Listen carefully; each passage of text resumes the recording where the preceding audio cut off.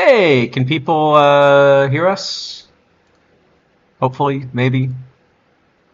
Hello. Awesome. Hopefully both of us. I assume we're wrong on the volume somewhere as usual, but you know, Yeah, we needed volume anyway. no. Well, no, we got more volume this week, right? Went from 75 to 100. That is true. That is true. So, all right. Let's see then. So if things are working. So we're not quite sure what the plan is going to be for this stream, kind of as we discussed a couple of weeks ago. We're not really sure it makes sense for us to specifically do card ratings, uh, and do sort of a point counterpoint thing. I still think that's more of a community discussion, and I know there was a bit of a discussion, but it's not really clear with the. I don't know. Is it off? I don't know if you got a sense of a consensus out of that. Not really. No. I mean, there were a number of people who reached out and kind of said they appreciated the stream and they found it interesting, whatever. And that was, I'm glad people enjoyed it, I guess. And definitely, that's one of the reasons we like to do it is because, well, it's fun for us and it seems to be fun for people watching. So that was really nice, I guess. But yeah, I don't know what the kind of in terms of the card ratings and whatnot, what the sort of there's a sentiment or not.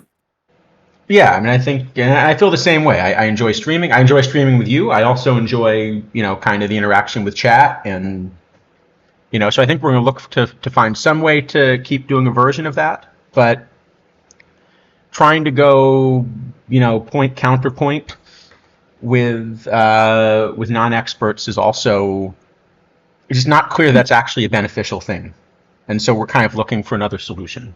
Yeah, I mean, I guess I'm not to get into reaction, too much of the last one, but yeah, I mean, I don't want to I don't think you either want to kind of just proclaim who is and who isn't an expert. It's obviously up to people can consider whoever they want an expert or not an expert, but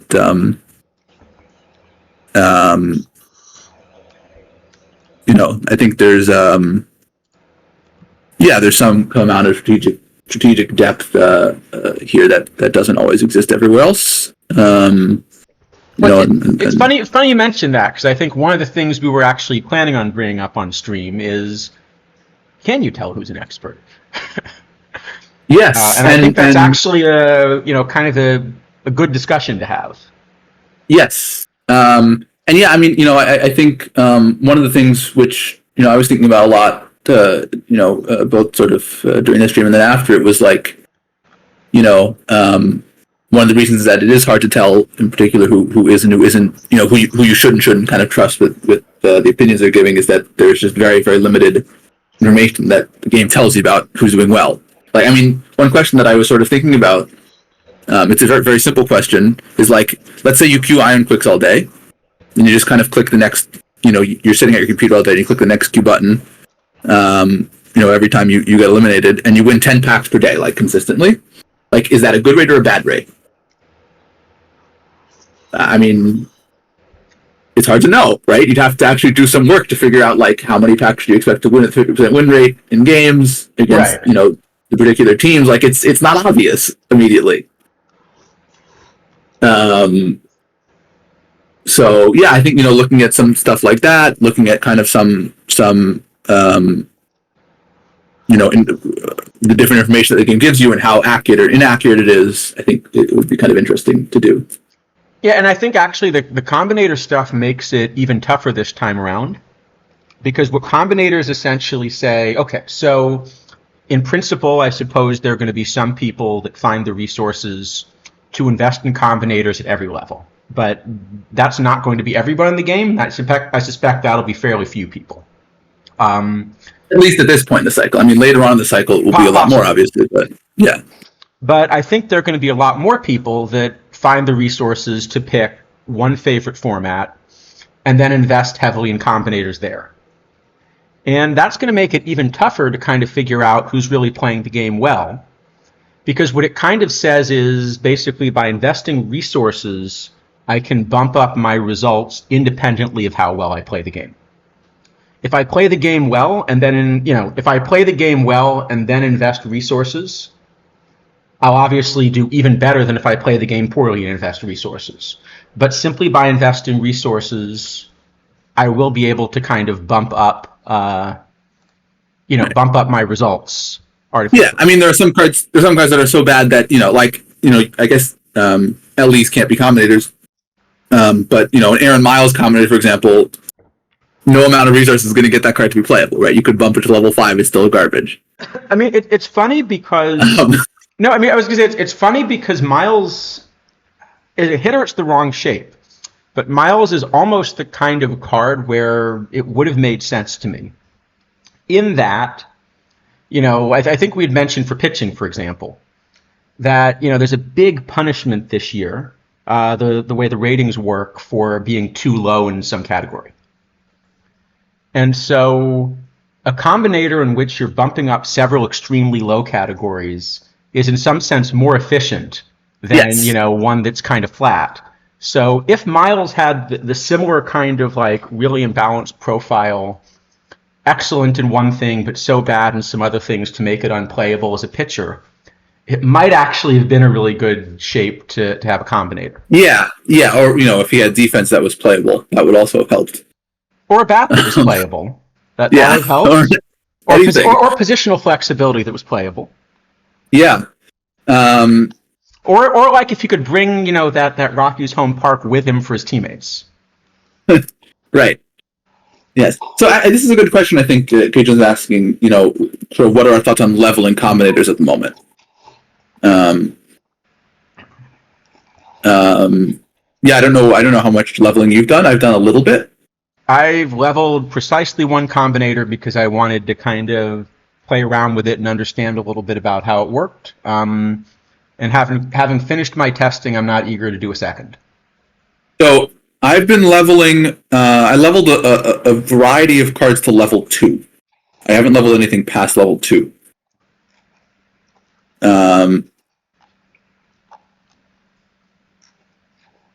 I don't expect I will attempt to level things past level 2 in the near future, with possibly one exception for cards I own. There are other cards that I don't own that I would also probably attempt to level past 2 at some point. So I think if I were building a combinator team, I might not level anything, but I might be willing to pay $5,000 a card to have iron combinators where they all are combinators, and so they all get a chemistry bonus and they all get, the couple points. That might be, but here's the problem. So I think, Case Wisdom, I think maybe this is a better way to think about it. It depends a little bit on what your goals are in the game.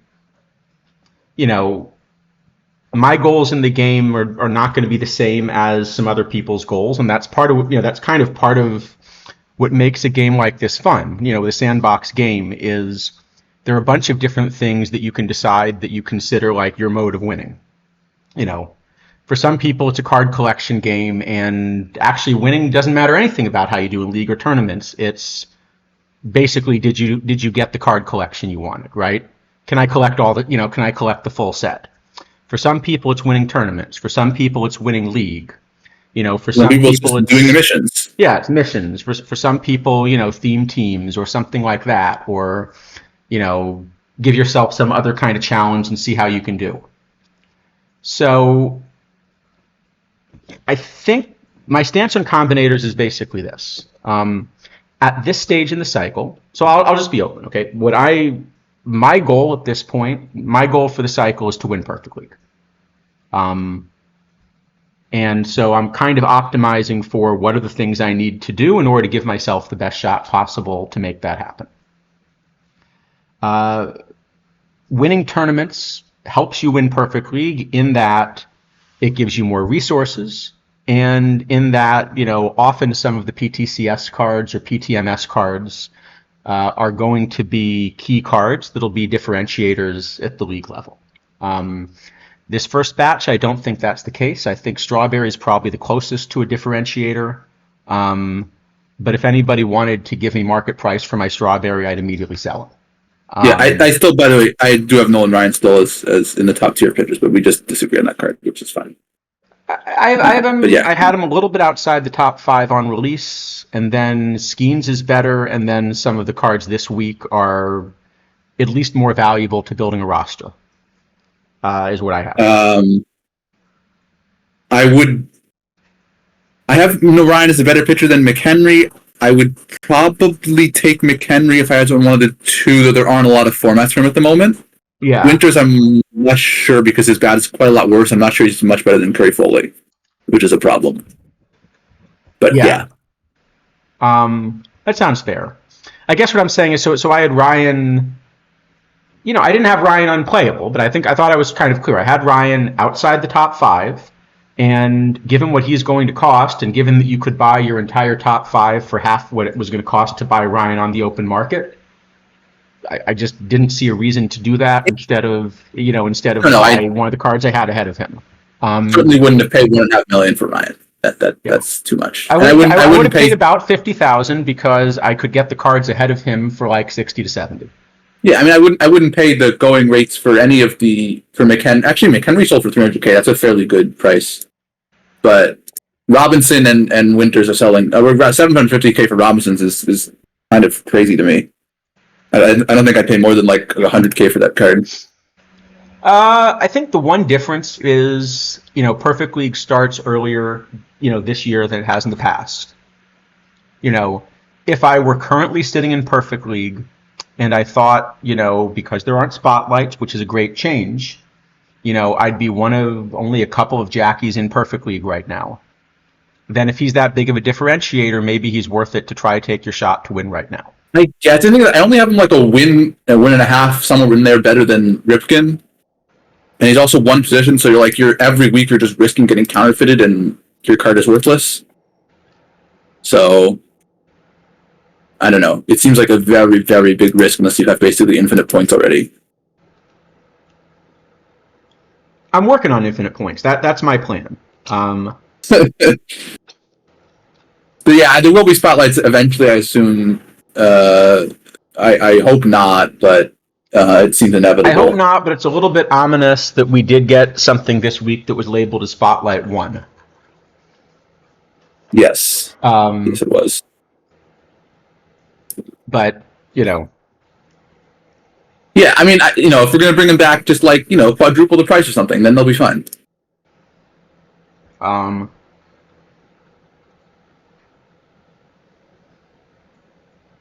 There's a main Discord? What is this main Discord of which you speak? Anyway, we're not great at getting to the point, or I'm certainly not great at getting to the point on this. I'm not either. The point I was trying to make is the way I think about tournaments is not that I'm playing tournaments. I mean, I do enjoy playing tournaments, but the way I'm thinking about playing tournaments is not that my goal is to win the tournament. It's that my goal is to increase the resources available to my team. So, one way to think about it. So let's take one of the combinators that you bought, for example, right? So let's pick, I don't know. So let's say bronze, okay? I didn't buy a bronze. I bought no bronzes, strangely. I bought because of the others, but no bronzes. All right. I bought Swindell. I'll say that's what I bought. So let's say Swindell, which seems like a good choice in that there's a better chance he'll be around for a while. He's a lefty. He actually gets a decent benefit with that shape from being a combinator. Okay. So to buy a card like Swindell, you're going to spend a minimum of $15,000 to get the combinator, right? Yeah, I spent a little bit more, but yeah. You're also going to have to spend something to level him up, and I guess you're probably spending what? I've ordered $5,000 for a lower level, up to maybe 20 to 25 for the upper levels, because you have to get the more expensive cards because you can only have 10 copies. Yeah, I mean, he happens to have a very useful teammate, Doug Drabeck, who's a Mission Edition card and is worth like almost 1,200 points. So he's a little bit cheaper than some other ones. Okay, but But that still yeah, means you're paying 20K for the last level then at that price, right? Because yeah, you're not getting Drayback under 5K or something. no, I'm probably yeah. I don't have to buy a diamond combinator at 50K to get him. That's the big difference. Like it saves me, a few, 10, 20K on the last two levels or something, Although, which isn't huge, but yeah. knowing that I people probably are, knowing by the way, knowing that people are doing that makes me think I should be specking on Drayback. Because what's going to happen is he's going to be a key card in missions later, and everyone's going to assume that everybody has a copy because it's a live mission reward. But the problem with combinators is cards actually get destroyed, and if packables get destroyed, more of them eventually come back. If mission cards get destroyed, that's it. There's a maximum of one mission card per team in the game. Yeah, I mean, at some point, you can just start a new account, but yeah, it's yes, I mean, I've been leveling to, doing levels 1, level 2 on basically only bronzes and irons. Anyway, just taking the question I'll ask you is this. Yeah. So, by buying a Swindell Combinator, as opposed to a normal Swindell, you're probably adding, what, 1 to 1.5 wins per sort of season equivalent? Something like that? Yes. Okay. Yes. And it's costing you, I guess, what are we estimating? 50K-ish to bring him to a high level? Let's see. Let's say 20K to buy him or something like that. I think is what I paid about. So maybe a little more. Maybe 65 to 70. Let's say it's cost me 2,000-ish to get to level 1, 5,000-ish to get to level 2. Yeah, somewhere I'd say like 60. Yeah, 60-ish. Okay. Something like that. So then the question is he going to bring you more than 60K back before, he's essentially out of the meta? Or because obviously when he's no longer a meta starter, by being a combinator, he may be a little bit better than the current meta starters, but of course he'll be behind those meta starters when they're combinators. Yeah, I think Swindell in particular might, because he will be very strong in the gold do or die quicks. But for not gold do or die quicks, I'm less certain. Yeah, so anyway, I guess that's the way I'd be thinking about it, is what does this bring back? And the other problem with kind of investing in these combinators is unless you get a bunch of them, it's tough to build a lot of chemistry. So if you're going to invest in, a couple of them, it actually really makes sense around the margins to kind of think about building a mostly combinator team. Yeah, and there is. I've seen a team in some iron stuff which has probably 20 or so combinators. Right, and the chemistry is going to be big, but the question is, to do that means they paid a minimum of 100K before they start leveling anything up. They're not, they're not all leveled. Some of them are level 0, some are level 1, whatever. But okay, so if they leveled any of them, it's a bit more, and I think it still is the case that if you're buying the good iron cards in combinator form, probably you're not quite getting them for 5K per. I'm guessing you probably pay closer to 10 on average.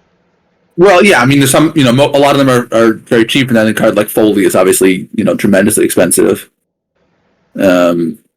Okay, or so Hunts or something, the 41s. Yeah, so if you're doing that, I guess the question is, how well do I have to do in iron tournaments to bring back the 200K that I've invested in building that team over the course of, what would you say, about 4 weeks or something is the typical lifetime of anything at this rate of power creep? The iron so far we haven't seen really any new cards that are useful, I guess. I didn't think any of the ones last week play. I don't think any of the ones this week play. It seems like the power creep there is a little bit lower than other places. Maybe that's just luck. Yeah, I don't know. It's hard to say. A card like Foley will probably play for quite a long time because it's just shouldn't have been an iron. It was just a mistake with the live set with the launch set. But yeah, the more marginal cards. Foley's also really Yeah. expensive to level though, because in that era you're not getting many teammates and you're not Yes, getting Foley has any. nothing. Yeah. And I think a Combinator Foley I think costs somewhere in the 50 plus K neighborhood. Like obviously it's a very strong card. Everyone knows that, so it's going to be very expensive. Okay.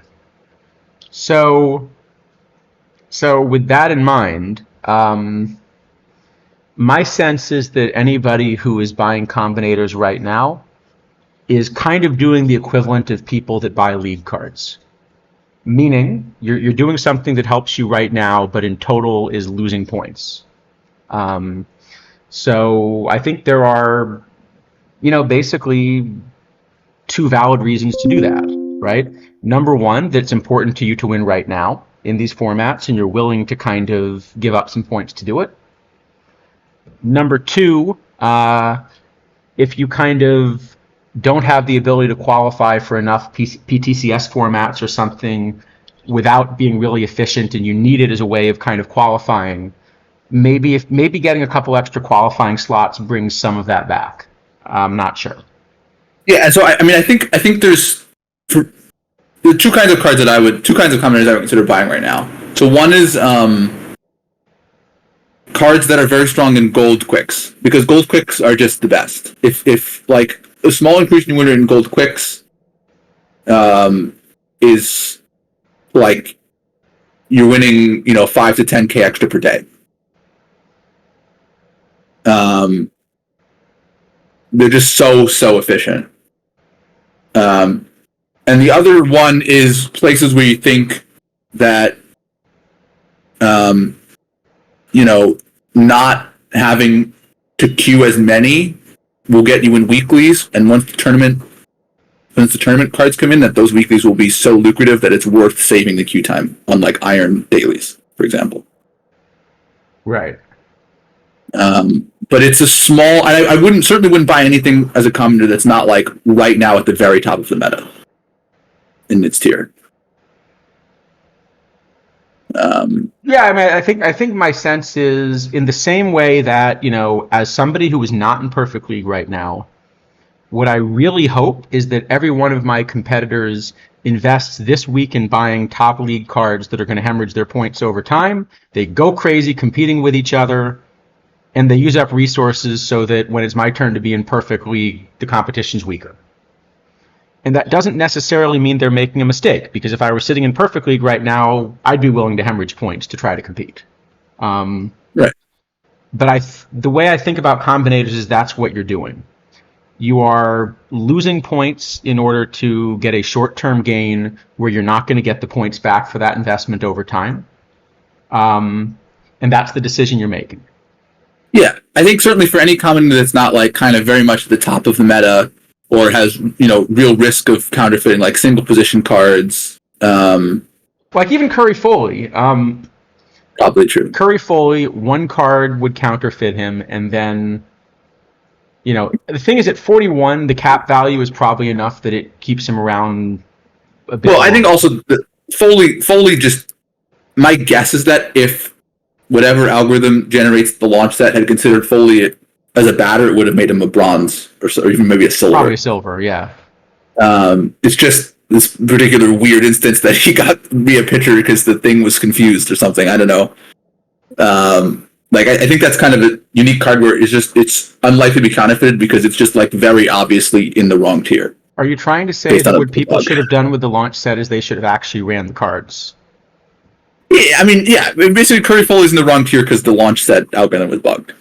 Yeah, but if a human had looked at it, they would have done what we did and immediately said this card's way overpowered by him. All you needed was somebody to look at building an Iron team, and you would have immediately said this card is overpowered. We need to do something, and you would have done something. Yeah, I mean, there was one of those like Sano, the silver Sano. I mean, that Sano is still a card that sees a lot of play in silver. It was a 59 in the launch set and stronger, and that one, I mean, was even more busted than Foley probably. Yeah. So that got noticed, but Foley, I guess, I don't remember. Maybe he wasn't in the launch in the beta set. I don't remember actually, but yeah, he somehow just slipped through the cracks clearly. Yeah.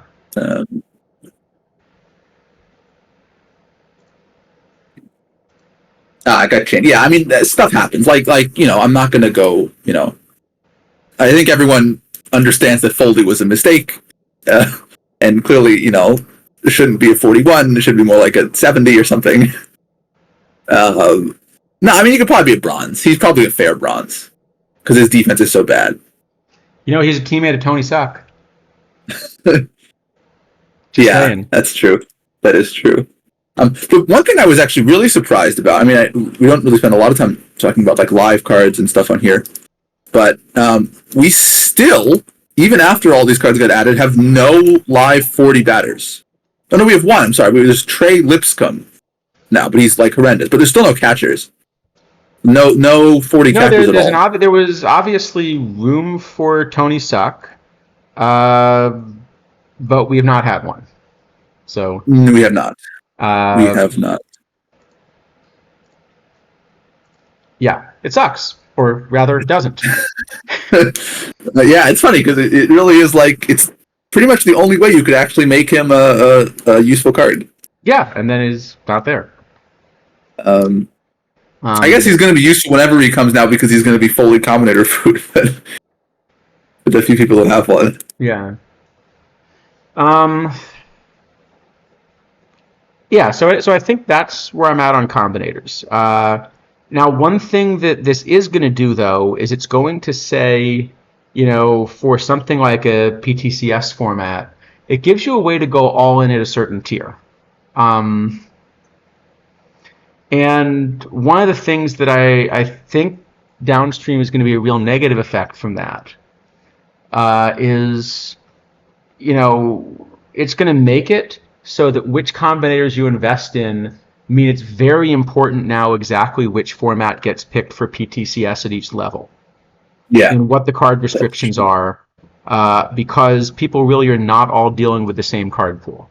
And I think that's a big disadvantage to trying to actually, create something that picks out the best managers. I agree. The only thing I can think of that would be worse would be doing something like playing, live modern with no restrictions or something, and calling it a major tournament. Right. We're not really I think that, right? Right. No, I mean, I think the other thing on combinators is I think making combinators have chemistry with each other just by being combinators was a pretty large mistake. Like, all that's doing is just increasing the distance between the combinator teams and the non-combinator teams, kind of for no reason. I think you're being generous when you say for no reason. Okay, for a reason that does not help competitive integrity. Yes. The all combinator teams will be strong anyway if they have sort of up to date combinators. They don't really need the help from the chemistry too. Yeah, so that just seems like just sort of a. I mean, that one I think you could probably even change at this point. It's not like the combinators will suddenly become useless by doing that. They'll still be quite strong, the ones that are good. On a more positive note with combinators, sorting in the combinator card shop works now, and so does the watch list, so that's cool. It only took a month. There you go. That's baby steps. I will say it's interesting. There were two cards that appear on my combinator watch list that I must have added at some point when it wasn't working, and now they're there. So I guess they were added and just not displayed was the problem. Huh. I was never optimistic enough to try to use a watch list. I don't know that I meant to do that because they're kind of random cards, but maybe I didn't, just don't remember it. Huh. Yeah, it's possible. I guess that was the other change this week. Speaking of changes designed to wreck competitive balance, so they changed the order limit from 75 to 100. Yeah, which I will say I think in and of itself is a fine change. Like, just looking at the change as a change, I don't have a problem with it. Um, I think I do, but I mean, my biggest reason actually is not on the buying side. It was that there were times last year when it would have been profitable to rip packs, to rip standard packs, and it would have been actually good for the economy for people to do that. But you sort of can't because you just don't have enough sell orders available. Um, I think the problem is what you're doing is you're basically encouraging people to do a lot more spec. And the question is sort of, is spec good for the game? Live spec, I think, is quite bad in its current state. I would really like to see that curved in some way. I think it's just sort of it's too easy to make points off of that. Like there's basically zero downside. Um, like you take no risk. You don't lose anything Yeah. because you can always just immediately quick sell the cards even before live spec hits if you need the points. Like there's just like if I can buy a live diamond for 4K, I should do it. There's no downside Right, no, to no, doing but that. I'm talking about mission spec. So, for example, I said my goal with points is to make more points, right? Um, it doesn't really make sense for me to compete against the stacked combinator teams in open caps or something. It's going to cost me too many points to do it, and I'm never going to get the points back, so I might as well use the slot somewhere else. So how do I make points? Well, what I currently have, and I, by the way, only started doing this in the last few days, kind of deciding this was the direction to go. I decided I might as well, start getting a few missionless duplicates. So right now I have about 700 missionless silver duplicates, as well as a copy of every missionless silver card. Yeah. So that Um, kind of spec, I think, is less than. Anyway, sorry. Go Go ahead. on. No, I thought you were done, but you're not. So Um, you know, there are other people that basically just spend time doing arbitrage. You put low orders up for mission cards where there's a big spread. You sell the copy back and you just kind of churn away points, kind of keeping the market liquid. Um, and the problem is, yeah, I'm actually always at the order limit now because it's a resource, and if you give me a resource, I have to use it somehow, or else I'm falling behind. Um, But in the long run, what this is doing is it's just meaning that I'm soaking up everybody's missionless silvers. And when they get in missions, I'll get a bunch of points back.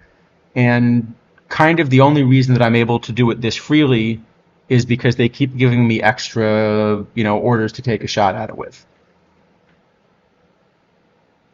Um,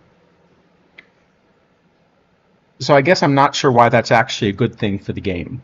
Uh, I would have thought it was a better thing for the game for people to realize that you shouldn't sell me a missionless silver for 110 points or whatever. That you should hold on to that card.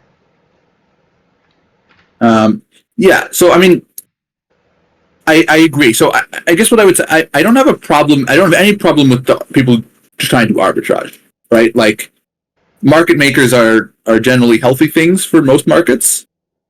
Um, like having liquidity is good, and if people are willing to commit their capital to provide liquidity for others, then that seems Well, fine. except that the way combinator food works, it allows me to actually corner a market now, and 100 orders gives me a real shot to do it.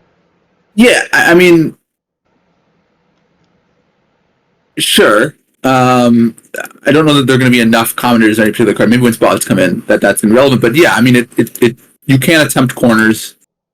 Uh, it is possible. I mean, the 10 limit maybe stops you from doing it. Enough because it will just be hard to feed everything in time to really like lock everyone else out, and bronze and irons will get pulled enough. I don't know. I'm not sure that cornering like food is going to be doable, but someone will probably try it at some point. I don't think you have to corner food. I think what you do what you do instead. Actually, that's a good question. I don't know the answer to. Can you feed a level 5 combinator? Yes. You can feed a level 1 combinator. I don't see why you couldn't feed level 5. I don't have a level 5, but I can feed my level 1 and level 2s. No, I mean, I'm saying for a fully leveled combinator, am I allowed to feed it? Oh, no, I don't think so. Does anyone know for sure? I don't have one, though, so yeah, I don't know for sure. If someone has one, I mean, I be can't interesting to successfully know. level it if I feed it.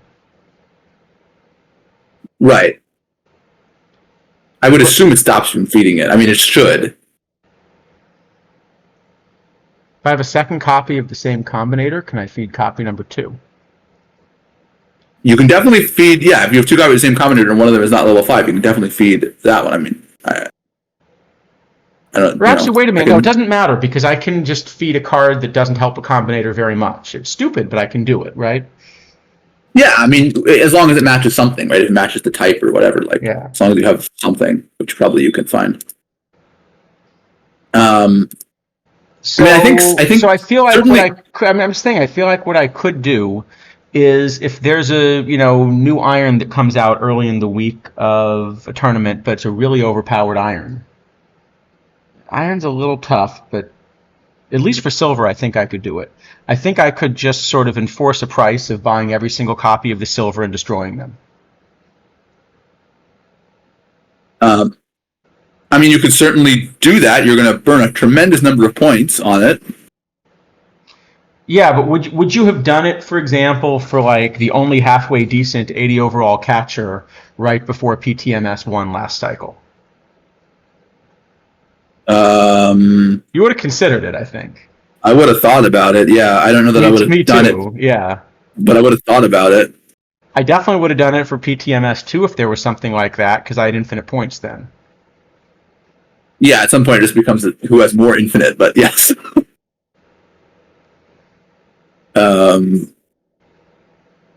Okay, so 2 or 3 people get together and enforce the price in the market. That's well, then I think before. that is technically against TOS. I think. I'm curious. How do you see the TOS again? I've forgotten. Is it OGP settings? I mean, there are a lot of things that are against the TOS, though. Let's see. No, I'm actually curious if it is or not. I'm not sure. Where is it? You said trading TOS.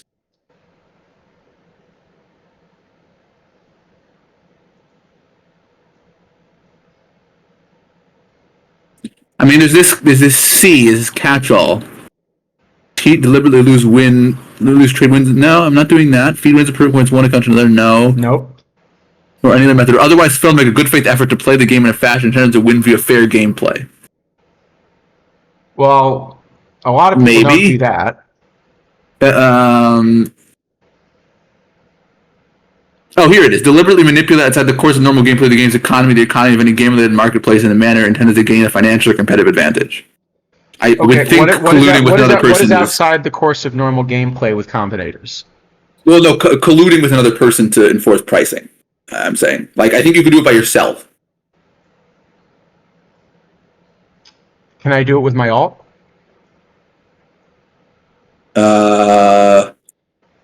I would think probably no, but that seems somewhat less clear. I mean, it's to my alt's advantage to prevent other people from getting it too. And yeah, exactly. It's not a financial advantage; it's a financial disadvantage, right? Anyone that kind of tries to corner a market. Well, it doesn't just say financial. It says it's financial or competitive advantage. It's certainly a competitive advantage. It's definitely not a financial advantage. Yeah.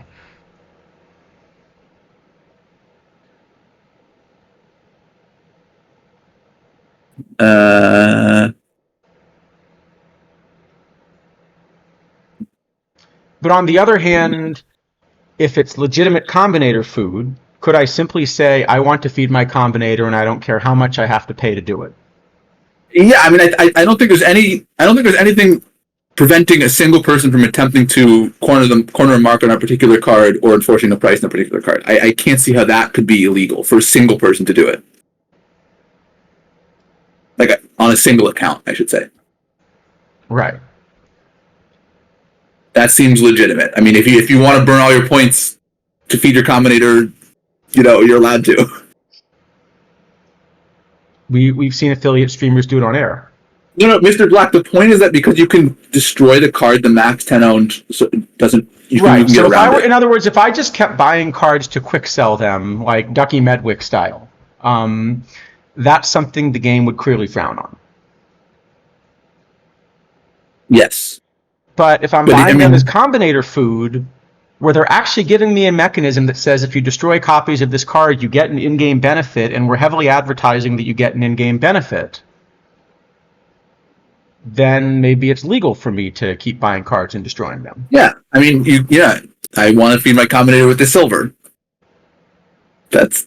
So I actually thought about doing this experiment. I didn't have the points at the time, but if it comes up again, I would. I thought about doing the experiment of wondering if I could own all the Aaron Mileses. I mean, it's not that many points you need for it, I guess. Well, it's a decent number. 500k-ish or something. Yeah.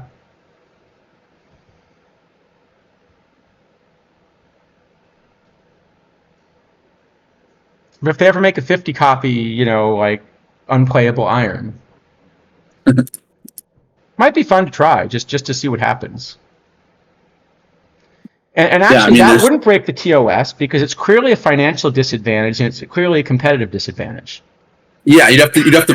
You couldn't own all. You'd have to somehow destroy them. You couldn't actually own all 100 at once. Right. But.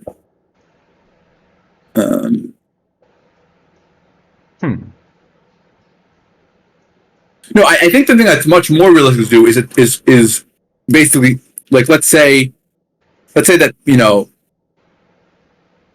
PTS is coming up and there's some really strong iron that gets released, and you just decide I'm going to maintain the high price on the combinator version of this iron no matter how high it gets. Right. Even if I already bought one, like that, certainly someone could attempt to do. Just lock everyone out as the combinator of this card. Say I have a level 5 and you don't, and I will win because I have this busted card that's level 5. No one else can possibly get one. Right. That sounds like a prescription for a first round exit to me. Yeah, probably. But yeah, I mean, I think a lot of this stuff is going to be, like we're talking, I think here more this kind of stuff about like late cycle, like. Well, that's good. I think it's important that there are at least two people in this game thinking about what will happen late cycle when things scale. Yeah, fair enough. Fair enough. You mean you're not excited for Moonball? I am very excited for Moonball. I even bought Moon, right? That's true. I also bought a Moon. How can you play Moonball without Moon? Yeah, I have Moon and I have Sun. I didn't go for Sun. Oh, you didn't go for Sun? I guess with Duncan now you don't need to. Yeah.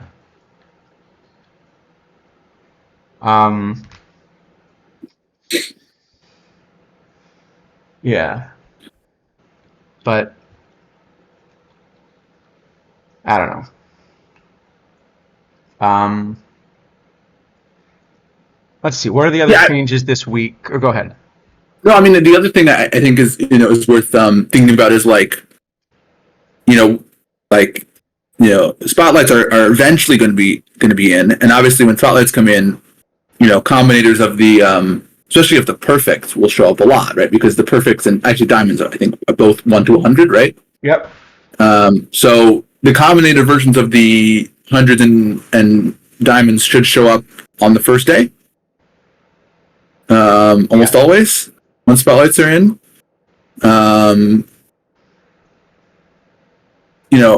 I think probably what that will end up meaning, if spotlight pricing is not done in such a way that they're tremendously negative value, that basically the right thing to do is just to buy a ton of spotlights and sell literally every card until you hit all the combinators you want and then stop. Yep, probably. Which is a bit not ideal. Yeah, that's probably true. Huh. So, yeah, anyway, let's see what other changes this week. There's new patch that just came out, this .57. I just Yes. downloaded it. I haven't looked at it yet. I want to say there was one change I've already noticed, which is a really, really great change. I'm so happy it's in the game now.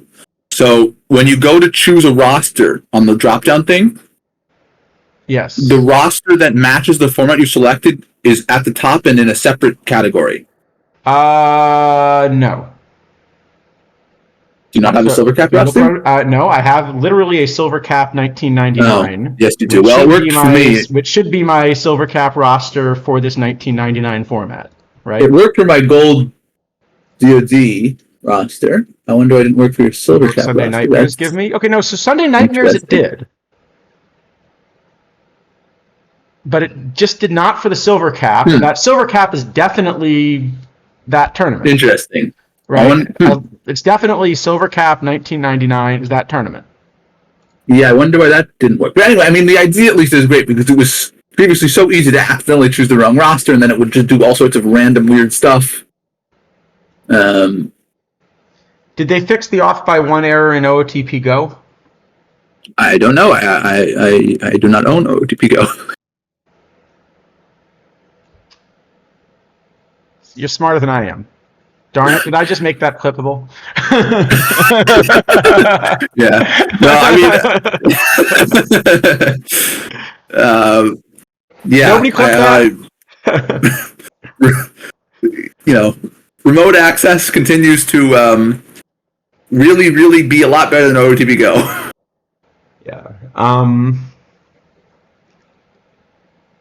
I also noticed I only get sort of 2 copies of the game with the current license, which is a problem because I have more than 2 computers I need the game on. So I probably should have gone with the Steam version for that reason. Oh, I think there is a way to get around that or to unlink them somehow. I remember there was something a while, like last year, someone had a explainer on how to do it, but I don't know. Speaking of needing other computers, I'm going to be in the U.S. again next week, so I'm not sure what the plan will be, but I'll probably be somewhere around St. Louis Friday night. So I don't know if we could do a stream like from where I'm at, but Yeah, well, we can figure it out. I mean, actually, I guess maybe that's a good time. I can host and I can share the this kind of war comparison thing I wanted to do. Well, that's I'll have it on my computer. That sounds like a good plan. I could always do the call in from wherever on the road stream, right? Yeah, that was definitely did not have any audio problems at all. That's what I heard, or didn't hear. I have to say, telling the story about the drunk moose while cutting in and out was one of the funnier moments, I think, of our streams from last year. Because you're hearing just enough of the drunk moose, or you understand what's happening, but like not enough to get the whole story. That sounds good.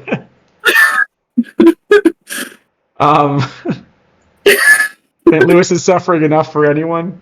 Oh, come on. St. Louis is,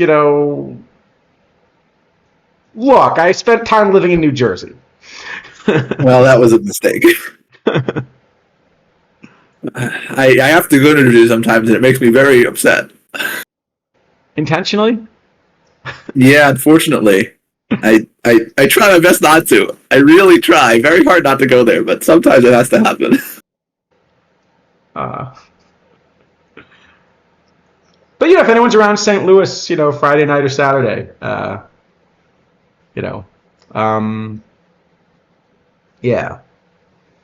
No, we're trying to figure out a bunch of stuff. Actually, now that I think about it, plus this summer program, because we had someone cancel at the last minute. So if anyone knows of a really strong undergrad looking to do, Astro or CS research over the summer, good time to let us know real quick because we got extra funding.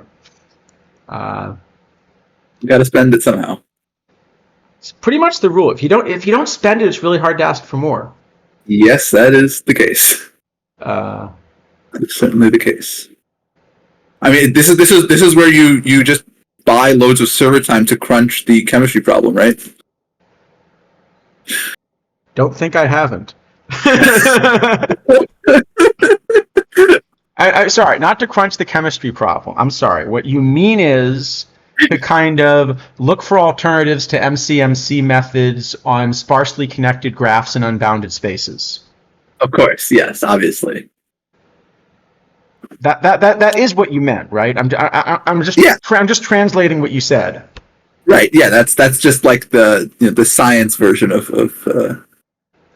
that. Yeah. Yeah.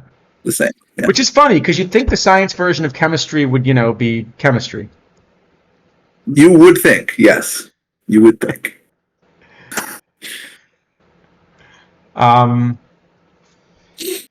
But actually, maybe that's a good time to bring up the other discussion we've been having over the past couple of weeks. So I don't think we have to go back to the whole discussion about the expert thing.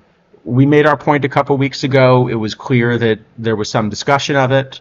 If it turns out that people want to come back and have us do card ratings, I'm happy to have that discussion with the community. I don't want to go point counterpoint with essentially officially endorsed non-experts. That's not a good prescription for anybody. But there are I think two related issues that we were discussing that maybe are worth bringing up because they're kind of fun. So one of them. Well, actually, maybe one thing I should say, just because I know this did come up. I think I should clarify a little bit because there were a couple people whose we probably shouldn't mention their names and which form of people named whales they are, right? But there was a suggestion that we were claiming we're the only experts in the game, and we certainly didn't intend to do that, and I thought we were pretty clear that was not the point.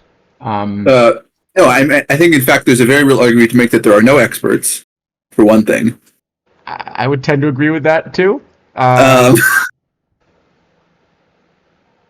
to the extent that anyone is an expert, I think, yeah, there's a group of a number of players who I would consider to be kind of in the, who have a lot of experience and Right.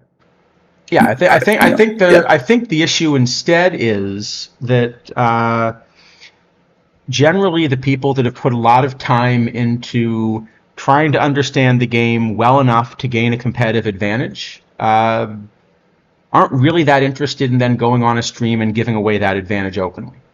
Yeah, or at least not. Okay. I can't blame them for it because I entirely understand why they've done that. We're probably a bit crazy to do it. So there are certainly people who, if they were to, kind of go do the kind of stream we do, I would be very happy to listen to and learn from, but they tend not to be interested in kind of handing me the advantages that they've earned. Well, and I will say, a number of those people are active in the community, and they're certainly willing to, to share some of the things which they are thinking about or are trying to work on or whatever. But yeah, there's I think probably more comprehensive kind of. Yeah, we don't share. If Aster ever wanted to just kind of give a here's my in-depth understanding of how things work, and right. I mean, we don't would share. Very much be happy to listen to that stream and learn from it, right? Oh, yes, absolutely. I mean, okay, we don't share every single thing either about all the different little kinds of stuff. I mean, at least I don't. No, so I never lie to people. There are definitely times that I've kind of made it clear I didn't want to answer a question. Yeah, I have been very tempted to, just as an experiment, basically give a card that looks good but I don't think is good and just say it's really good and see if I can get the price to go up. But it's kind of a dangerous experiment because once you do it once, you can never be trusted again. No, but even in general, like if you ask me how does the game engine work, there are definitely times that I will very much make it clear I think I understand something but don't want to answer the question about how it works. I will do that. But I will never I'll never say it's X if I think it's Y. No, I wouldn't. Yeah. Yeah. Yeah. So it is kind of funny to think if we could just get the price of a card to move on lies. But probably yes, but we should try.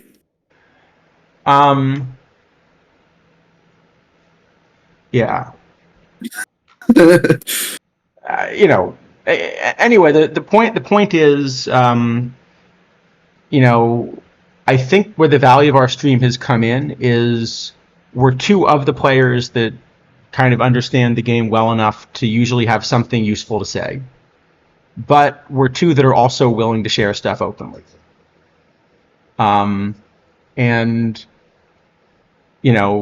that is sort of what we were trying to say, is that the people that are being asked to do affiliate streams and essentially be the competitors to this, how do I put it? I should try to be polite about it, right?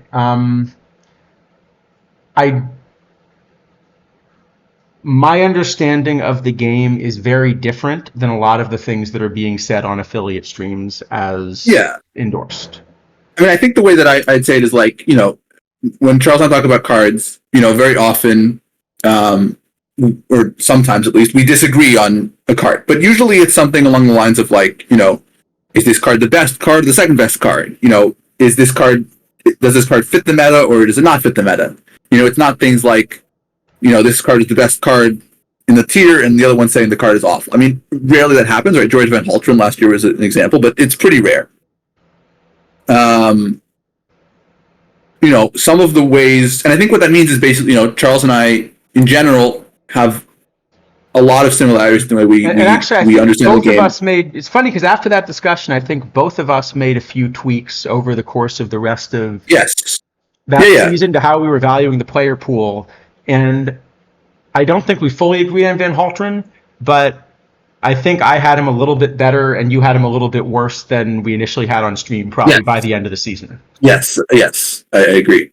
I think, sort of Charles and I, we have a relatively similar understanding of how the engine is working and things like that.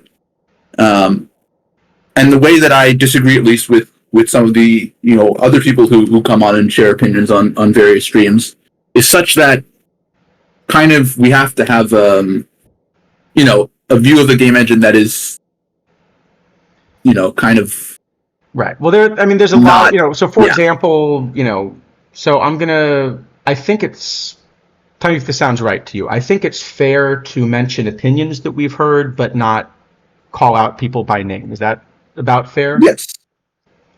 Okay. So for example, I've seen on affiliate streams, kind of the official advice given that, basically iron cards are streakier than bronze cards, and when you play iron cards in bronze tournaments.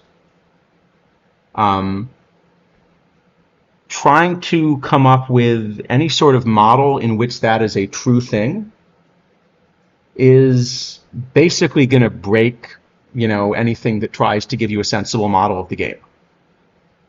Well, it also just breaks anything to do with statistics. Like, it just doesn't make any sense. Right. Pretty much.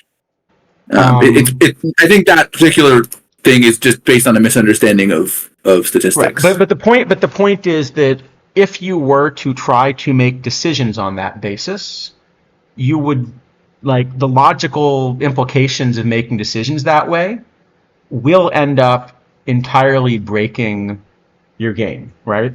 So to give you an example of another thing, for example, Mr. Black's in chat, right?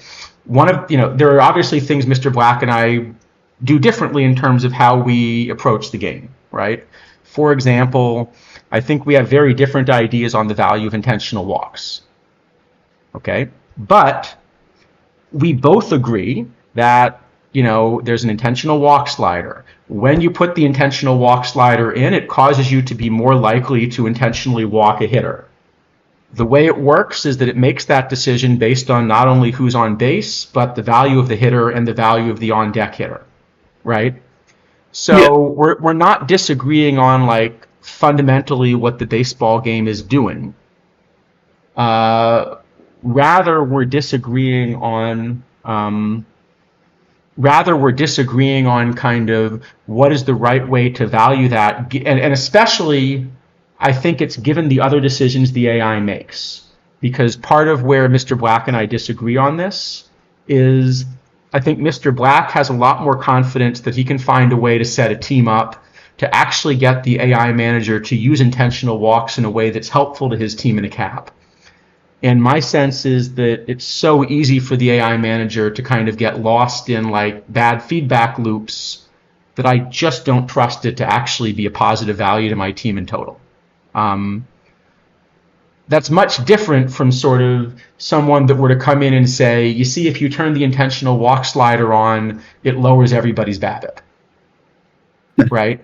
Someone, right. Someone that's kind of making that claim. There's kind of no way to there's no basis for a good discussion with them about like how you value cards or how you value a game. And I think maybe even a more equivalent claim would be something along the lines of like, if you raise the intentional walk slider, then the unintentional walks will go down because the game sets a total number of walks, and by intentionally walking people, you allow fewer unintentional walks. You use up your walk budget, so you're basically allocating the walks to the people that you want to walk instead of the people you don't want to walk. Yes.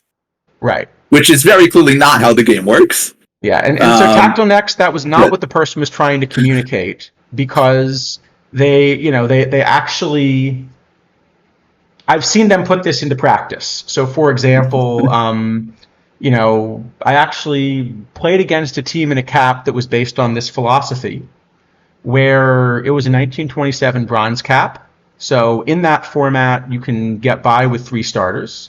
You could also get by with 2 starters and running a bullpen potentially. Actually, maybe we should talk about that, because I've noticed some interesting stuff with that, but that's probably a different discussion.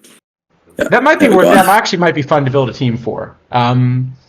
But in any event, based on a similar philosophy, I actually played a team that spent, I think it was about 6 different slots on starting pitchers, with the idea that if a starting pitcher had a couple bad starts, they must be getting the bad die rolls, and so you should switch to a different starting pitcher to make sure you were getting 3 where you got the good version of the starting pitcher in that tournament. So I guess the point I'm trying to make is that like that way of looking at a game engine is just going to be fundamentally incompatible with the kind of analysis that we're doing. Like there isn't a good way to have a meaningful discussion. It's just, it's the same as like the people that have a system for roulette, right? If your system for roulette, is anything other than I found a way to like change the weighting of the wheel. You mean to tell me martingales aren't good? Yeah. But the problem in this case is you've got Mr. White, you've got the people, you've got the people presenting the gambler's fallacies as the officially endorsed way to play the game. And so that's where, so we're very much not trying to say we're the only people that are playing the game rationally. There are a lot of people that are playing the game rationally, right? But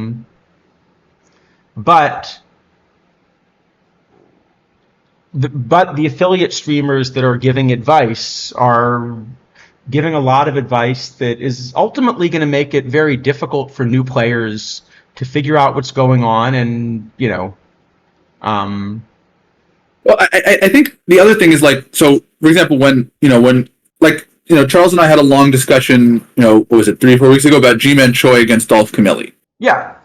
Right? And I don't think we disagreed about the kinds of results that G-Man Choi and Dolph Camilli would likely achieve. Right? We sort of probably, we didn't check, but I'm guessing we had the same approximate projections for those 2 cards in bronze. I think so, yeah.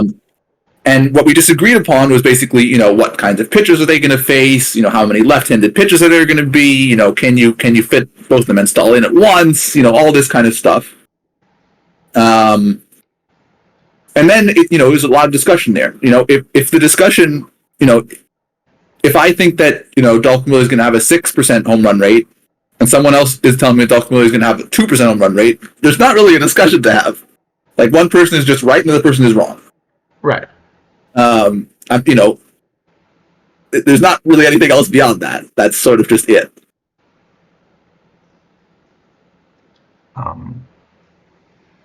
So I do think when you have affiliate streamers, what that's happening is basically that OOTP is basically steering people towards this sort of advice. And in general, in a game, when the developers steer you towards advice, they are, at a minimum, implicitly. Here, let me see if it worked. Hey, okay, it does pop up to the top. I love that I've labeled something unknown bronze cap. I should probably figure out what that is. I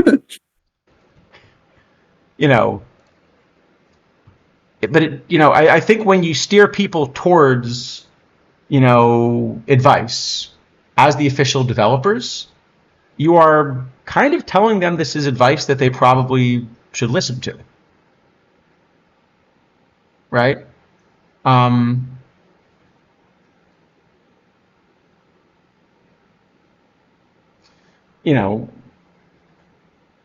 At least that would be my take. There was a law in New Jersey for a while, if I remember correctly, where you didn't need a license to practice medicine, but you essentially had to hang a sign out your door otherwise that said you were a quack. Just said that. I think that's basically the question. Is the point of the is OTP saying we have affiliate streamers because we want to give people rewards, and this is we're not going to push people towards them. This is just kind of people can give their opinion, and if they have a community, we want to reward people for having a community, and we'll give them some reward. Okay, that's one way to look at it. And the other way is to say OTP is saying yep, these are the people you should be listening to. And I don't know which way it is. I don't know how the affiliate program is intended. But I think part of the problem is that also it's clear that some of the decisions that are being made about card content involve having listened to some of these opinions. That's kind of the other part of the danger, right? I think the last 2 weeks of content, I think, were much better than the previous two. In terms of their usability. Sort of. I mean, the problem is I don't think that's going to work. So, for example, a lot of what Sporer said on TWIP this week does not reflect a good understanding of the game engine. It reflects a good understanding of the current meta, but not of the game engine. And in a way that's going to break very quickly if you apply that understanding a month down the road. Certainly that. I think also, I think Set was kind of interesting in a lot of ways. We see, especially in the lower levels, actually really even pretty high up, that most of the batters running now are batters that have a lot of power. Yeah. Which is not really surprising. Hitting home runs has always been a successful, or not always, but in the last. Hitting a home run is generally a good way to score runs. Hitting home runs is a good way to score runs. In the last 3 or so cycles in tournaments, hitting home runs has been a very successful strategy. Yeah, it's hitting home runs is very good, and there are a lot more of them in tournaments than in league, and so people try to hit them, which makes a lot of sense. And a lot of these Negro League cards don't have a lot of power because they played in early eras when there weren't a lot of home runs. They're more BABIP and GAP and defense focused. So it'll be interesting, I think, to see whether or not what should happen from that. Right, I think there are a lot of these new cards I want to play. I don't know know how many of them you want to play, but there are numbers, especially in silver, that I think are quite good. And it's interesting to me to see because what should in theory happen before we started the stream, actually. Yeah, Duncan's really good. What should in theory happen is that people, once these Babbitt cards are coming in, people should move back toward, people have been moving away from P Babbitt, and a lot of that is because there's all this power going on, and so P home run is really important. Whether or not these Negro League cards coming in and having a lot of Babbitt drive people back towards P Babbitt or not, right? Because that's what sort of in theory should happen, but it doesn't always happen in practice. And so I think that will be an interesting thing to see in terms of like how will metas evolve in this game. And the other thing is that because of the changes to daily tournament slots, I at least have found, and I don't know what your experience has been like, that daily and weekly tournaments right now are a good deal softer than they were really at any point in PT24. That the average team is weaker than it was in PT24. Yeah. But I think actually part of it there are people playing according to some of these principles that are unlikely to be successful. Yes, but I think I'll just get myself Duncan now that I. But I think the question is like, does that result in sort of less frequent meta shift because these tournaments have a lot more teams in them that are sort of behind the meta and may not be adapting as quickly as they would have in 24. That, by the way, was a nasty bug just now. I don't think it cost me very much, but that was interesting. Oh, the buy now when there's already one bought? Yeah, that one's annoying. It's been around for ages, though. Well, I hit buy now, and it asked, do I want to buy it for this price? And then I said yes, and one got bought in between, so I paid a higher price for it than what they asked me about. What that used to do is put a buy order up for the buy it now price. Oh, yes, you're right, it did. So the one that used to happen was... That is to say, if I hit buy now and I said yes, and this sold in between, it would make a buy order at $250. Yes. Yeah, it used to be that if you did that, if it happened the other way around, if the price changed right before you hit buy now, then it would give you the thing, and you could click OK without paying attention. Right. That happened to me a number of times. Yeah. Okay. Yes, it is actually. Well, that's something to be aware of going forward, then, isn't it? Yep. Click OK really quickly, because you can't tell otherwise. Yeah. Yeah. But yeah, I think in general, I'm really interested to see, particularly at silver, if these Negro League cards drive some kind of meta shift or not. Because I think they should, and I think they should do it rather quickly. But it's not clear that they actually will. Right. I don't know. That's a good question. I also saw another question in chat from Chia Pet, or possibly MIT Chia Pet. Could be Meet Chia Pet, in Danish, they would just be my Chia Pet, basically, right? I guess it could be Mitch E. a pet or something like that. Mitch I a pet, right? It could be a name. No, I think it's got to be I think there's got to be a Chia Pet in there, right? Yeah, probably. Got to be. Yeah, there's got to be a Chia Pet in there. And anyway, the question was, how much do you think the new intro mode for the base game will help? So, I don't think I've played the base game yet in 25. Have you? I have not played the base game. Let's take a look at let's see, Drive for the Pennant. Take a look at. So what would this do? So if I go to new standard game, I guess. I think new tutorial game. All right, new tutorial game. All right. Okay, so, let's do level 1. Why not? Do level 1? Sure. Let's actually see what they give you. I think you want to be a little bit careful because there are some things in the base game that are just different than how they work in Perfect Team. Yeah. Let's take. No, I've never looked at this, so let's take a look. All right. That's for brand new players. Okay, manager's office. All right, they're telling me to set up the screen. Okay, that's useful. I mean, that one is usually findable, I think, for new players, but that's good to know. All right. We are the Salamanders. All right, so they want me to continue. Okay. Configure it. Okay. Please select the Salamanders drop down and the team home screen. All right.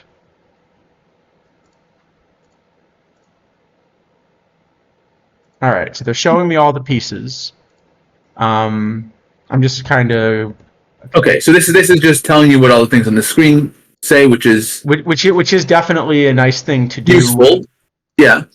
But I think I had seen there was something about, how to set tactics and stuff. Well, I guess I will. I mean, I think the changes to the names of some of the ratings was really good. Like changing adding a stealing aggressiveness rating and changing the name of. I mean, we still get a lot of questions about like what the individual pitches do, which I guess probably either isn't answered by this tutorial or people haven't played it.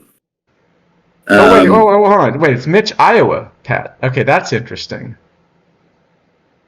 Mitch, Iowa? I don't know. Okay. I guess that's a reading, yeah. Huh.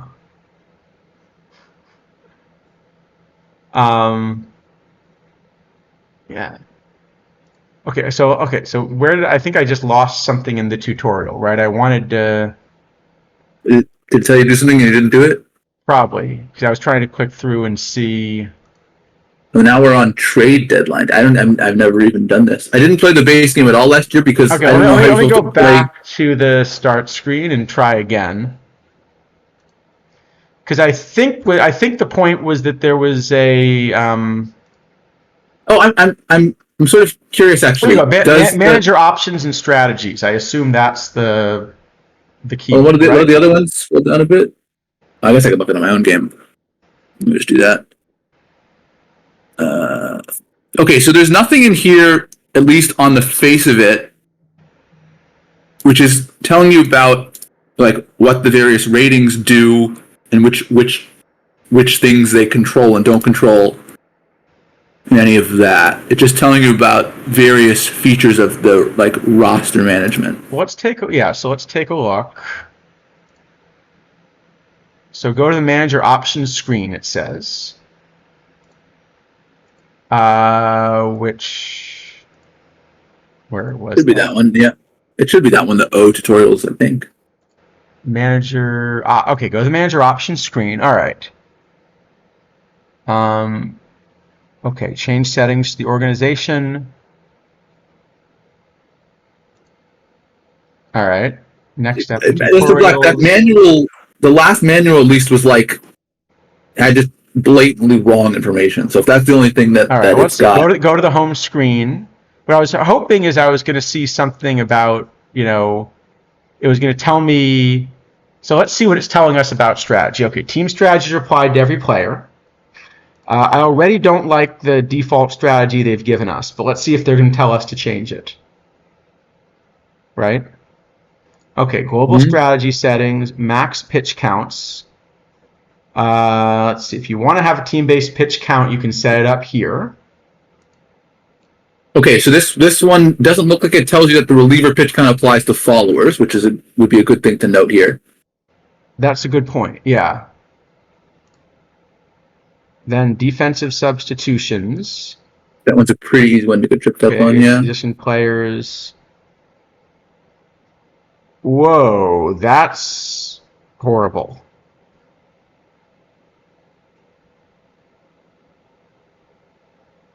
Yeah, that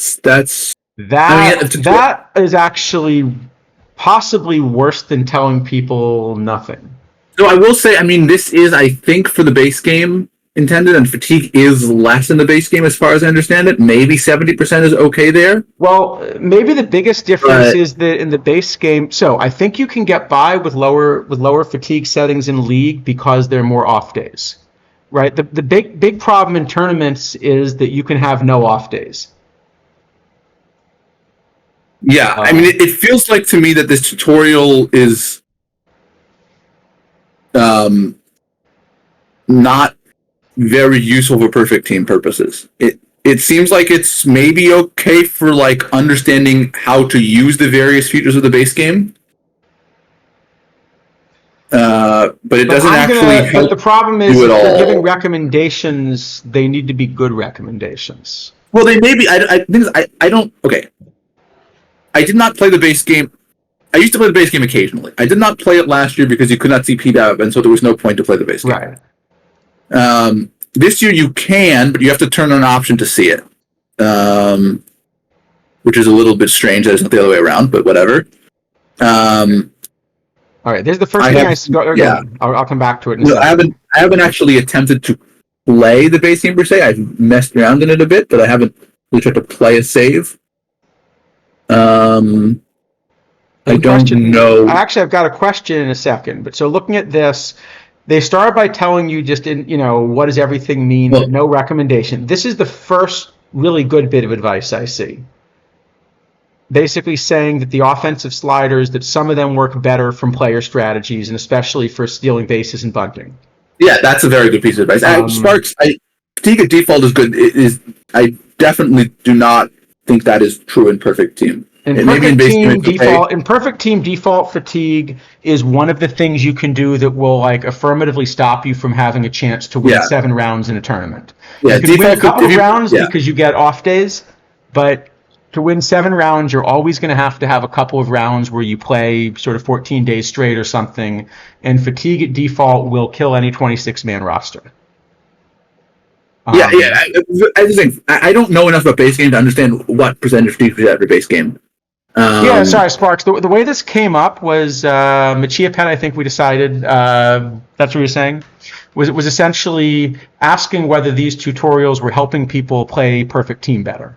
So I think we were looking we hadn't seen him before. Yeah, and as far as I can tell, it seems like it does an okay job of explaining. Can I ask you a stupid question? Maybe this should be obvious, but I don't understand it intuitively. You see how we've got the traffic light stuff to the left of the different strategy settings? Yeah. What is that telling me? Oh, that one. I think it says on the left side of the screen that's blacked out right now, but it means that the AI is either not allowing you to change it, allowing you to change it only a little bit, or allowing full control to the player. Okay. All right. So for perfect team, that doesn't matter because it's always your control. Yes. All right. So yes. Pitching and defense. So see this description of the pitch around slider, I'm not actually completely sure I agree with. I understand what they're trying to say. I think the last sentence is sensible. Yeah. The first 2 sentences... Well, okay, the first sentence doesn't say anything at all. The second sentence, I don't agree with. The third sentence is fine, but also doesn't say a whole lot. Right. Okay, intentional walk. I think a lot of sabermetrics people will actually just disagree with the second sentence entirely, right? A lot of the sabermetrics people will just say you never intentionally walk anybody. Yeah, the only reason to do it is in some very extreme kind of caps, I think. Right. I do agree with Mr. Black that there are situations in a cap where if I could by hand decide how to intentionally walk somebody, I might only in sort of certain late game situations and the right cap setup. Yeah, but I'm just not convinced the AM manager can actually achieve that properly. Right. So that's really my issue with it. Yeah. But certainly in any kind of open format, I'm very much against it. So holding runners like this actually, raises an interesting question. So it says it requires a fielder to be shifted more towards the base. How does hold runners interact with guard lines? Is there still a hold runners penalty if you're guarding lines? Yeah, I mean this one seems okay to me. This one seems to describe what it's doing. Guarding lines makes sense. Field shifts. I'm just looking what else they've got. Okay. This is, again, a little bit dangerous, right? It would be nice here to mention that there is a specific hard-coded penalty for the third time through the order, for example. Yeah, maybe aggressive tiredness we mentioned some other place, but probably I would mention it here. That this option exists. Yeah, that's a good point, too. And actually, I wish there were a default checkbox for that. Yes.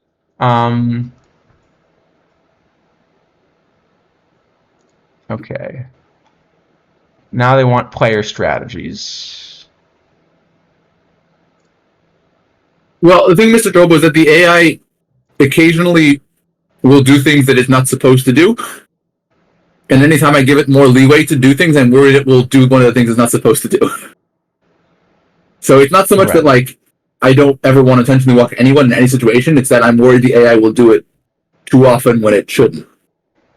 Because it just does stuff that it's not even supposed to do sometimes. And it in fact, sometimes there are things that it says it doesn't do, and then it does anyway. So, yeah. Okay, they're trying to tell us to platoon. Fine. Okay. But that's... Why are they telling me that from the player strategy thing? That should be from the lineup. I don't know, but at least they're telling you it, so I don't know why it's here, but it's a good piece of advice. I see. They're saying I can... Okay, in principle, I can platoon from here, because I can force a lineup spot versus lefties and force them to be benched versus righties. Yes, you That's could do that. a weird way to set up a you platoon, could do that. But I guess you can. I do occasionally use those options, especially in caps when I want to like make sure it doesn't like accidentally put my. But even like, there, I'd be worried. Top of the lineup, but I'd be worried about fatigue management, though. Yeah, I don't do it very often. I have done it before. There's some players that, for whatever reason, that are really bad hitters that really like to put at the top of the lineup. Okay. I don't want to let that happen. They're talking about benching a player. Okay, day-to-day injury, fine. You know. Okay, that's not, that doesn't. Sure. Okay, that two-way player. I mean, I guess knowing that this bench player for X days option exists is useful for Perfect Team. Like that is a useful option. I use that option. Yeah. Okay. What's the new sec? Okay, so they're telling us about hook. So presumably they're going to tell us about the aggressive tiredness hook here, right? I would hope so. Okay, that's reasonable. Yeah. Okay. Yes. Great. Again, I don't know why that is not the default, but right. I'm not sure. Wait, if you set these overriding team strategies, if you put a pitch count and you don't override team strategy, it still enforces the pitch count. It does.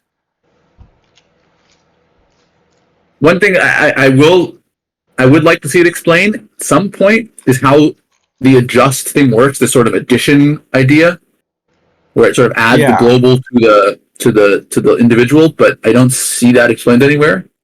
Okay, so telling us you have open or follower check boxes, but it's not telling me why I would want to do that.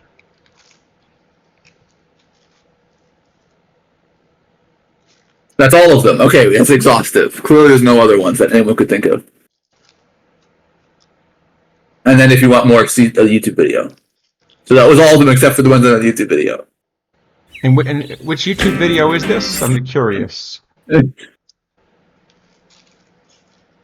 Okay, it's an OOTP 23 tutorial, which means it's the AZ Axel ones. Those are good. Those are pretty good. So those are good for what they are, but they're going to miss a couple of the nuances, I guess. They're good for 23, but obviously now there's some new stuff or stuff that's changed. Yeah. Wait, how does my team have ties? You can turn ties on in this game, so maybe they have ties on in this. That's just okay. Yeah, I guess it allows you to like choose the Japanese rules if you want. Okay, I'm just curious. So I just want to find it. I'm just curious what they did. I don't see a tie. Oh, actually, if you don't mind, file not found. Okay, well, tie. Well, not found. If you don't mind, just going to a picture quickly. I'm curious if they have BABIP on by default. Here. Just any picture. Yes, they do. Okay, that's good. That's good. Is there any tutorial? But none of these tutorials explain what the ratings do, right? They all explain like various ways to like manage your roster and wave players. Not that I've seen. Yeah, that seems to be kind of a very glaring omission. Okay, yeah, walk McBride to pitch to Dunn. Well, I can believe that because I think when you do the default lineup settings, it wants to bat done ninth a lot.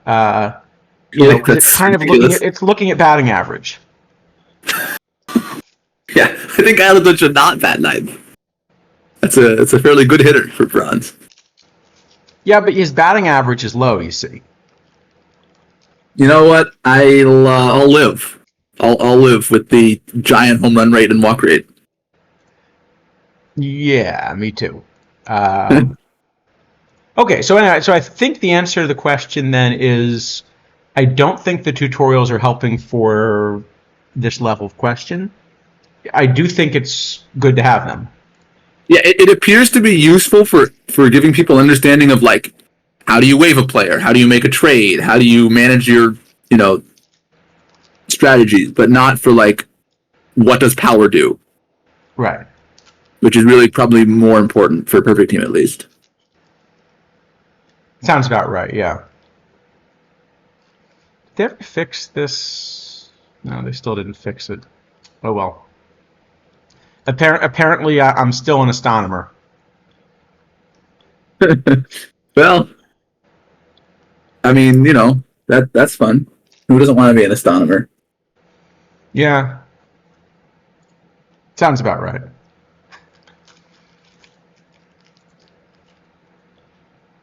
Yeah, astronomy's fun. Yeah, as long as it's not like astrology or something. You wouldn't want to do that. No, we don't want any astrologers. Yeah.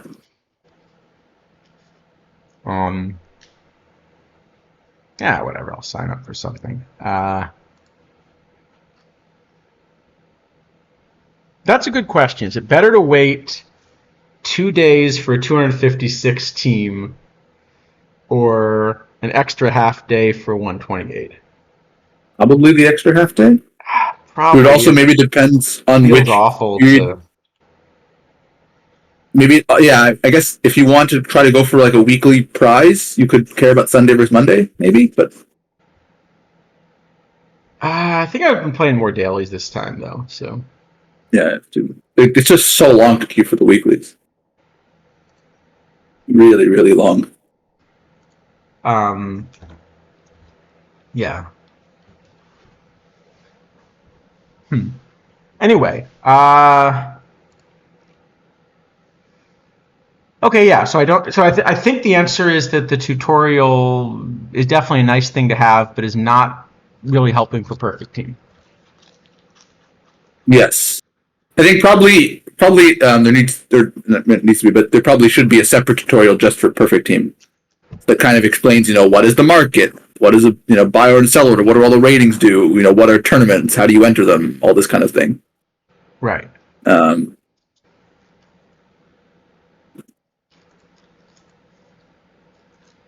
certainly, I mean, there have been a lot of. I mean, we've seen a lot of questions on the Twitch streams, and a number yesterday that were question really like what do individual pitch ratings do? What does gap power do? Does gap power happen before or after BABIP? Does this kind of thing? Which is like people definitely know the answer.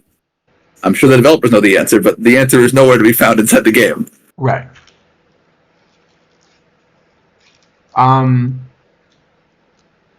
So anyway, right. What I think we were trying to get to though is the other thing I think was worth discussing. Was it can be difficult to figure out, which of the teams that are actually playing well. Very difficult. So we actually took a bit of a shot at that this week. Wasn't that successful? No, hopefully I will have some better version, but I couldn't get it done in time for today, so. Or at least the version with a shot at a better version, I couldn't make it work. Yeah. So here's what I was thinking about. Go ahead. The platoons are very, very difficult to deal with for tournaments. Is the main problem I was having.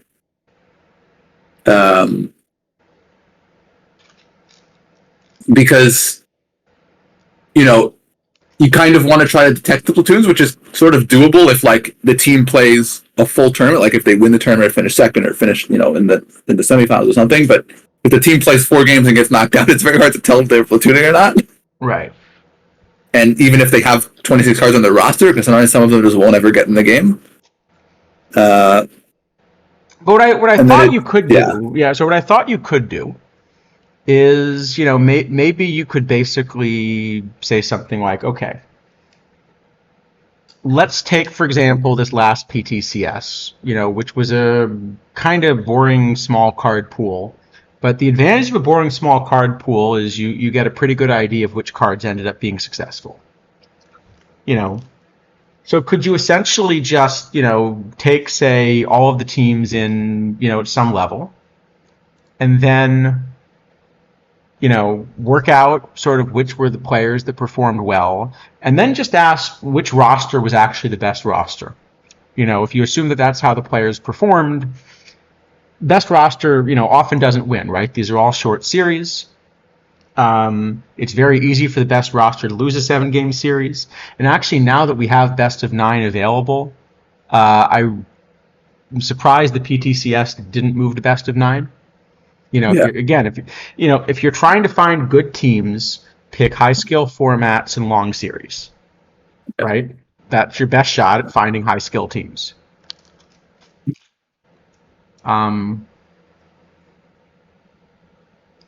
But what you might think is, okay, well, could we basically just work out what was the value of each player and kind of add up the rosters and at least ask who submitted sort of the most valuable, 26-man roster? That seems like a kind of question you could ask, and that may be the same as a team that did very well, but it won't always, because in a short series, Yeah.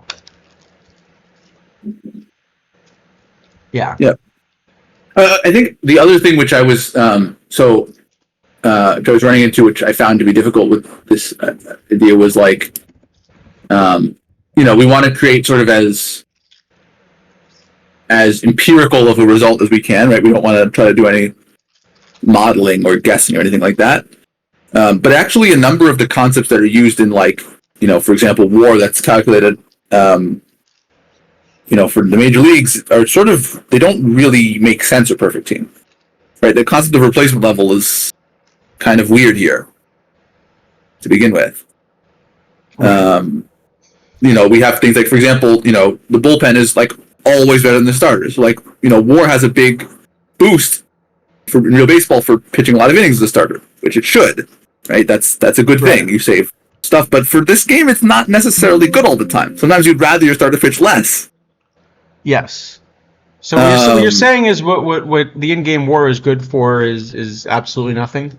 Well, it's not only that. It's that the WAR that when I'm going through and trying to calculate, I have kind of my own version of WAR, let's say, though I don't actually use WAR. I use above average instead of above replacement, but it's the same. Mostly the same. It's like very hard to create kind of a neutral version of WAR for PT. Like, even just doing it from the counting stats. Because you're constantly having to make assumptions about, like, is pulling the starter early good or not? And, like, what is all this defense doing? All this kind of thing. Right. So what I thought you could at least do is just sort of ask, if I add up the 26-man roster, so I'll give you, more innings for starters than relievers, but that's about the detection I can do. And for hitters, I just sort of said, okay, well, let's basically just sort of say whatever fraction of games you actually started, we're going to assume that's the fraction of time you're a starter. So you're not exactly detecting platoons, because if you faced 5 righties, your VL platoon guy never got in. But it's the best I can think of to do. So the problem is go ahead. No, for the teams that played, like, a lot of games, you can usually find some way to detect it. Like, if the team won the tournament, you can usually figure it out, because you can, like, count the innings played in different positions and figure out, like, these 2 guys are sharing this position, they're playing this rate, so it's probably like.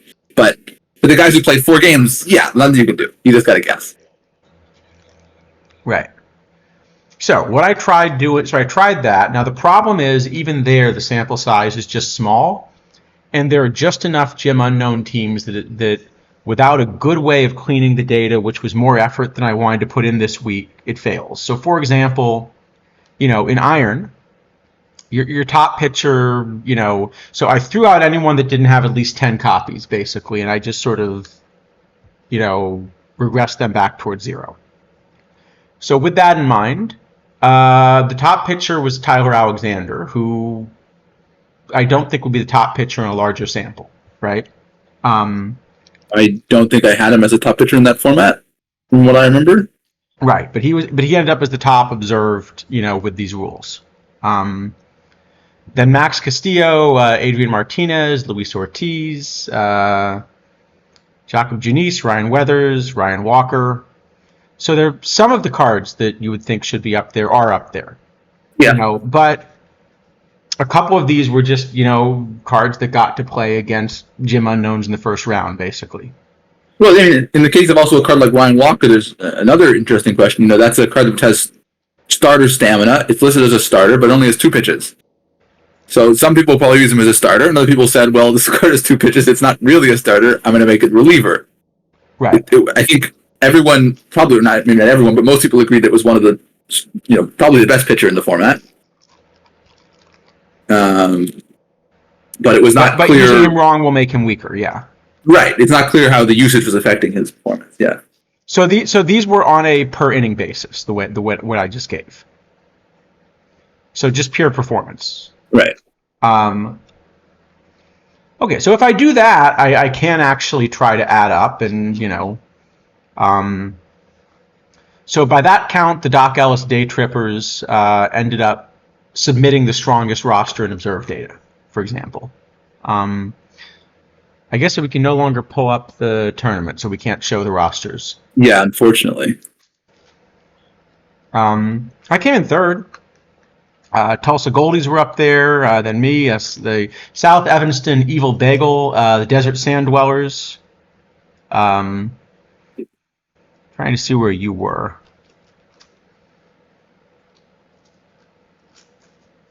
Probably not that good in that one. I wasn't quite sure what I was doing there. Yeah, you were a bit lower, yeah. Something like 30th on this list. Not but great. you were a lot higher on some of the. I just picked Iron because the first one. You were a lot higher in Gold, for example. Now that doesn't really mean those are the teams that sort of should have won, but you could try to do something like that and get a sense of like who ended up submitting the best rosters if you could really clean the data properly. Yeah, which is very hard to do. I mean, you can. There are, you can. I would say it's relatively, I wouldn't say easy, but it's very doable to clean the data from kind of like environment sense, right? To figure out like how much the Gym Unknowns did, right? So the overall environment, but it's very hard to pinpoint that to particular players. Well, and the other problem is that this method is kind of punishing people that found a unique card that was a really good fit, but very few people found because there's not enough data to value them properly. Yeah, which, in all honesty, in this format, probably doesn't exist. No, but there are formats where it would. Yeah.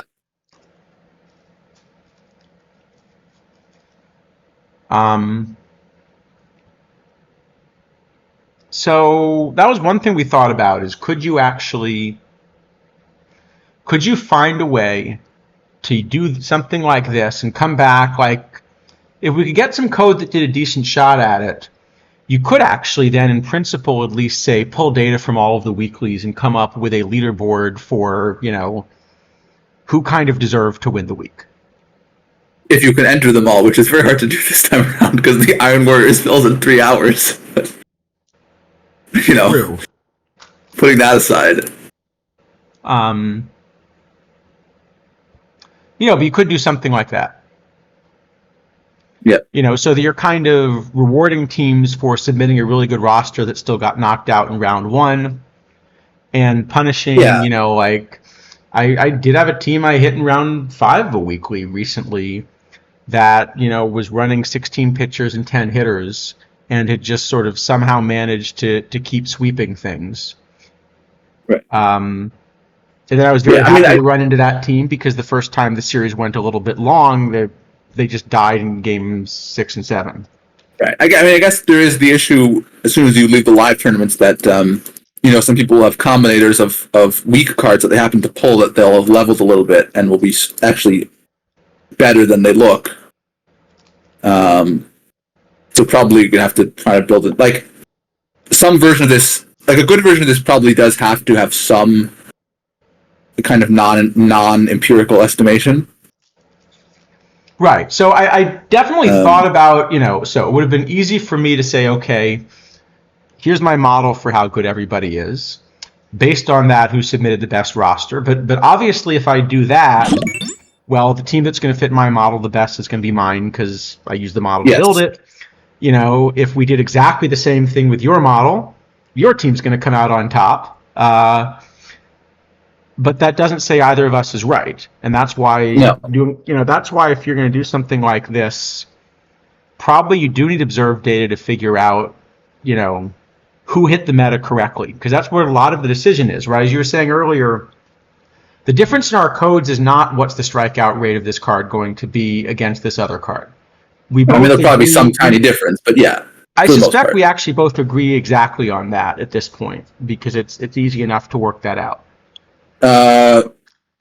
We might. I think there are enough differences in the way we're doing things that, even though the base understanding engine is probably almost identical. Maybe there's a tiny operations thing you mean, or yeah. Well, not only that, I think there's some difference in like environment exploitation. Okay, that's possible, but it's not going to be huge.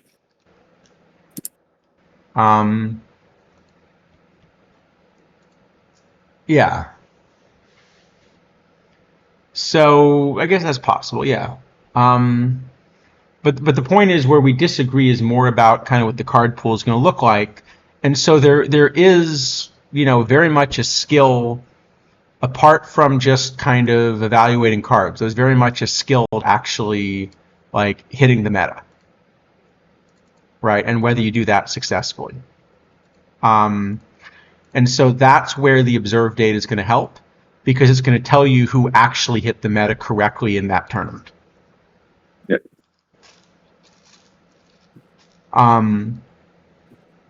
So we thought about taking a shot at it. I don't think either of us was kind of happy enough with what we did to feel really comfortable showing results.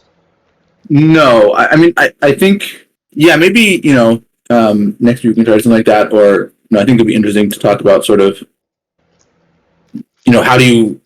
how exactly do you value a player's performance in Perfect Team? Because it's not obvious that you should just use war as prescribed, kind of. That's also like, there are a number of things which are like very different about the way that Perfect Team functions from real baseball. Yeah, and I guess you have to adjust for that in order to value things well, or at least attempt to. I mean, it's not always so easy to do that successfully. Like it's really like it's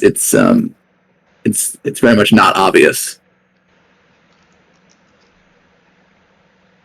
I mean, one of the things we talked about this, I think last year, that Edwin Diaz card, right? Like one of the things which I think in theory you should be doing for Edwin Diaz is Edwin Diaz needs his own set of wobble weights, right, for the Edwin Diaz environment. Yeah. And everyone facing Edwin Diaz should be subjected to his wobble weights. Kind of. But like now we're basically saying, we want to calculate separate wobble weights for every single pitcher, which is, it's not so, I made a small attempt to estimate wobble weights for pitchers, and I was not able to really do anything that seemed sensible. So it's not going to be how you do that well for like a single pitcher. Yeah, I think that's fair. Yeah. So anyway, so other than that, let's see what the plan is. So I think there are a few things we could do. We could do a draft for sure. Should we do a draft while we're deciding what to do next? Yeah, if you got like a Twift draft. I think we got a Twift draft. I hope I remember to sign up for a Twift draft.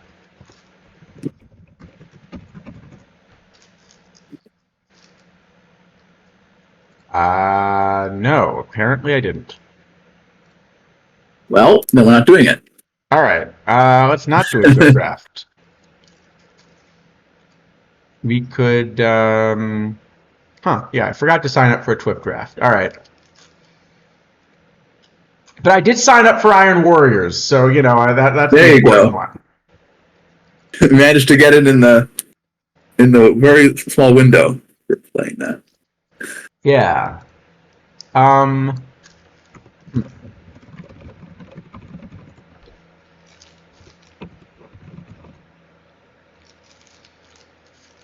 Okay, well here we go. We can do the Friday night playing guitar at.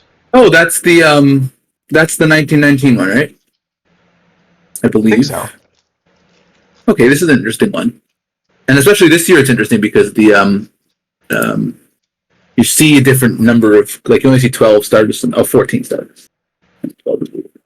Okay, it's 14 of everything, including starters, 12 relievers. So does it still make sense to draft a bullpen here or not? I wonder. No, I'm actually so I don't know if this is just sort of bad luck or something has changed, but I played a handful of tournaments set in the like 1922, 1925, 1927, and so on. And in some of those, I decided to run a two-starter build, which is, I actually was surprised. I was one of the relatively few teams in both formats doing it.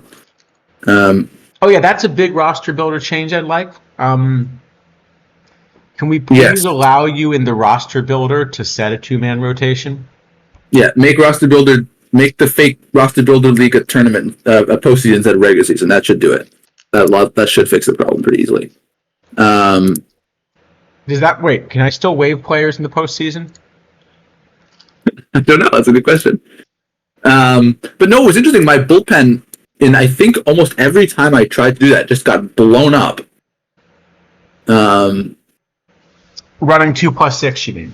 Yeah, and so I wonder if there was. I mean, maybe I just got unlucky. I mean, I didn't play. I only played 5 or 6 of them. It wasn't some huge number of tournaments. But yeah, I wonder if there actually was some kind of a change in this version to that idea. Like I said, I was one of the only teams in this who was doing it, so it's hard to say whether there was something wrong with my strategy settings. I don't think there was, but it's possible. No,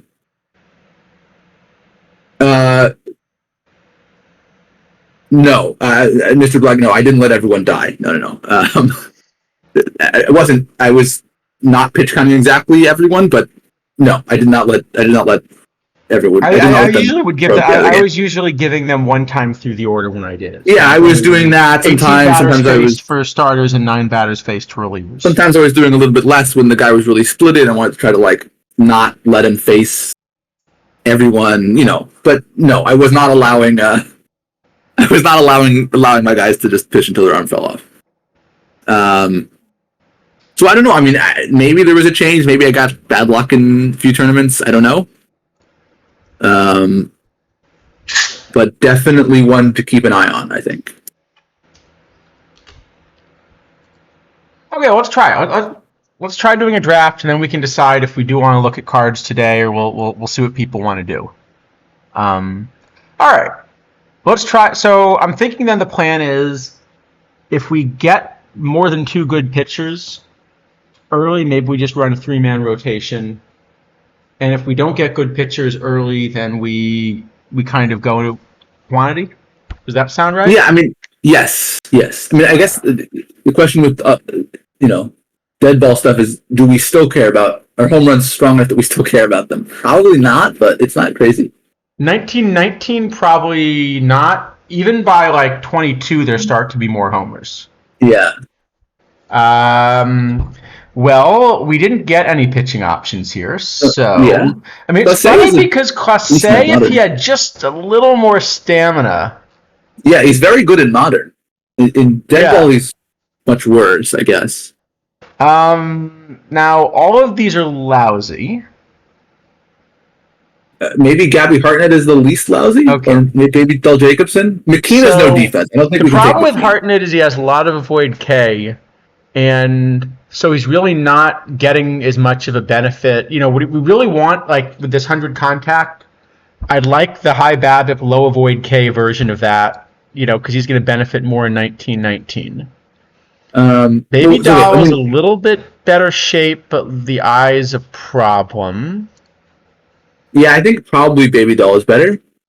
McKean Defense is also nice. awful. McKean has no defense. He's a DH only. And Trout, no. No, Trout, Clase, and Reggie Smith are not pickable. Yeah. Oh, hold on. Reggie Smith is no. No. So probably McKean, it's probably Gabby then, huh? I'm okay with Gabby, but I think I'd probably take Baby. I don't know, one of the two. They're both bad, to be honest. I mean, Baby Doll. I don't even want him playing center, really, if I can get away with it, right? That's not so bad. 92 is fine. I mean, the error is somewhat useful for dead ball, I guess, even though in 1919 there aren't a huge number of errors. Right.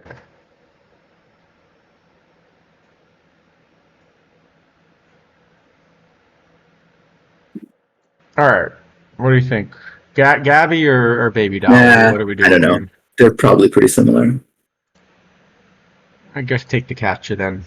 All right. All right. Okay. So Gentle is better in Modern, but we're going to lose a lot of the value of this power. Yeah, I don't think he's going to be that great here. Andres Galarraga usually has a lot of BABIP, but not much I. Yeah, we are getting a lot out of the BABIP. Yeah, the power. If he had I and power switch, we'd really want this card. That Tommy Harper, I think, is kind of reasonable and plays some positions. Yeah, but there's not enough bat to do much, right? I don't hate the 92 range at second, but I think it's a high pick on a card that's not really justifying it. So I guess Galarraga is probably the best hitter here with the BABIP. Was Peters at all playable? He just isn't. His defense, he has to be at second, right? No, I mean, if you're going to do that, maybe we should just put Harper in the middle infield. Think I take Galarraga probably. Yeah, I think this 130 BABIP is going to be worth something in this era. Yeah, it's probably How am I taking a card with 51i in round 2 here? All right. We'll do it. Okay, this isn't getting that much better. So, no, Raphael is very reasonable. Plays a ton of defense. This looks fine. I mean, he plays great defense at 7 positions or whatever. I guess not playing the first, at least at 6. But Hunt, this is the wrong shape bat, right? Hunt It's not all good. K instead of BABIP. Yeah. Hunt is not very good, and no defense. Yeah, it's Raphael, isn't it? All right. Raphael is fine. Yeah, it's a This fun is card. not And the best draft we've done on stream. It's very flexible, which is quite good. So Nicky Lopez legitimately is exactly the profile we want. Yeah. That's easy. I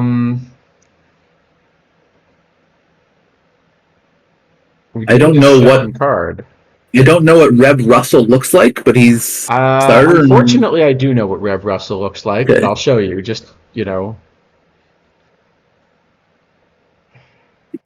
I mean, it's not the worst. He has reverse splits. That's the one nice thing about Reb Russell. But I mean, we could just kind of take him in case we don't see any more starters for the gold rounds, and maybe he's better than like the random silver we get. I don't see any other playable card though. Everyone else is awful, right? Let me just check Klein's. So I can't believe I'm looking at 2 of these, but I'm a little bit tempted to just stick Klein's in right field. Oh my god, Klein's is really bad. Well, okay, but with that low avoid K, the 135 BABIP means he is actually going to get a lot of base hits in this format. Did we get a DH in this thing? Let me see. I'm not excited about the idea of playing him in the field. Yes, we get a DH. We get a DH. All right. Okay, much more reasonable. All right, we're going Klein's. We don't like I on this stream, There's a good Shane Mack, but It's not the Well, this is a pretty easy round, right? So which of Chance and Spike Owen do you want to take? Yeah. I Oh guess wait, our I get to position. take two of them. Okay, I guess the problem is our positions for chance are a bit awkward. We have a first baseman and a catcher already. We're going to have to put Kleins in the field, but it's Yeah, worth okay. it to get And chance on the Owen team. actually doesn't benefit as much with the BABIP thing, but Nah, but Owen's still the second best card here by we're a just lot. doing it, right? Yeah, I mean, Chance is the best card. Owen's the second best card. Not really close. I don't see any other playable cards. So All right, moving on. And the fact that we haven't really had pitchers available yet, but we have a lot coming, means we probably will try to run a bullpen. yeah, I think we just take Simmons for defense. He does have 111 range, and that is a lot of range. I hate this 40 BABIP and the 4. I mean, the bats is 0, but that is a lot of defense. So, I mean, so right there now is a DH, but anyone who puts Simmons at DH deserves to lose this tournament. So I think so. What we're playing right now, right? Hartnett catcher, Chance at first, Galarraga DH, Klein's right, Rafael is center, Lopez second, Owen third, Simmons short. Yeah, so yeah, here, I can stick that. Well, So we could take right, but yeah. We could stick Guerrero and stick him in left in theory. Yeah, I mean the problem is this is actually not a great 1919 bat. It's not, but it's also probably the second best card here because the other cards are terrible. Yeah, I'm just saying because if you wipe out the power, what are you left with in that bat? I guess. I mean, Tanner Scott is decent reliever in Modern, but it's not really a 1919 profile. Okay, so Eddie Murray would give us some chemistry with our other three SEs. Yeah, you can't. He's a backup though. Is the issue? Oh, the only thing we'd be playing him at cheerleader. Yeah, I think we're better off. Maybe we take Tanner Scott and just like say we're running a bullpen. Tanner Scott is probably better than the Silvers, even though he's not the right shape for Modern. That's for 1919. I mean, he's good for Modern. All right. We'll do it. It's a bad round. Did I say it was a bad round? Because I hadn't looked at this one yet. Okay, Bob Fothergill is actually a pretty good shape. Fothergill fits the era, yeah. And it's an okay card anyway. So now this is our 6th starting pitcher. So we probably need to take one of them. This is really not, I guess Sudhoff is okay. That doesn't look the worst.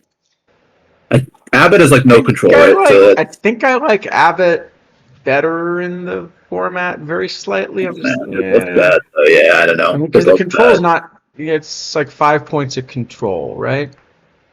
Here, okay, it's 10 points of control. I mean, do we ever just take both? No, we have enough left that we don't have to take both. And Fothergill's at least playable. Maybe go with the lefty. Yeah. Is what's Manoa look like? Probably he's bad. Not great. Yeah. All right. Let's see if we can actually get a good round here. Bob Tewksbury. Okay. Well, I'm always taking Consuegra. Yeah, I don't know if he's a starter or a reliever, but he's on our roster. In this format, I think he can be a starter if we're going 2 starters. Yeah, you still get the penalty, but yeah, at least he's got 3 pitches. They're not much. No, but they're he's borderline. He's still borderline. I don't know quite why he's borderline, but he is. And Swisher plays defense. No, but Swisher actually has the kind of bat that benefits a bit from the era. Yeah, Swisher is okay. We don't really have a great place for him to play, but that's all right. We'll figure it out. He didn't get another decent pitcher. Probably Swisher. Probably Swisher. Unless, I don't think it's good, but I guess Lefty Willis, if he's okay, we could think about it, but I think he's bad. He's awful, isn't he? Okay, he's not as awful as I remember, but he's not great. Yeah, probably we can do better. And Swisher's at least a solid backup. All right. Can we get a pitcher? Okay, this is an interesting choice at least. All right. We got a new pitcher. So Leroy Leroy Matlock. Matlock. This is perfectly cromulent. Yeah, we're probably taking him. He's not great, but at least he's decent. Let's see. I mean, Mahalam is actually pretty good for the era. We just take them both. I don't then. We hate need taking pitchers. both. I mean, Virtue No. is. I don't know quite where we put him, but I like the bat. We don't have a spot for him. I don't think we already have like All right, bunch of we'll first just go base pitcher DH pitcher types. then, right? Think so. Yeah. All right. Okay, we're always taking Andy Hansen. Yep. Um, I mean, modern. I don't love the card, but I think it's really good. maybe is Copy just like a Yeah, copy is free solid. position? Yeah, he's not bad. All right, I think we're good. I really like Shine Bloom, but I don't quite know where. Well, I guess at this point we're just taking backups, so he's. We do need to take. We probably should take him to their catcher at some point. Right now, our backup catcher is Frank Chance. What do you mean? Right now, our starting catch is Frank Chance. Let's see. We have 2 catches left after this. Yeah, neither of these catches are very good from what I remember, though. So probably we can just wait. But we should Probably keep them in Shine Bloom just as an extra bat, then, unless I'm just looking for anyone that happens to really fit the era. We don't have a pitcher here, so we'd like. I probably want to take a pitcher. We literally don't have a pitcher here. Yeah, Literally do not have a pitcher. Yeah. no pitcher. I think Dave Philly has some defense. Yeah, Stefanich is the wrong. Philly, well, but it's 77 range, so it's only in the corners. Mm. Why is Philly a White Sox? I mean, That's a very good question. they really couldn't have figured something out. Yeah, this round is really not very good. We keep saying that. We do keep saying that. You got to stop saying that. We got to, I guess. I think we'd rather an infielder than an outfielder at this point. Maybe do we? I mean, Probably. I'm trying to think if any of the live infielders is at least. I mean, Veerling plays a lot of positions usually. I guess they all play a lot of positions this year. Yeah. But he doesn't play him very well and he doesn't hit. Yeah, that's a bad combo. He plays first, okay, again. Does Frank Shugart play defense? I don't know that card. He doesn't even play defense at short, and he definitely doesn't play anything else. That's a terrible card. That's a really terrible card. Well, technically Dave Philly plays first base. How do you get 3 rating at first base? Must have 2 infield range or something. He's 6 foot tall, so he's not that short. Okay, you said 2 infield range? He literally has 2 infield range. Yeah, it's not a lot. Yeah. There is the Frank Howard card in Iron. I've considered playing it first, actually, the VL. It's just such a good hitter. All right, I'm going to suggest Lofton just as a. Sure, I guess whichever one is better of Lofton or Stefanich. Yeah. But I guess it's Lofton. He has more defense a little. All right. Yeah. Sure. But this round is totally gonna. Okay. Well, John Cairns is our backup catcher. John Cairns is a fine catcher. No, he isn't. Not in this era, but he's not a dead ball. What you mean is fine. John Cairns is a catcher. Yeah. And then I guess we take whichever one of Hershiser or Brubaker is better, or the other pitchers that I didn't notice until I said that. So Hershiser is fine. Brubaker, I think I like Hershiser better. Yeah. Yeah. Someone keeps selling me more silver duplicates for 150 each. Yay. Sorry, so Hershiser. Let's go Hershiser or Cairns. Well, there's also this Boland and Jaster, but I think they're bad. Jaster, bad. Boland. Yeah. Yep. Also bad. All right. Okay. Good. We're gonna make it here. We do, I guess. We need someone who backs up center field, don't we? We don't have anyone. I'm just realizing we have Swisher. I think who plays both corners. Swisher must play center. Okay, he plays center. Okay. Oh, he does. Okay, that were fine. That were fine. That's fine. Um. Okay, so Frank Tavares is actually a pretty good card. Yes. So we should take him. We could take Carson Kelly. This doesn't help anywhere. Do we literally have no pitcher again this round? We do not. Yep. Okay, So we only got to 7. We only got to 7, which is going to be a problem trying to get it to click through until we. Well, yeah, I'll submit. Let's change it to 3. It'll submit as 3 plus 4, I guess. Yeah. I don't. Actually, this chick shorten's not a horrible profile for the era. Sure. I mean, defense is a little scary, but. If you think that defense is a little bit scary. Let's see. Hinton's a pretty good profile. Not Dillinger sometimes does a lot of stealing. I don't know what the card looks like. And look, this one doesn't have a ton. Not really. Like an infielder. We got Tavares. That's helpful. These definitely are going to be usable. I mean, Ricky Weeks is actually not so bad. I think Weeks is fine. Yeah, Weeks is fine. Classic card too. I guess we just take the catcher. Sure. All right. I think we're good. We did it. That was not the strongest draft we've done on Steam. All right. I think we should just run 3 starters. I think we just run Abbott. God, is Abbott our ace? I mean, Consuegra is the best pitcher on our roster. The question is the borderline killing him enough? I'll just run him with aggressive tiredness, so I can assume it'll be fine. Yeah, that's definitely how it works. Maybe Abbott Mahalam, I guess, is probably right.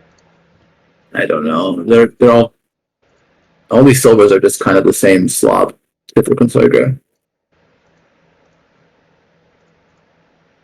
Is that going to submit? All right, we did it. That's lineups. Hold on. How bad our chemistry? It's awful. All right, lineups. I thought it was not playing Frank Chance when he clicked on it quickly there, but maybe I was. All right, it is DHing Chance, which I don't love. Maybe that's correct, actually. I guess. Otherwise, it looks. Should we platoon Swisher Klein's at all? Well, Swisher VL maybe in right. Maybe, yeah. I forget what Klein's splits look like. Yeah. Oh, yeah. We want to run Swisher. Yeah. Okay. That's a decent platoon. I don't want any of these defensive subtypes, I don't think. No. Although with 20 hitters, we can get away with it a lot more easily. Yeah. Wait, 20 hitters? There. Probably two-way hold somebody. On. Is Matlock a real two-way Matlock? No, not really. I mean, he is, but not really. Not really. Okay. All right. I think we.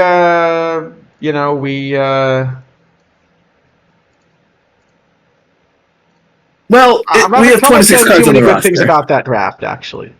We have 26 cards on our roster, and we actually managed to draft 7 pitchers so we can click the submit button, which is good. You're really stretching to say something good about this draft, aren't you? All right. I think we should try. Should we try? We could do a chemistry draft. Yeah. Can we do that since this one went so poorly?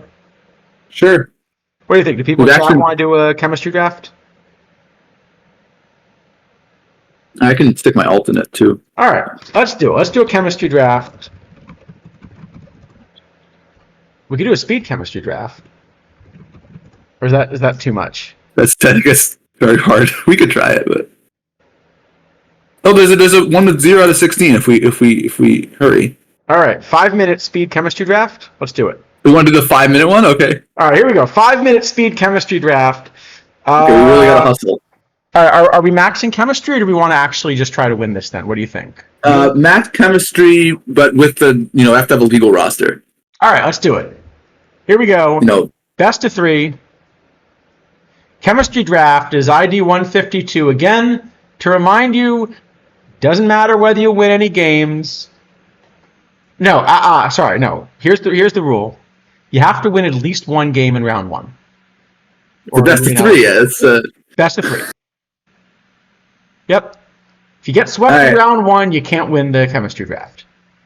But highest chemistry that doesn't get swept in round 1 wins. All right, let's do it. All right, here we go. Let's do it. 5 minutes on the clock. Here we go. King Kelly, I assume? It's going to be tough for the delay. Yeah. All right. It's not great for chemistry. Probably Arlie Latham for chemistry then? Or do you go Ben Sanders for chemistry? I don't know if I didn't play with King Kelly. I guess... They're both 1880s. I guess Latham probably is a better card. He played for longer, I think. Oh, Silver King's in the 1880s also. Although Kaline's a good card, but I think it's still Silver King, right? Kaline gets his mission. Kaline gets his mission. I think we're better off going era at this point. You want to go mission? Kaline is really good for chemistry. Kaline played forever into the number of Tiger. All right, we're Kalining. We can hit some. We can hit some big guys. We're Kalining. So then we must go, I guess, Price Wickman here for the chemistry. Or Smiley. What do you think, Smiley? Maybe Price Smiley then. That doesn't really matter. Lopez is actually good, and Hoyt for the mission. All right, we're doing good. We're doing good. Yep. No, Joe, we should take that lemon. No, stop. He's picked it already. Sorry. It's all right. Yeah, I didn't see it. It was not too late. We're going count because he'll have some era overlap, I guess. And I guess Reggie Jackson. Yeah, that's fair. We need a new card. He plays for a long time. All right, let's do it. And he's also decent. No obvious. Oh, okay. Steve Brody again. Another exactly 1890 card. That'll help with the count. We have no Tigers, so we just take some random guy. I don't know, Ionetta or something. Don't think there's a reason to take Felton. You just take Felton Snow as like a better. Oh, that's Felton Snow. Yeah, it's decent. Just take him as a better card. Good card. Yeah. Why not? Well, Judge is the best. Okay, so we have another 1880s option. Yeah, okay, take him then. And do we go Judge, or do we sort of want to get some pitchers in here? Yeah, probably need a pitcher. So I guess either Allen or King or Escarrega. One of them. I don't know which one's better. Probably Chico's the best pitcher there. Yeah, all right. Okay, we need some pitchers here. We need Delancey. We were short on catcher, so Delancey and pick your favorite pitcher. Well, King Kelly's our catcher because Latham's the third, but sorry, good point. Yeah. I don't know any of these pitchers. Oh, Al Aber played for the Tigers. Did he overlap with Kaline at all? He might have, so we're going to try. He must have. It's the 50s Tiger. Yeah, good call. All right, Win Mercer is a starter and has the era, and Mox McQuarrie hits the era. That's Great. easy, right? Passing so late is a little sad, but yeah. Yeah, well. Well, we are going for chemistry, not. Yeah. All right, Doc McJames hits the era. We're somehow getting chemistry for early era, which is kind of surprising. Blauser is actually good, but we need pitchers probably quite badly. Or do we? We can take one more hitter. Or Darren Holmes is also okay. Maybe we can take one more hitter if you want. So we need Dick McAuliffe and Gates Brown or whatever it is. Okay. Cairns is great. Cairns is great for this with the era. Reddy Mack is great for this with the era. Oh, Sparma has overlap with. Sparma doesn't have much though. Sparma doesn't have much. I think we go Cairns, Mack, and then that leaves us going 5 pitchers in the last round. You're passing Renicky. I am passing Renicky. You want to go Renicky? No, we can't. It's got to be that. And now we just go like 5 pitchers in the last round unless there's an obvious reason to go 4. Okay, so York is fine. Unless there's an obvious Thompson's chemistry reason to do fine. something else, we just take our 5 pictures and get to 12. Oh, I only have 5. Okay, yeah, I'll take. No, but we could definitely run 11, right? It's a best of 3. We only have to win 1 game. Do you have any 1880s guys with big overlaps with people? No. Let's see. Spike Shannon's 1905. That's the earliest. Nope. Okay, take pictures then. Anyone who overlaps a ton with like the K line, like the 50s Tigers? No, I don't think so. All right. I guess Hinton and Harrelson might have some with each other, but yeah, probably that. All right, we're doing this. Here we go. I'm guessing we're around 15%. I don't think that was a great chemistry. No, not great. If you hit K-Line with this stuff, you can get really big numbers because you can hit like Willie Horton and Mickey Stanley in the silver rounds and. All right. 13.1. I think we're not winning this one. Not great. First we got 0 for Felt and Snow, which was sort of obvious, I guess. Yeah. So that was a big miss. Yeah, we missing Chet Lemon was. We should have taken Chet Lemon. That would have helped a lot. Yeah, I screwed that one up. That one's on me. I didn't notice him either until we'd already gone through. So we both missed him. All right. Well, we're gonna have to win this one on winning around 1 game. Then clearly, I guess. it's the only way to do it. How's everyone else doing? Anyone else? Chat's probably if they're trying it, they're probably in the middle of the speed draft. So we'll have to wait to hear. Yep. How they do. Okay, so I think that's a lot of the things we were definitely planning on doing. As we were saying, we don't really want to do the card grades and do a point counterpoint thing, but we could go through and discuss the cards in some other way if there's interest. What do you think? Yeah, I'm happy to discuss some cards.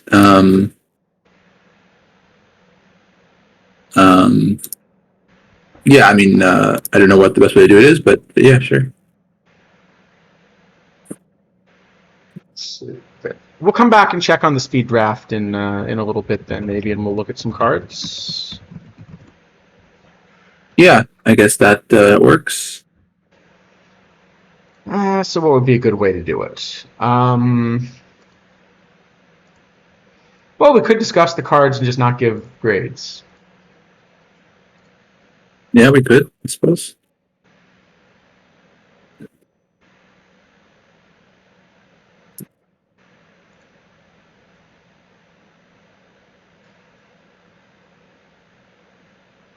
Yeah, whichever way. Or we just discuss like kind of tiers at a time or something. No. Yeah, all right. Well, let's see.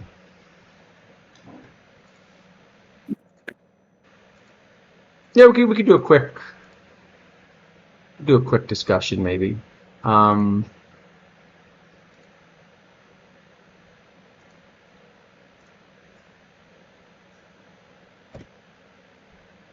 Apparently, Duncan got cheated. All right. See, I clearly should not have paid what I paid for Duncan. That was a clear mistake, right? Yes, so. Well, all right. You know what though? I'm gonna buy a Lit Pike because how can I turn down a Lit Pike? Yeah, that's. In fact, I'm just gonna buy a bunch of these because You can play second. Well, sort of. The game allows you to tell it to play him at second. That is true. All right. We'll come back. All right, whatever. I'll buy one more. All right. So, let's look at a few of these cards then. So maybe we'll just kind of quickly, we won't grade them because again, there are other streamers doing it, but we can.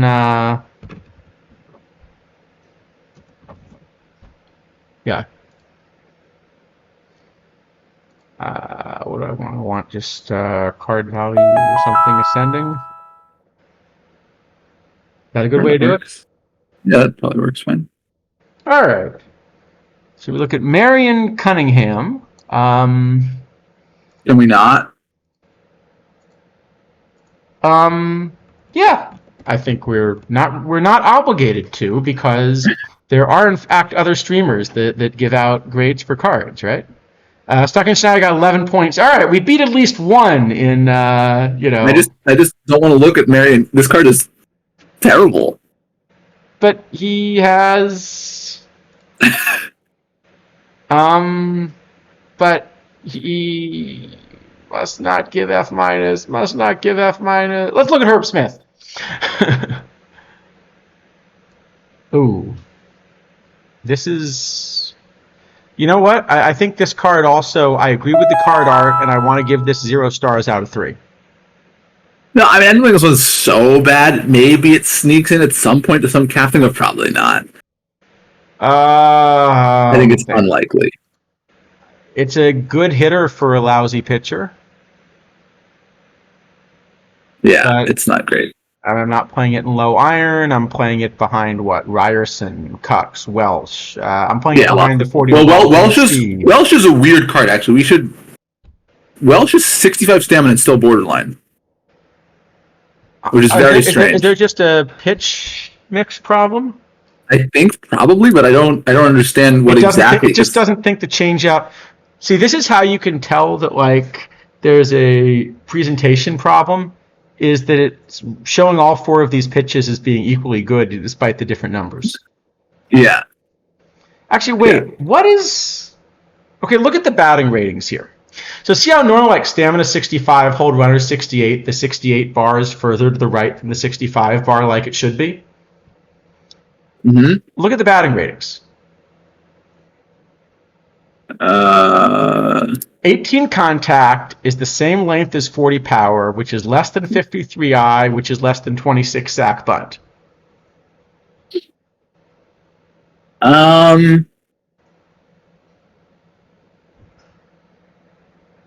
I'm no mathematician, but wait. I sort of am a mathematician. Yeah, it's definitely some kind of pitch rating stuff mix thing. I just don't understand what exactly it is. But like, there are other guys who have those kind of pitchers who are not border. I don't know, it's weird. Yeah.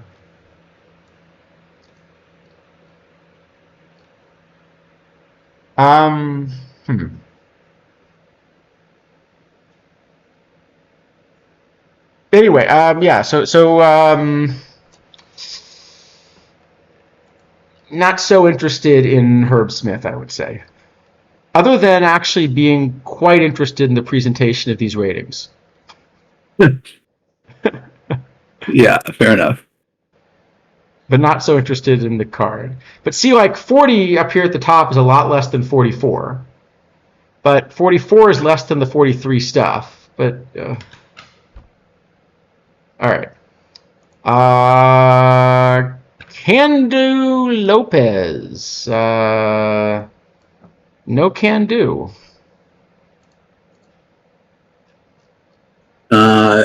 Yeah, this one is not great. The thing is, you're never fitting this in any cap even because Brett Phillips is just sort of better. But if you don't own Brett Phillips, you see, then Michael Ciani is just sort of better. Yeah, well, but you see, if you don't own Michael Ciani, Justin Maxwell and Gibby Brack, then Burt Daniels actually playing Curry Foley in center is probably a better idea than this. There's he might be better than Curry Foley. Goat Anderson is the goat. Oh, there's what's the McCreary too, right? There's Roger Maris. Yeah, Rapaz probably better. He throws Tip O'Neill in center probably. Billy Hewlin. We're not going to do anything with Can Do. I'm okay. He is a little bit better versus lefties. I actually have him like 4th best in center versus lefties out of 45 overall and below cards. Right. So he's a great card, clearly. So he's a little bit ahead of John Kane, is what I'm saying. All right, we can move on. All right, next card. Paul Carter. Yes. I thought you were saying this set reflected an understanding of the game engine and where things are headed. Not the iron so much. The silvers, I think. So not the cards in the set, but apart from the cards in the set, there's a good understanding of the metas and where they go. Yeah, iron is not got a lot of good irons so far this cycle that have been in the content. It's mostly launch cards still. Almost like people need to talk to modelers instead of. Well, okay, I won't name names, so there are people giving advice on sponsored streams, as affiliates that specialize in iron. I wonder what they think of these cards. Jake Stevens. Yeah, this one I think is actually useful, surprisingly. Like, it's not got a great profile, but the defense is really good. And because, like, the Young was my top bronze shortstop is one position, like, you can platoon this with the Young, and then it also can help back up second if you need it. So there's no low bronze still, right?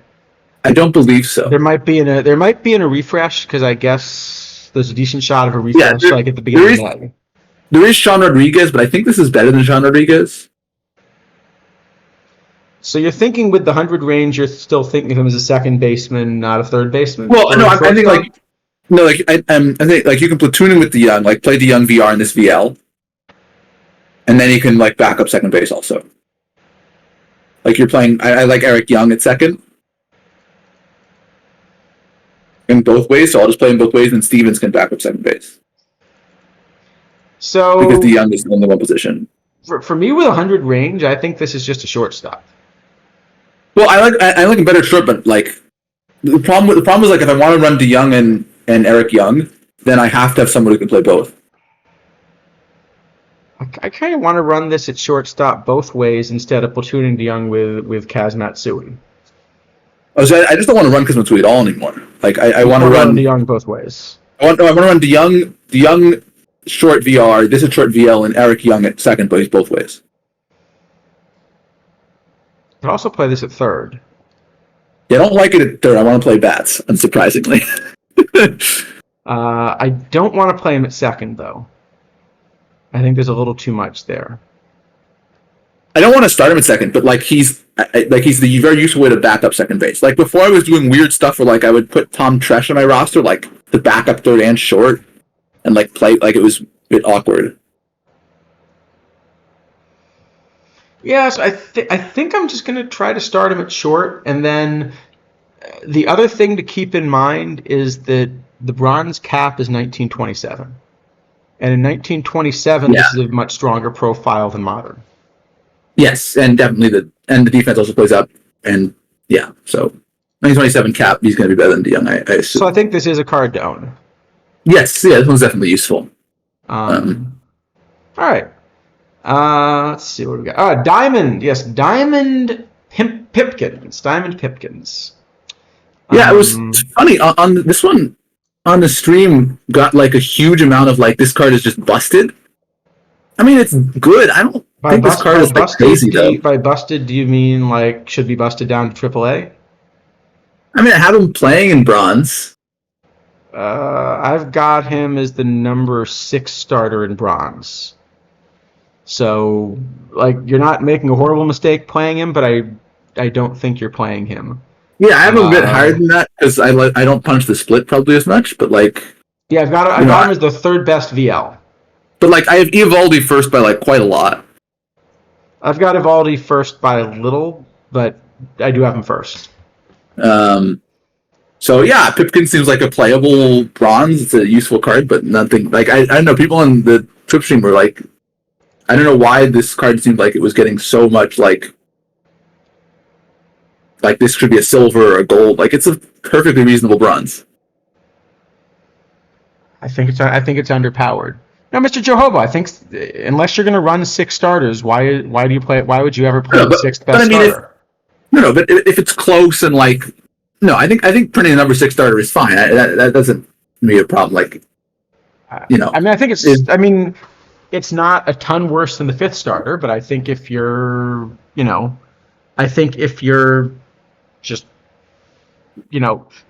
all these cards are cheap in bronze, so I don't think there's much of an excuse not to just play whichever 5 stars you think are your I best mean, five okay, stars. if you want a lefty, if you want like a, this is a 65 and someone wants a 68, like I don't know, there's a, like this card is, I don't have a problem putting a number 6 star. Like it's good. I'm not anyway convinced that like I'm able to exactly tell you which the top 5 stars are, and that like number 5 is definitively better than number 6. Like, seems like it could go either way pretty easily if they're close. I don't know. Yeah, actually, I actually have a bit of a gap between 5 and 6, but it's fair. This shape will play better than a couple of the ones above him in really early eras. I would say 7th if I were allowed to use Davy Force as a pitcher. Yeah, well, day before, so you can't use the pitcher. So he also has he has 0 stamina, right? So I don't think you would consider him a starter. He's not a reliever with 0 stamina. The Luke Easter also has pitching ratings, by the way. Really weird ones, the LE. Yeah. And the bat, I don't think is enough to want to use the bat. No, that's useless. Okay, yeah, people were impressed on the stream, fine. But I think part of the reason that they're impressed is, you're getting an audience that is listening to the endorsed set of how the game engine works. There are a lot of cards that people pay way too much for on launch because they're not evaluating them well compared with the other cards that are in the meta. Well, I mean, it's just interesting because, I mean, this is a decent shape for the current environment, but, like, stuff is actually fairly useful but now because people are playing so many low avoid K hitters. And this is actually fairly split EP Babbitt. Like, this is not like some crazy, maybe it's the coloring, I don't know. Anyway, it seems like a perfectly reasonable bronze to me. No, it's a combination of it being misevaluated and then the way it's being presented on stream, trying to reinforce that it's being misevaluated, because I think the intent was that this would be a very strong card, is what I'm trying to say. And I think that's part of what was being reflected. I mean, I think it's a playable card. I think it's borderline playable. Looking at where it ranks versus lefties, I mean, are you going to run him just to have a lefty in the pen? Maybe. Maybe as a lefty in the pen, the fact that, he's also your 14th or 15th best hitter gets a little bit of value out of the pen because you can pinch hit him in a really weird situation. Really pinch hitter. I don't know. I mean, the card will see play. It's probably fine. I don't think it's like some like super necessary meta card, but it seems like a reasonable card to me. You're always going to pay a couple extra points in a cap for somebody better. You're always going to take Evaldi and Lee over this card because they're cheaper and better. Well, that is slightly better than Lee, but yeah, I don't like Lee as much. You just don't like screwballs. Exactly. I like Evaldi. Evaldi seems really good. I do like Evaldi. All right, should we go to the next one? Yeah, all right.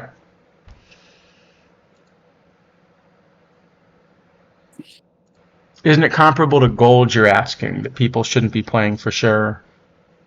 Like which gold I don't know which gold you're thinking of, but there definitely are cards that people misvalue, yeah. But it's the thing. So someone mentioned on the stream that like it was similar to Larry Jackson, which it's true. It is similar to Larry Jackson, 77. And he's a righty, but the card looks very similar. Larry Jackson's not playing in silver. So, like, if a bronze is comparable to a not playable silver, then that seems okay. Yeah. And also, the cards aren't quite as similar as they look. Yeah, but if, for example, like, some iron third baseman is better than Ned Williamson, who's a 91, like, that's fine, because Ned Williamson is terrible. Yeah. Yeah.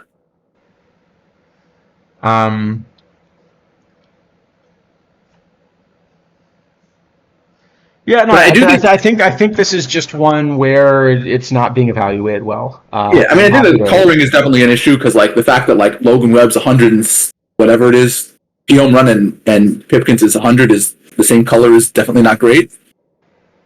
Yeah, Um, and he's got a cool name. he does have a cool name. He does have a cool name. So now we do now have cool names. we have a Ichi Diamond Meredith Silver has a cool name.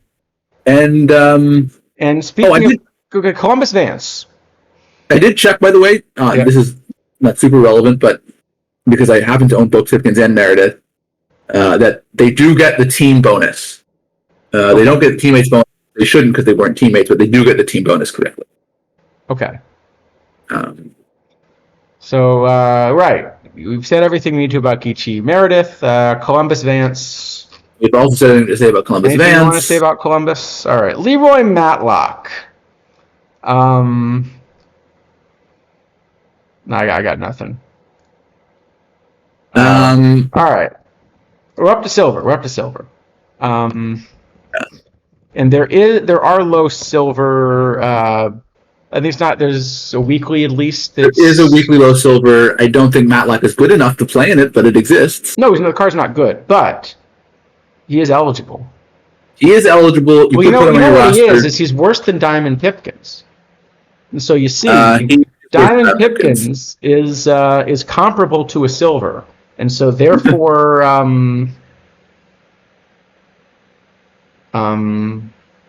and therefore we should move on to the actually really, really good card of the set. Frank Duncan. Okay, this card's actually good. You should own this card. I don't think the bat's good enough to play anywhere but catcher, but no. The bat's great at catcher. He's got 93 framing. He has an arm. No. I mean, I've got Duncan and Sundberg as my best silver catchers now, and then Delancey very slightly behind them. But I also think I would play Duncan up. Like, there aren't a ton of great gold catching options that you can play both ways. Yeah. So, yeah, I think playing actually both Duncan and Sundberg in gold is pretty reasonable. I'd be running Pinch Thomas still probably as one of my two. There's still Frank Chance. I was probably running Pinch and Sundberg before, and I think now I'd probably run Pinch and Duncan. I've got Duncan and Sundberg pretty similar VR, but Duncan's a lot better VL. Yeah, I mean, if I had to pick one of the two, I'd definitely take Duncan, but Sundberg is also quite a good card. Yeah. I think it's worth owning both for sure. If I had Sundberg to pick one on a roster, I'm going to pick Duncan though. Sundberg, I mean, it's not super relevant. He gets, I think it's 7 years of teammates with Buddy Bell, which is kind of nice. That's true. But there's no other card to like stack it up a lot, so it doesn't really help that much. Right. He's also the name of the most popular Boomer Lawyer show ever made. Dink Mothel?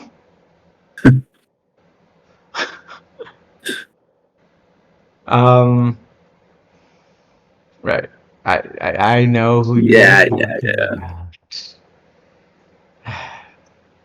All right.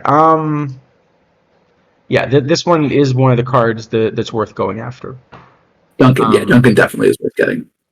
Dink, on the other hand, I have no idea why Dink is basically going for as much as Frank Duncan. This is, again, I think people listening to the stream and assuming that because the streamer says the card is good, it is good. Well, I think this one also may be a name. I think this one may be a name recognition thing also at this point. That, Dink Mothel last year was this amazing card that played forever. And so therefore, yeah, nostalgia, like Caitlin said. Yeah, I'm not totally sure, but like, yeah, I think there is maybe a use for this card if we get some. Is he Combinator food for Duncan? They're both he is. Monarchs. He is, but if we get some tremendously splitty catcher at some point. Oh, I know. Dink could be an emission. That would be a use for this card. Like, let's say we get some like super split, like a card like the Iron Hori Posada button silver. And okay, so you run like Duncan and this super splitty guy, but you just have to protect the splitty guy from the other side at all costs. But Cap is really hard to protect him, and then you put Moth on your roster because at least he does something else along with this protection. Wouldn't you put like Walkenfuss instead on, and because you can play him at first if you have to, or Karen? Yes, because you can could play do him at Walken. outfield, or No, you're not playing Karen's the outfield. You're definitely putting this on other Karens. You're not playing Karen's the. All right, never mind. But Walkenfuss is another. Yeah, Walkenfuss maybe is a better usage. That's the only uses I can think of for Mothball. I guess in the 1927 or 1925 silver, he's kind of okay, probably. But isn't the answer to that Bresnahan? Because he's actually a lot better. I'm not willing to play him in center. Come on, he actually has some range. If some is 40, then yeah.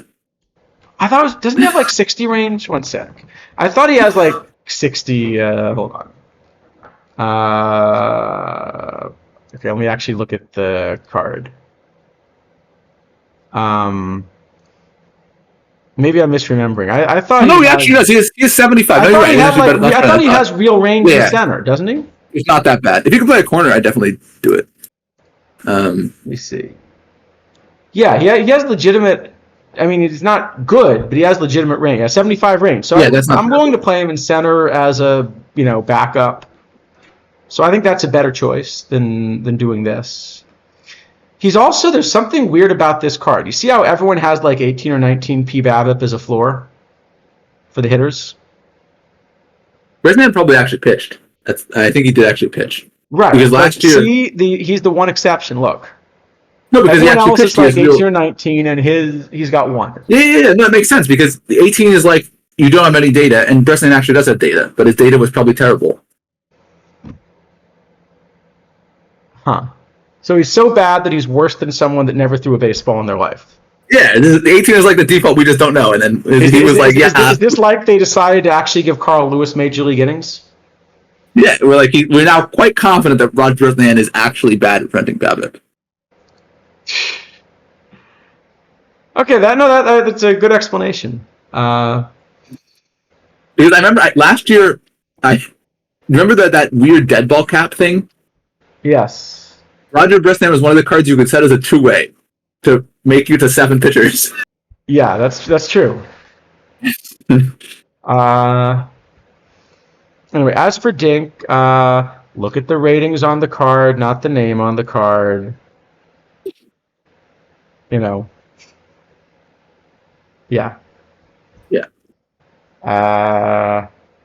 Square Moore.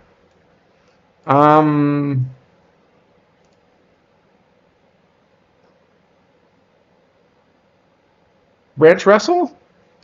Yep. Felton Snow.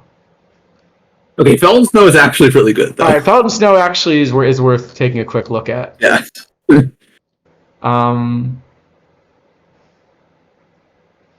I don't have him nearly as strong as you do, I think, but I like him a little more in an early era. No, I have him as the number 2 second baseman in silver, but I have Joey Ortiz first at both short and second, and farther ahead at short. So I would actually play this at second. Okay, I don't even have him in the top 10 at second. Why is that? Hold on. Oh, you know why? Because I was looking in low silver, and he is not in the top 10 at second base in low silver. Well, that makes sense.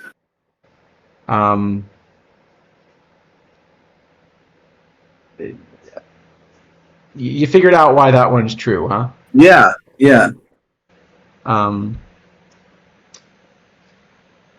Good point. All right. Let me look at full silver, and let me look at a couple of these again, huh? All right. Dink is still bad, and well, Dink is like 4th at a lot of places, but it's just not enough. Yeah, I have Dink is a lot closer to playable then. No, he's just like he's 4th everywhere, right? He's 4th at second, he's 4th at third, he's 4th at cat, but it's just not enough. Okay, so there is a role for Dink maybe in a high silver floor then. Oh, that's true. Yeah, I didn't think of high silver. We don't have one, I don't think, but that's true. There is a role for him in such a format.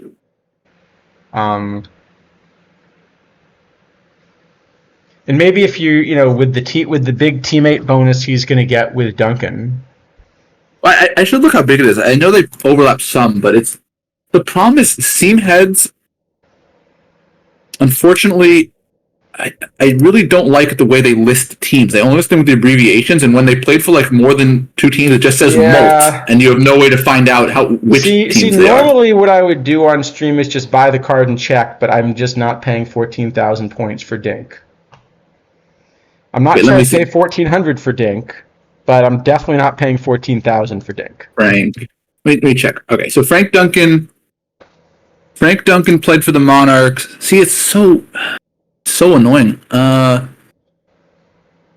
From 1921 until 1934, and Dink played 1920 to 1934, but he skipped 3 years in the middle for some reason. But still, that's a huge bonus. So maybe it's like 10 seasons or something. Yeah, so that bonus might be big enough that you do want to roster Dink in some formats. Like that's a huge bonus.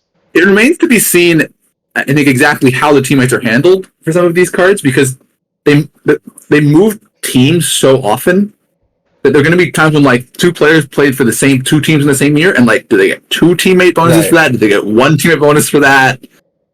How does it work? There are teams that like folded and then got restarted. Like, how does that work? Like, it's it's definitely at least possible that Dink is going to be a lot stronger than he looks because of the teammate bonus. It's possible. My guess is it's still not enough to get him in. Yeah, it depends on the rest of the roster. If we get more Kansas City Monarchs from that era, then maybe. But by that point, probably Dink will be out. Frank Duncan might last because he's so good. Heavy's in that era, but he's not going to be playable. Yeah. So who are other cards? Who are other guys who played for the Kansas City Monarchs in that time period? Newt Allen, we've gotten him before. Newt Joseph, we've gotten. Hurley McNair. Oh, Bullet Joe Rogan. That would be a really good one if we got him. He played for a long time for them. Toriente did too. Yeah, I thought he played. Oh, no, it's a different guy. How long did Toriente? I thought Toriente moved around a lot more and played for a bunch of Cuban teams also. But he did play at least, I'm seeing, a couple of years. We've had a Wade Johnson before, but he wasn't that good. Okay, Toriente only played 1 year for the Monarchs, actually. Jose Mendez did too. It looks like Newt Allen and Newt Joseph could also plausibly be silvers, and both played for the Monarchs for quite some time. Grady Orange too. Yes, that's a good point. So yeah, Andy Cooper played for a little bit. Yeah, so there are some other guys. We could definitely at some point see a silver team built around the Kansas City Monarchs. It seems plausible. Chet Brewer could be. He's probably a little higher, but you could make a silver. Yeah, I guess you could. Yeah. Okay, so there is potential at some point of like if Negro Leagues 2 contains a bunch of these guys in their silver, that Duncan might still be in by that point because he's so good. And then there could be a team built around these Monarchs. Yeah, Duncan, it wouldn't surprise me if he sticks around a while because you need 2 catchers to knock him out. Yeah. And he's like playable in gold, so that's a pretty strong 71. Okay, but otherwise I have Snow ahead of Dink, and Snow kind of fills the same purpose, but just better. Yeah, he doesn't play catcher is the only difference, but yes. I think if not for Snow, Dink would be more reasonable, but Snow, yeah. Snow kind of takes him out. But I like Snow quite a lot. I'm definitely going to play him in silver. All right, so we're up to looking at some golds, I guess. Oh, there are also these throwback silvers. I guess we could take a look at those. The Jackman and the Saul White. They're not listed as here. Sure, also, by the way, these will not get the type chemistry with the other Negro League cards because they're special editions. Well, that's too bad because Cannonball needs some chemistry to put him over the top. He's not horribly out of the frame for me, but I've got him sort of 8th among starters, but probably a quarter run behind fifth, so he really would need some chemistry or something for me to want to play him. Well, I have him behind Ranger Suarez. So. Oh, so you have him what, like 40th? No, they're both like in the 10th range. Because if you're below Ranger Suarez, although Mark in Mississippi definitely pointed out the value of Ranger Suarez this week. I don't know if you saw that. Yes, that's true. He did score a tremendous number of points. He was worth 222 points in one PT. Actually, I saw you won a PT Live Day this week. I did? Yes. Really? No. Hold on. All right, one sec. All right. I gotta find this. One sec. I'm pretty sure. That? Let me see. I didn't play Houken that one game or Suarez in the game he played. One of these I could swear. Here you go. Look at this. Here you go. 414. That is you right there, isn't it? No. I did win one. I didn't even notice. Shows how much attention I'm playing to PT Live. Who did I play? 414. I don't know who you played. I don't think I can see, right? I can see. Okay, I played William. I remember this day. Oh yeah, I played a whole bunch of Reds against the White Sox, and I guess probably no one else did that. And then they just had a huge game. And they had a good day. Well, the White Sox pitching staff is a little suspicious. Yes. Yeah. Yeah, I have 1, 2, 3, 4, 5 Reds. Is there not I guess that's right. There's not a bonus for winning a day, right? You have to win a week? No, you have to win a week. Yeah. So the only thing you get for winning the day, well, you get 431 points. I got 431 poinns, but you basically get like, a leg up on getting weekly, whatever. I think I got 10 packs for that week, so I probably just won me a few packs in addition to the 400 points. Or something like that. But, I mean, in any case, like the difference between first and 50th is like, 80 points or something. It's not like it's some giant amount. PT Live was so squished. But hey, winning is still winning, right? That's true. Winning is better than not winning. Absolutely. Oh, that's right. I can set my PT Live roster for tomorrow. I don't really care. Let's go back to looking at cards.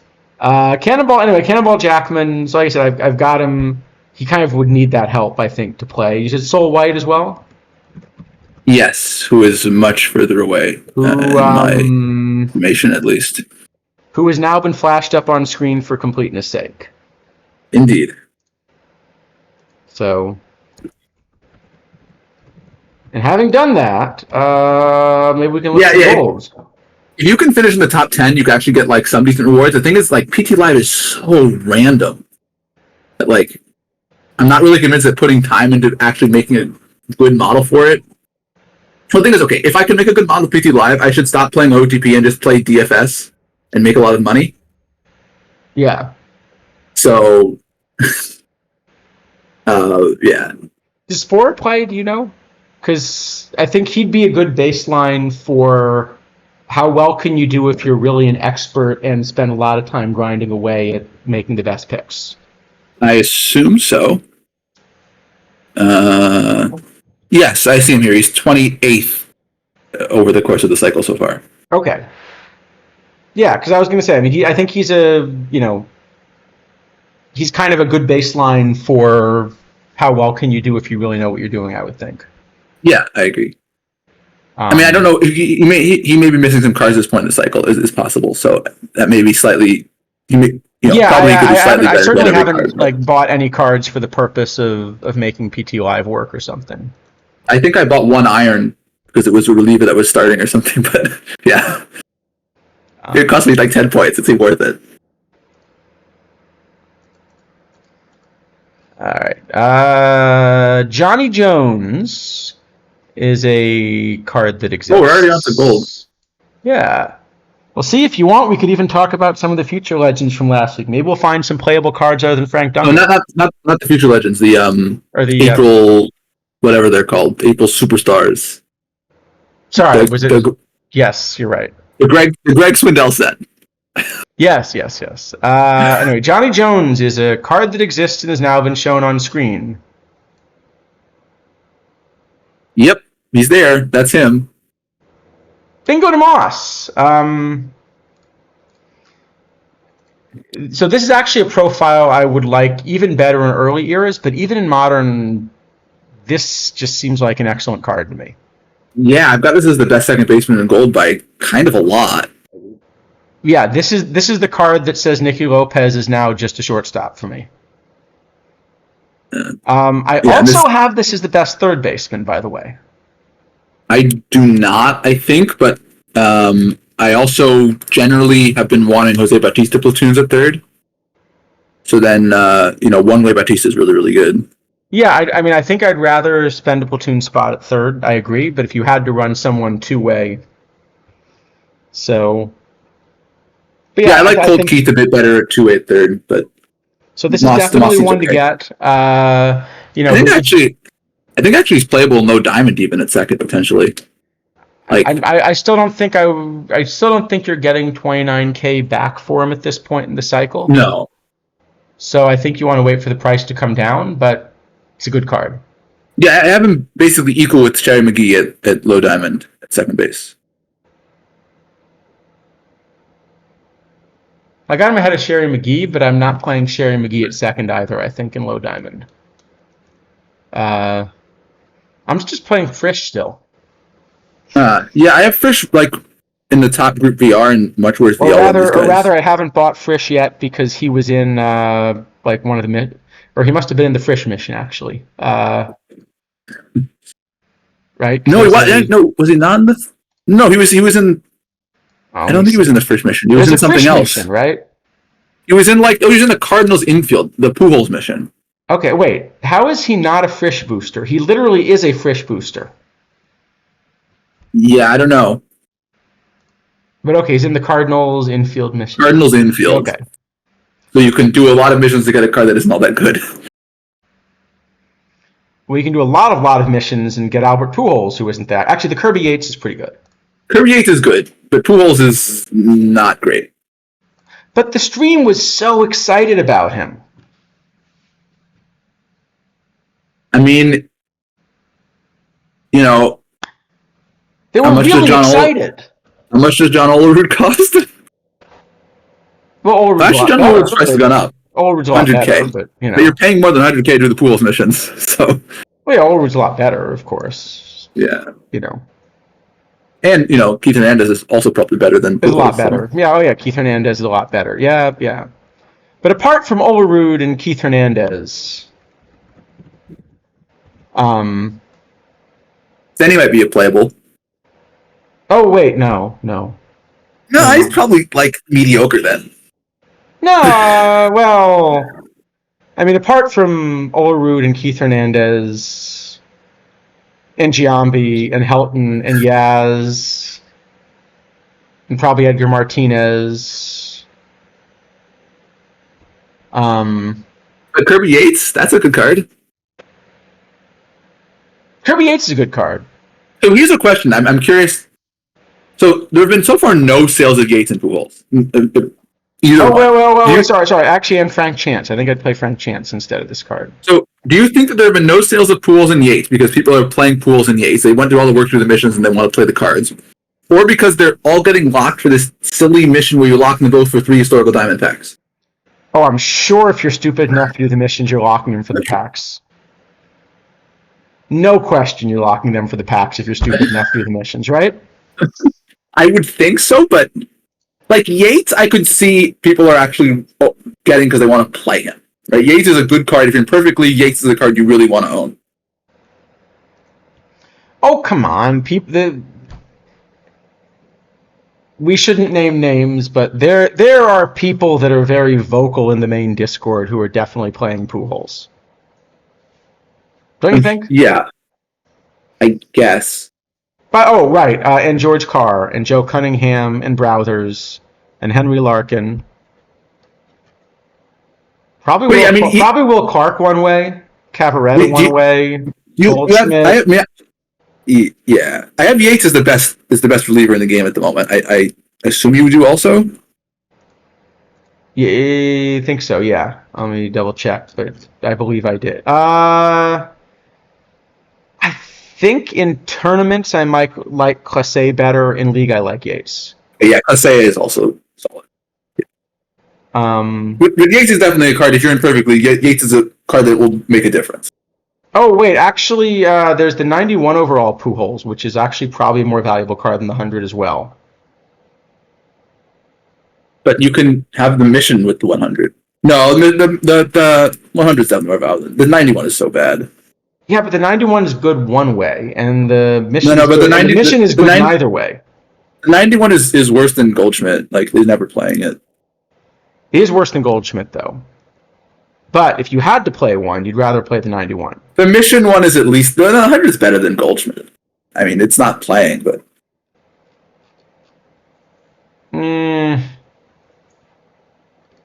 Actually, let me check. Hold on. Let me see who actually has the better just pure bat VL. I mean, Olerud just completely kills it. But No, VL, I have the 91 a little bit ahead of the 100. Really? I've gotten 5 points of WOBA ahead of the 100. That's funny. But the 91 doesn't play third base. Yeah, or the corners. Yeah. Now the 100 also doesn't really play third base. No. I mean, yeah, especially if you have the points to do that mission, you also already have King Kelly. Well, yes. And King Kelly's actually good. Yes. Or Yank Robinson is, probably a better call. Ron Santo, A-Rod, Justin Turner. Well,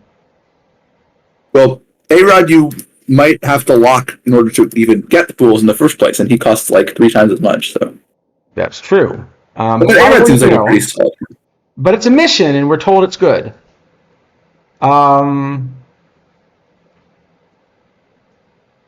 Actually, that's kind of funny just because we were just talking about him. As a two-way third baseman, I've got Bingo DeMoss about a third of a win behind Pujols. Bingo DeMoss is good, but also Pujols is not third baseman. Well, he's not a first baseman. He's not a DH. Yeah, he's much more a first baseman than a third baseman. I mean, at least that's the proper position for him to play. He's going to play one.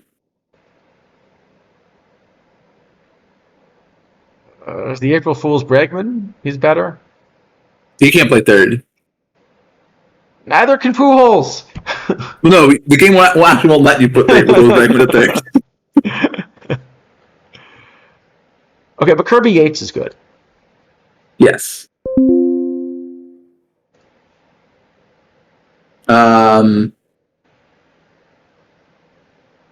I don't think so, Mr. Jehobo. The chemistry doesn't do nearly enough for that.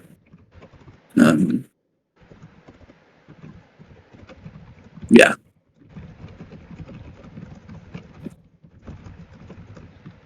Especially because I'm not even sure, like, a good roster at this point, like, the really, really, like, everything roster is starting to take a good deal of mission cards off. Like, you're putting on both of these two pitchers, I think, the two Negro Leagues pitchers. Your pitching staff at this point probably has maybe just Raleigh Fingers for mission cards for like a full build, and Yates, I guess. And then the hitters are like Utley, Kelly, maybe DiMaggio or K-Line, maybe Ripken, but if you have Jackie, no Ripken. So you're not running that many at this point. If you like everything. But also Edgar's a mission card and he's better, and Kelly's a mission card and he's better, and those are your corner infielders. Yeah, but I mean, you're not even getting much chemistry at this point, right? Like a full everything build has probably 10 mission cards left. And we really wouldn't want to accuse Albert Pujols of using chemistry. That's true.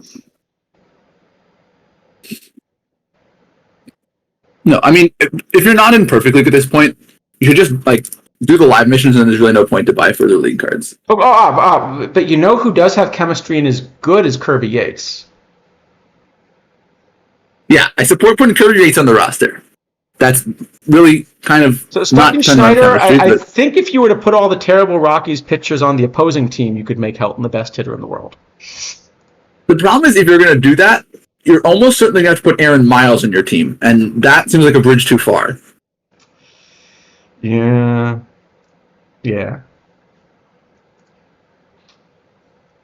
All right. So Bingo DeMoss we really like. Yes. We wanna play him. Lefty Holmes is a card that exists. Even he's kind of shrugging if you look at the card art. Yeah, the no control is just very difficult to work. It's very, very hard to survive with no control right now.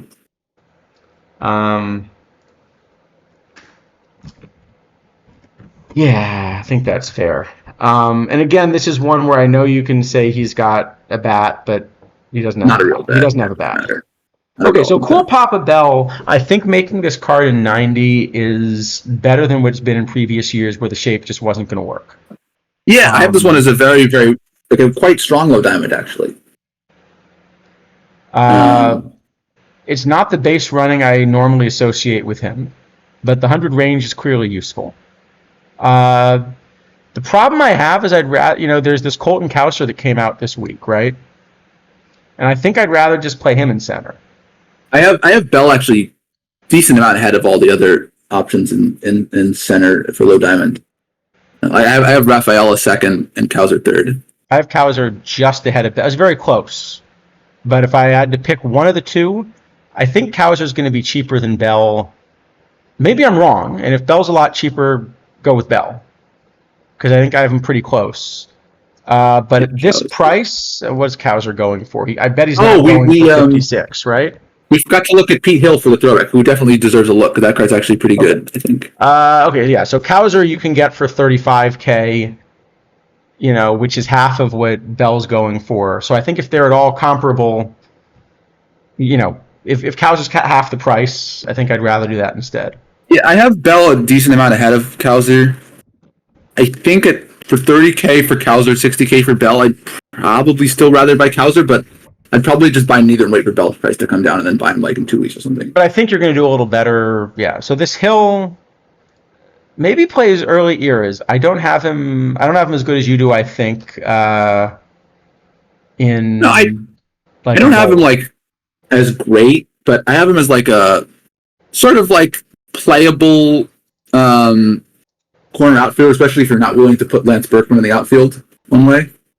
Like Duffy, I have as kind of the top corner outfielder, and then Hill's in kind of this sort of large second group, which includes guys like Berkman, who's super, super splitty, and Terry Shumpert, who's really splitty the other way, and like just sticking like Colt Keats' bat in the outfield because his bat's good. I've got him vaguely playable. I mean, my model actually says just throw the bat in center and hope if you're going to put him on the roster. Yeah, I like Mays in center still for gold. I have Hill kind of again in the second group with Larry Doby there. Yeah, so I think he profiles best for me in center, but I'm happy to miss out on the card entirely. I don't think it's a great card, but this is, I think, a playable card. So again, he kind of loses this chemistry bonus with the other Negro League cards, which is unfortunate. That was a spicy meme lord at second. I can't believe that phrase is still around. Oh, plus Holtzman and Erskine we should do. Sure. Especially Holtzman. Yeah.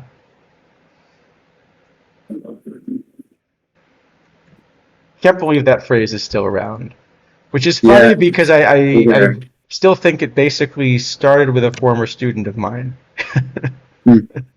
No, I'm not sure. I don't really agree that defense is any more or less optional in the do or die golds than in other formats.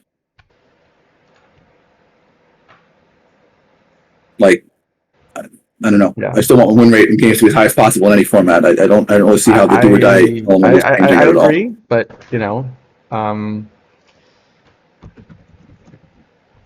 anyway,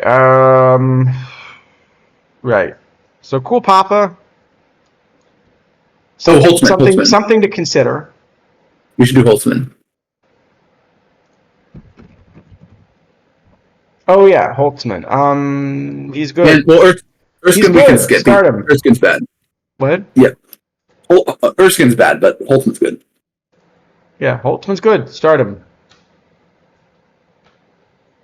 I mean, sure. I don't know why I'm going to care about WPA exactly. Like, it's just as contextual in that format as any other format, and I don't want the context. I just want to score runs and not give up runs. Uh, yes. I want the difference between the number of runs I score, the number of runs I allow to be as big as possible. That's my goal. I think around the but also I think around the margins, if you're a good team, you want defense. Yeah, especially I think with some of the way that PVAP has changed this year, I think defense is a good deal more important than it was even in 24, probably. But what I mean is that, for example, think about it this way. So, I mean, Pythagorean has its warts too, but it's a good enough approximation to make the point, right? Yeah. If you are a team which is scoring more runs than you give up, your Pythagorean increases more by preventing an extra run than it does by scoring an extra run. Yeah, I mean it's tremendously close to linear in most parts of the normal baseball range. Yeah, but it's yes, kind of worth pointing out true. that if you're a good team, saving an extra run is more valuable than scoring an extra run. Yeah, it is theoretically correct. Though there is the element of sort of offense like synergizing with itself. Or like if you never get out at all, right, you'll score infinite runs. But if you get out once, you won't. But actually, a lot of that is something that helps more in a long series. So for example, in a long series, it's really an advantage to have a game where you blow out the opposing bullpen. Yes, yeah. In do or die, it's important that your bullpen's not blown out, but it's, except for that final best of three, it's kind of completely irrelevant whether you blow out the opposing bullpen or don't. Well, I mean, generally, the thing is, in do or die, like, I'm generally running very short bullpens because I'm kind of saying, like, if my bullpen gets blown out, I probably lost anyway. And if I, for some reason, didn't lose, it's like some long extra game, and I just have to deal with it then. Like, it's a flip, and if I win the flip, I'll just hope to win another flip. Right. So, yeah, there's, but I mean, there is something like, every time you don't get out, you do create a few extra plate appearances for your teammates. Yes, that's true. So there's a little bit of synergy, and if you can get enough of it, not getting out is good. Yeah, I'm a fan of not getting out. Yes, I am as well. Speaking of not getting out, String Bean Williams is going to not get as many people out as the top 5 or so starters in Low Diamond. And various golds, who are also some of the top 5 stars in Low Diamond. And Greg Swindell, possibly, who is good. Yeah, this Greg Swindell guy's pretty good. Greg Swindell is in fact pretty good. I agree with that. I do actually the other Low Diamond starter, the throwback Tiant, I do have as playable. I don't have him in the top 10, but I don't have him that far behind. Yeah, he's definitely better than String Bean. String Bean's really bad. I actually have them roughly similar, but both kind of a little too far down. I have String Bean quite a lot worse, like quarter run worse. I think I'm projecting that kind of the stuff is actually going to strike some people out in Low Diamond with the current meta. Probably, yeah, or some split thing, yeah. Howard Easterling is almost as good as Bingo DeMoss. Yeah, it's just. I mean, okay. I know it says shortstop on the card. I think it's a third baseman. Yeah, I think that's sort of the problem is that this card's bat is good for shortstop, but it can't play shortstop. So it has to play third, but bat is good enough for third. Not really, I think that's just right. It's just caught in the middle. All right, Ed Ryle. Do we have any interest in Ed Ryle? I mean, this is like what? Consuegra with stamina? I mean, it's kind of the same story as Ed Ryle from last year. Like, he's a two-way player, and he's like a silver-ish both ways, but that just isn't good enough to play. Yeah, I think that's probably fair.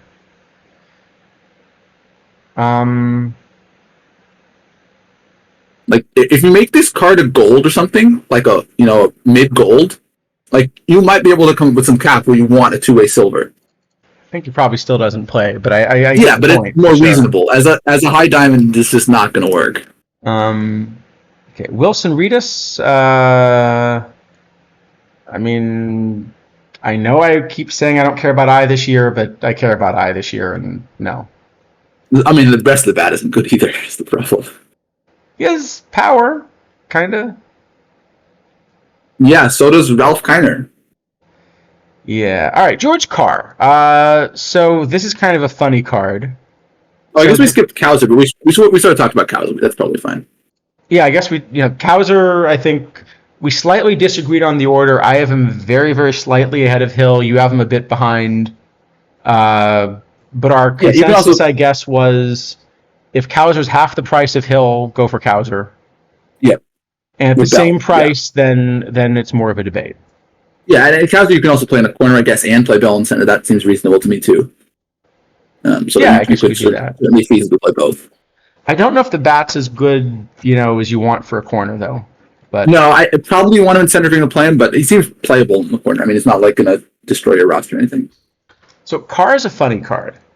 So the weird thing is, I do really like the bat, but I have trouble quite figuring out where it plays. I mean, I've got him as the number 2 catcher in Full Diamond behind the Mission Campanella. So, at the very worst, I guess he's my backup catcher.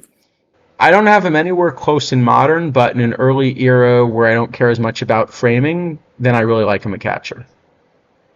I have Frank Duncan number 6 in Full Diamond at catcher. That's crazy. I have him number 8. Oh, wait, sorry, wait. No, sorry. I meant open. No.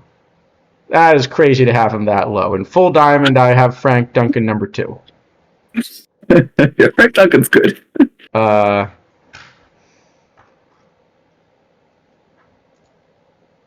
Duncan is good. All right. Yeah, so, I think it's only catcher if anywhere because the bat just isn't quite good enough for the other positions. I don't think. So maybe an early era.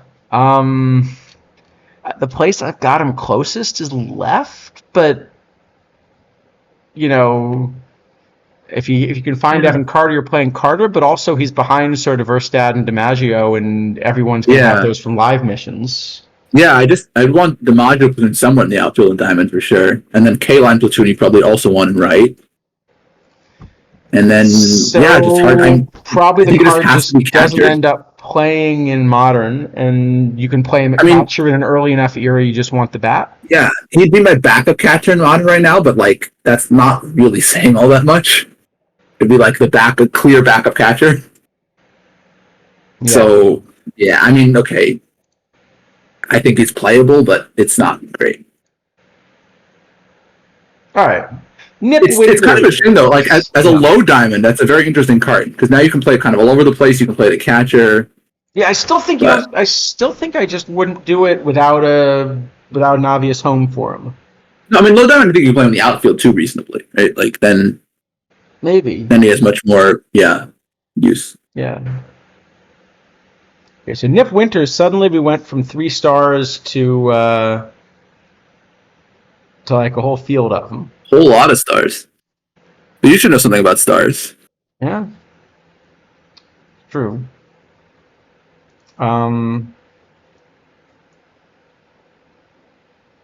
This card's not a star, though, is it? I don't know this one else. So, I mean, maybe we can just talk about McHenry, too. So, my starting pitcher rankings are basically Tier 1, Ryan Skeens. And then Tier 2, McHenry, Maddox, Winters, and then Live Valdez, actually. Okay. I've got McHenry number 1, then a gap. Then I've got Skeens, Maddox, and at least for tournament, Cisco Carlos, but I don't think he's going to profile as well in league. And then I've got like Fromber, Bradley, Fried, Hamaker. And then I've got like Logan Webb and Nolan Ryan below that. I have Syndergaard also fairly high up. I've got him just below that group. Yeah.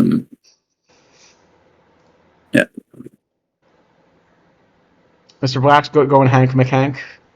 Hank McHank. The thing is that Winters has sort of a bat, but like McHenry's bat, I mean, it's not good enough to play in league or open or anything, but it's a real two-way player. No, McHenry reminds me of Bullet Joe Rogan, where on release he was also like credibly a candidate for best pitcher, but he's going to be your best cap card for quite a bit longer. But yeah, the thing is, I was kind of looking at this because I was thinking about like how much what are we willing to pay for a McHenry. There just isn't a lot of good formats for him. Like there's the daily open high cap, but it's 1933 and the cap is giant, so he doesn't really help you that much. There's the one weekly, this casual Friday cap, and one daily open low cap, and that's kind of it. The interesting question is how much you'd pay for a McHenry Combinator. Yeah, McHenry Combinator would be a very interesting one. But the problem is, how are you going to boost him is, I guess, the issue. Yeah, I was going to say he doesn't have enough teammates. Are there other Philadelphia stars in this set? Or players that played with him for some time? I don't think there are. Oh, there's one. Lefty Holmes is the Philadelphia star. But he's also not going to be cheap. Yeah, they may not have played together anyway. I don't know. There's nothing any other ones. So maybe it's just not worth it. Yeah. Are the Philadelphia Hilldale Giants and the Hilldale Club the same franchise or a different franchise? Depends how it's listed. Yeah, I don't know.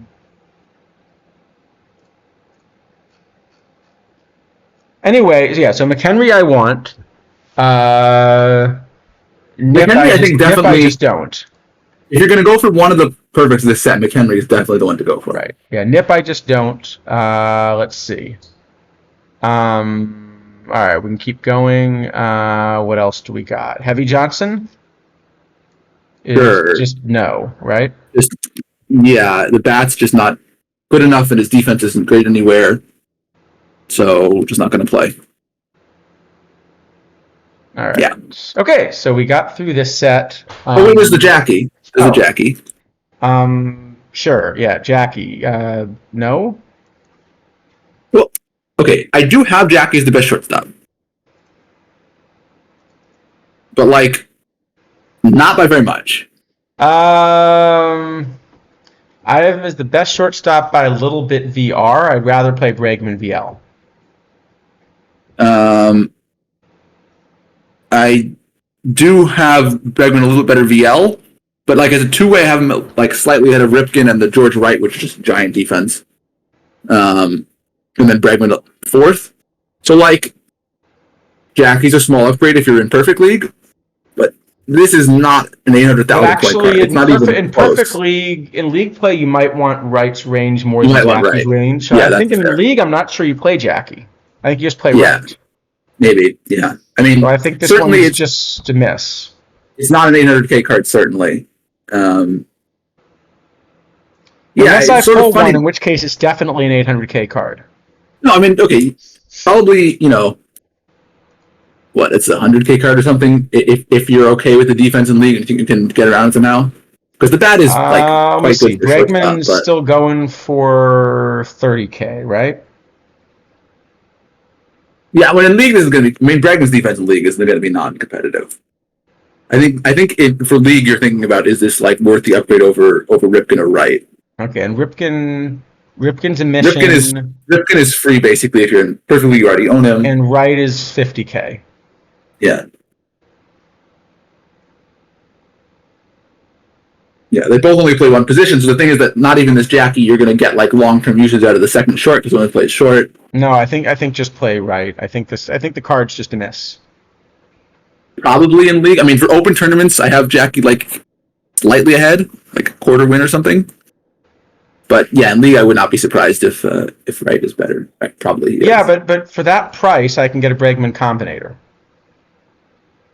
If you can find somebody to sell you 150K, which I don't know. No, but this card's going for 800K. For 800K, I can. For 800K, yes. For 800K, I can have a level 5 Bregman Combinator. 800K is insane. That's just insanity. But Stream told me he's a good card. I mean, I don't think it's a terrible card, but it's. Look at his body language. He knows he's a terrible card. He is not happy at these ratings.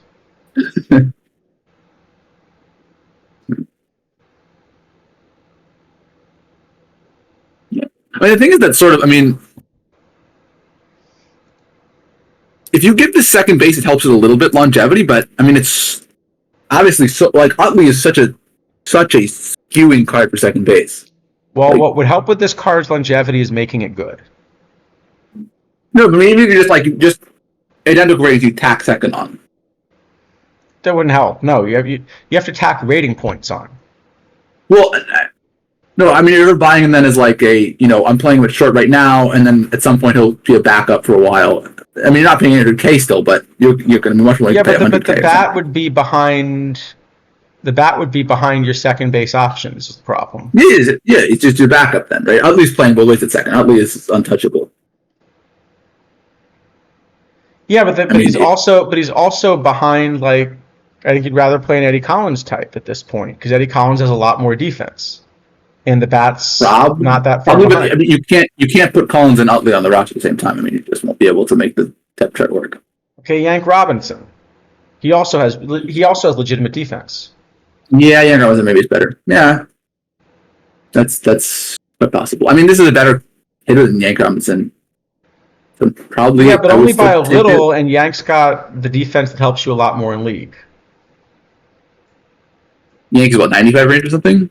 I thought it was. Let me check.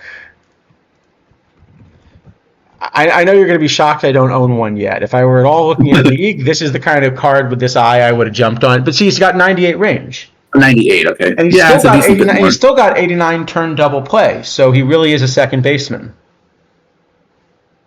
Well, Jackie is more of that, but yeah. I don't know. I mean, I think you tack second on the card maybe lasts a tiny bit, but as it is, I just don't you have to play in order to last?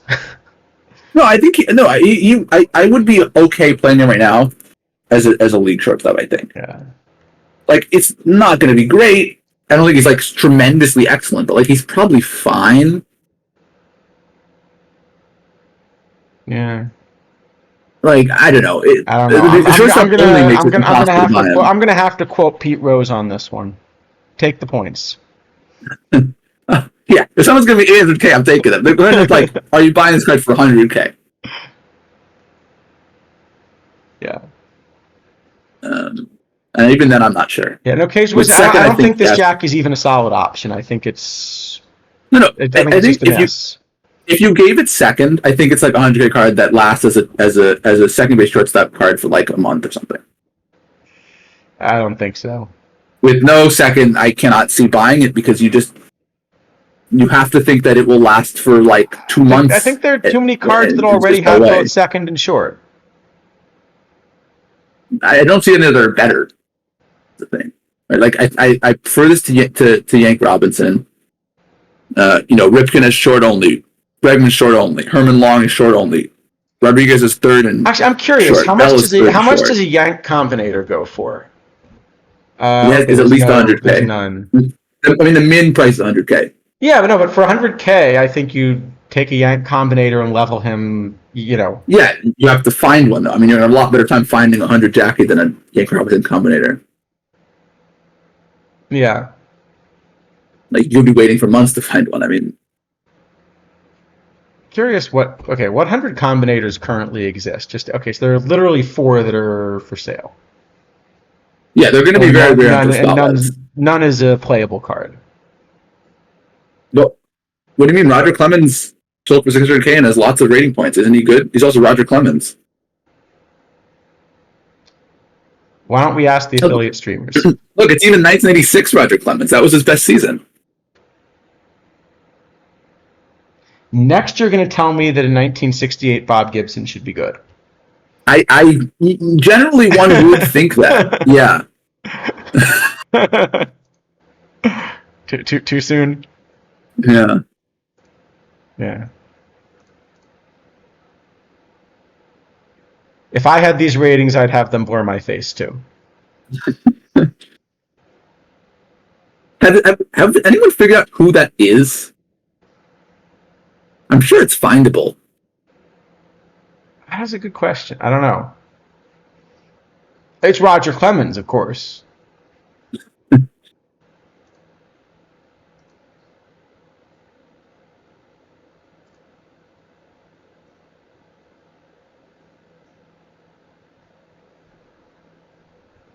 Got a Roger Clemens 1986 rookie card. Does that count? Better than that card. It's probably worth more than this, if I had to guess.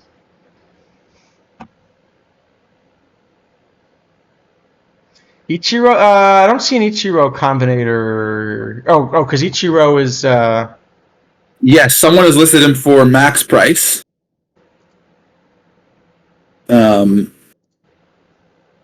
Yes.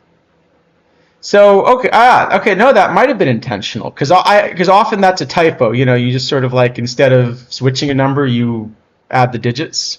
But no, that is 2 to the n minus 1, isn't it? Yeah, or close to it at least. I don't remember. It's something like that. Somehow it doesn't look exactly right. Like somehow the second 4 seems like it should be a different number, but it probably is. I guess I can look it up quickly. No, I'm almost certain that's 2 to the n minus. It looks like it's isn't that 2 to the 31 minus 1? Yeah. Oh, yeah. For some reason I thought the second 4 was a different number, but it's not. Yes, it is. It is 2 to 31 minus 1. I've seen that number a lot. It just somehow that digit looks out of place. It's the commas that are the problem, I think. Maybe. Yeah. So I guess also the other thing is, as soon as I see 2147, I just stop reading because I know what number it is. That's also true. Yeah. So.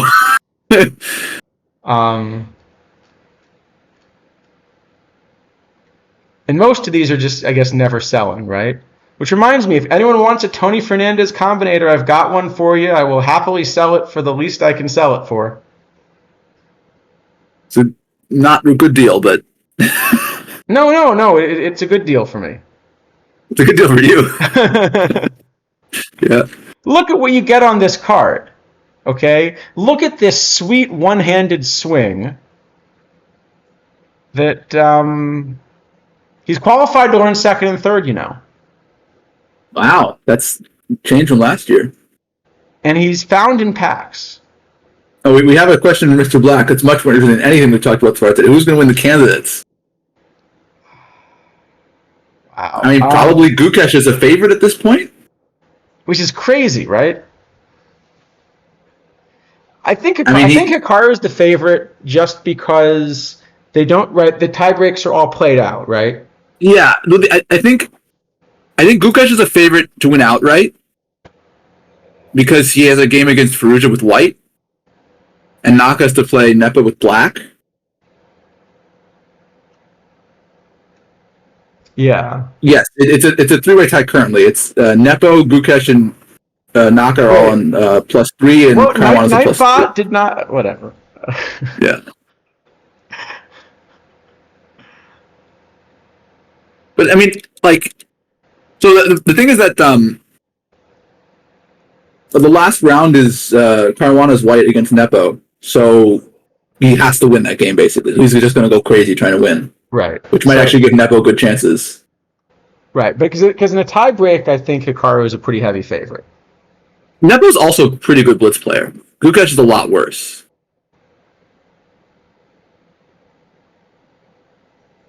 Yeah. But yeah, I mean, I guess the question is Nepo could. I mean, tomorrow, like Nepo is white against Hikaru, so Nepo could just make a draw, right, if he wants, and just basically say like, Caruana's going to go crazy against me. I'm going to beat him. I can't imagine he'd want to do that though. Probably not, but I mean, no, because Gukesh could easily win tomorrow. Gukesh could easily win tomorrow, yeah. And Gukesh and Hikaru play each other in the last round, I'm pretty sure as well.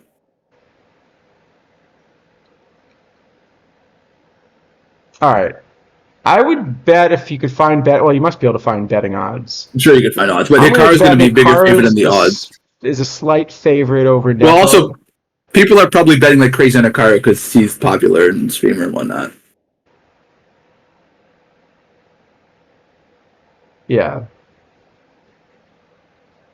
But I think, yeah, probably if it goes to tiebreaks, Hikaru's a small favorite over Nepo, and outright win, Gukesh is a small favorite over Nepo. Because he has easy draw, yeah. Yeah. And then, Caruana has to beat Nepo. He probably has to win both games, right? If he wants to. So I'm rooting for Hikaru simply because I think that gives us the best chance of Magnus deciding to come back. I don't think there's any chance of that happening.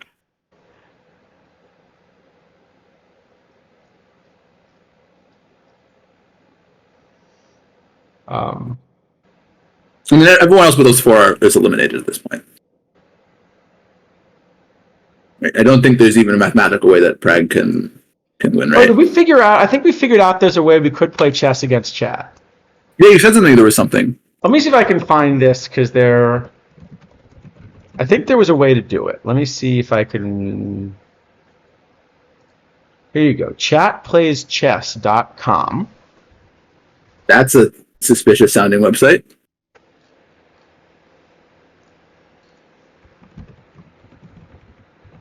Okay, I think if like Hikaru won the World Championship and then they agreed to play a 960 match, I think you could get Magnus to play that. Probably. Yeah. Well, I think Magnus. I think the main thing is Magnus doesn't want to spend, like months, like the prep work for that's a pain. Yeah, it's the prep. He doesn't want to do the prep. I think if he just could show up and play, he'd play. But the prep for like World Championship matches seems just crazy.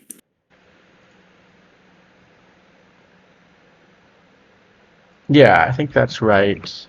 All right, hold on. I'm trying to see. I may be able to get this set up. Let me see.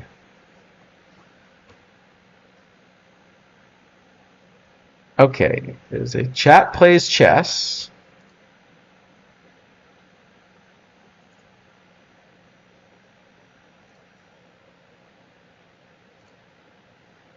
Yeah, I mean, he's still Carlsen is still an active player. Like he's still playing a good number of tournaments. Okay, hold on. Just like he doesn't. The prep for the World Championship mechanics is just insane. I mean, like the game that Gukesh won yesterday was just this opening looked ridiculous. Right? He just put his knight on h7 for no reason, and then just left it there for the whole game. Yeah. All right, hold on. I think this actually might work. All right, let me see if this works. Hold on. All right, I think we might be able to make this work. Let me see if we can get this link to work. I think if people go to this link, we can play against chat. Should we try it? Sure. We tried this once before and it didn't go that well. Yeah. So clearly we should try it again. Let me see if I can figure out how to switch it to what I want. Hold on. And take this OTP thing off the screen, clearly. Right? What's that? Yeah. Oh, is there anything we want to say about the cards from last week before, I guess, Swindell good, Evaldi good, some other cards, Syndergaard pretty good. That's about it? Yeah? Swindell's good? DeYoung's good. Eric Young, I think, is fine. Wally Moon's fine. Yeah. Gabe Adams is fine. Alex Rodriguez is fine. There's like a lot of mediocre cards. Cordero's fine. Powell's fine. Yeah, like it's a bunch of mediocre stuff. Wait, did this work? I think that worked. I see a chessboard on the screen. All right, I think this is gonna work. All right, so all right. What do we want to move here? I don't know. E4. Why not? That's boring. Okay, play something else then. All right, that's fine. We could take turns making moves. Actually, should we do it that way? That's not going to go well, but we can try it. We're going to get confused. We're not going to know which plan the other one's going for. That definitely seems like we should try it. All right, so which one of us is opening then? You or me? I guess I am opening it. E4, you said? Sure. All right, we played E4. So now chat gets to type the proposed moves, it looks like.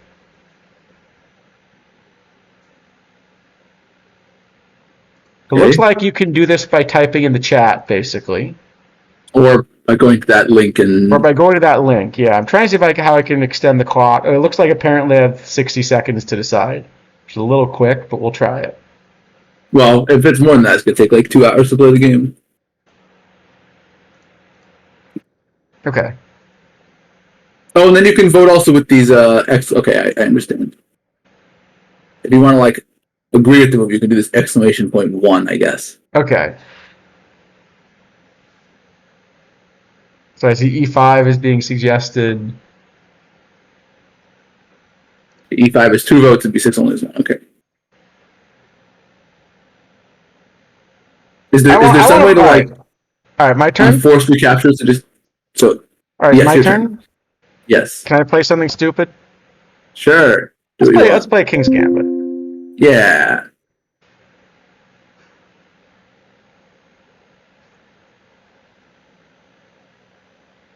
At least it makes my next move easy. Well, I guess they're 2, but they're pretty much the same. It depends whether they take, right?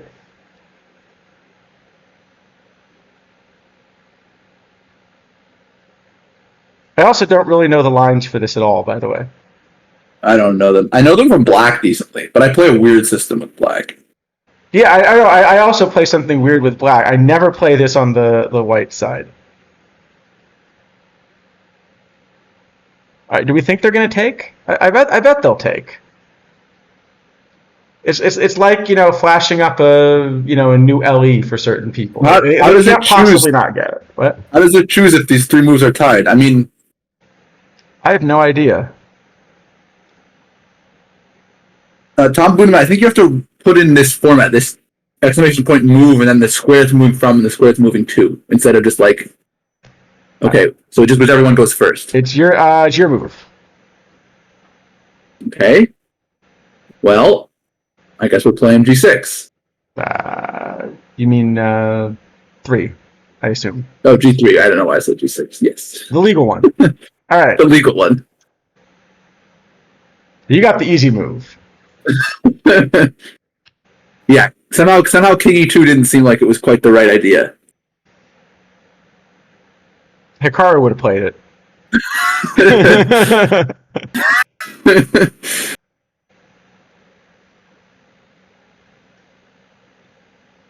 I don't know any of the lines for this. This is going to be ugly. Where's London Enjoyer, right? He plays chess for sure. Yeah, this is, I'm guessing, not his style.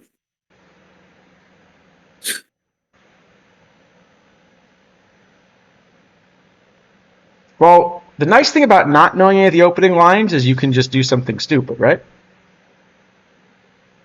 Yeah, I mean, yes, I suppose. I mean, okay, King E2 was probably a bit much. Yeah, it's. No, but I can definitely. Because, I think I'm possibly supposed to take, but I think we give him another pawn and see what happens, right?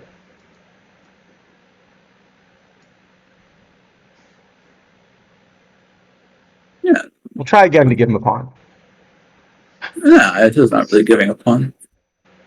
It just seems like the right move to me.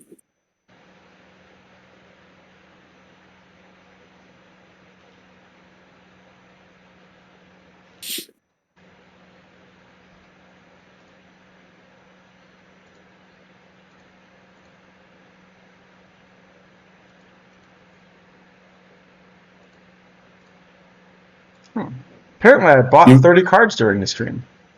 You are giving me all the easy moves though. Oh, I might, because I wanted to give you the. I want you to make some of the decisions. Well, I have a 4-3 capture either way, basically. So. I mean, I guess it's not totally forced, but. Yeah. Okay, you have multiple options for recapture here. Well, this one not really. All right, what are you doing? Take with the bishop. All right. And the other one, I think you could also play knight f3 instead of just taking right away.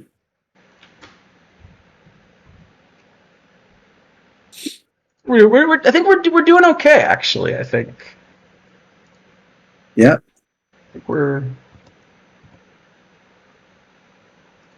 I like this opening better than our draft. Oh, we forgot to go back and check the chemistry draft. Oh yeah. I can look and see if it fired it. I entered it on my alt. Assume it did by this point. I must have fired. It was a speed draft. It's probably over by now. It has not fired actually. Really? All right. That's too bad.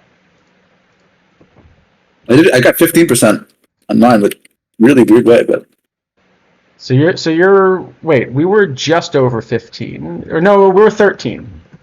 yeah, I got it in a weird way though. I had some like just random teammates I didn't even realize. Oh, that's a move. Okay. Is it us again? Is it me or you? It's you. Okay, I could calculate or I could just snap off the pawn and see what happens. I'll just be a pawn grabber. Yeah, just take it. What can go wrong with moving pieces repeatedly? I'll just be a pawn grabber. You know? I suspect if I calculate, there's probably something even better there. Unless the other bishop is getting in any trouble. No, I just mean like it looks like the kind of position where there's, some like clever developing move that, doesn't look like the kind of thing where there's some clever thing in there. Yeah. I don't see it, but No, I didn't either. But I'm sure Stockfish is going to sit there saying, you missed the really clever thing. Yeah, Stockfish likes to do that. It's rather annoying. It's good though. The problem is Stockfish is good. It's very good. Yeah. Well, I actually have a move that isn't forced this time. Oh, you actually have to make a decision. Look at this. I have to make a decision. This is crazy. Okay, I guess there is some risk of this bishop getting trapped. But actually, it's not so worrying. Yeah. I don't know. The stupid move I'd make. I guess just like bishop c4 or something is probably fine.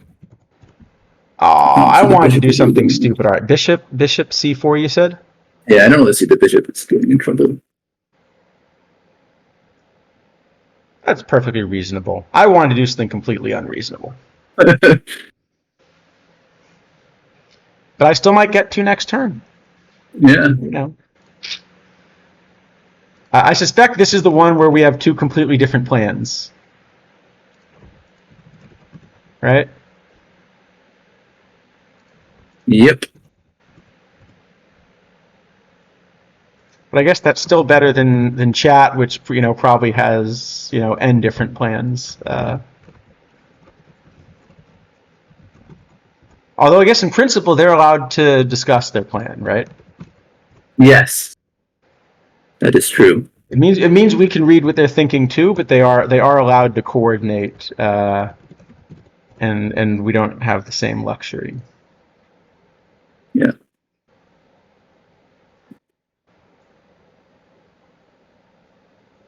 Huh. They are offering us a pawn.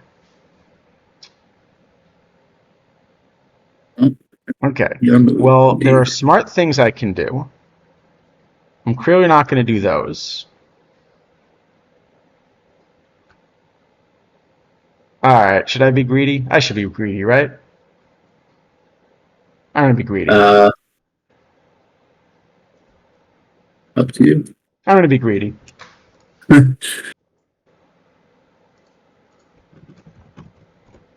As long as you didn't take the pawn right away, it was fine.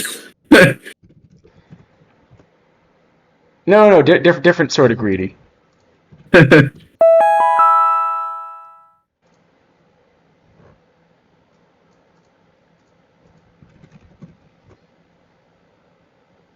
Maybe I'm missing some trap here, but you know. I don't think so. The bishop is always getting out. I wasn't going to take it out. I was, No, but I mean, like d6 is never trapping this bishop. Yeah. Because d5 always gets it out. I just look at my chance to play like d6. Like, oh, well, it's got to be a good thing, right? How could that not be a good thing? Yeah.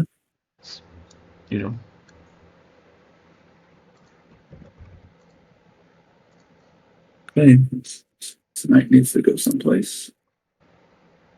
So where they do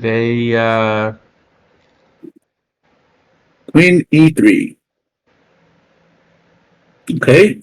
Well, I guess we're obliged to play Queen e2. Queen e2 looks good to me. Still new, but doesn't lose a pawn. Well, I guess the knight's hanging. Yeah, the knight's hanging, so you don't have to, but yeah, definitely looks reasonable. Definitely the best move. Knight e2 just looks weird. I think I like our position.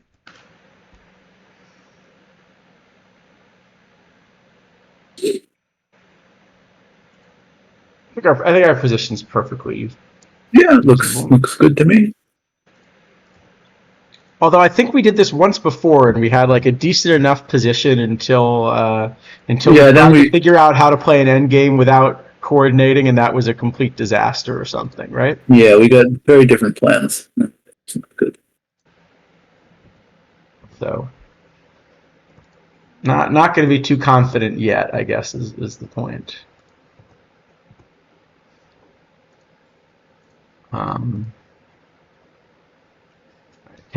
I get the easy move. And recapture. Yep. That's a good decision. I'm not completely certain I'm not supposed to take with the king. I think the problem is the knight doesn't have a great way to. No, then the knight belongs on a2 anyway. So.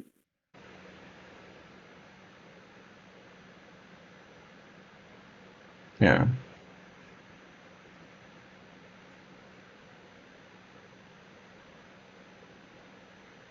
Oh, that's interesting. Bishop g7. I didn't even look at that.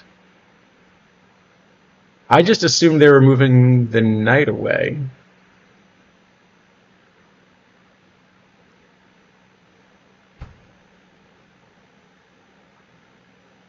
Bishop g7 is a fun idea, actually. Yeah, I mean, it's like you can just play c3, and I don't know where the bishop is going exactly. I think the knight's lost the move.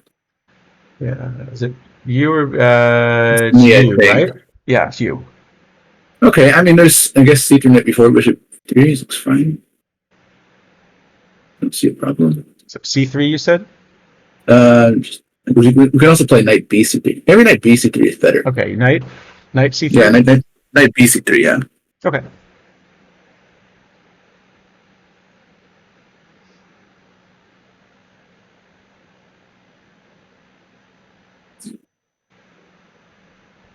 The one I was trying to calculate was actually whether we could just take the knight. No, I don't think we can. I don't think we're getting the bishop back.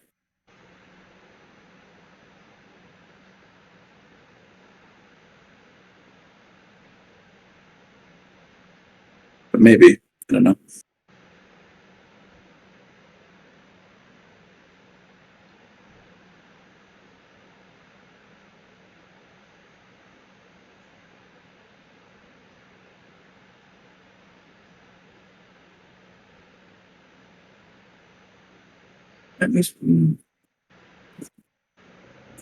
What was it? Knight b4? Is that what they're looking at?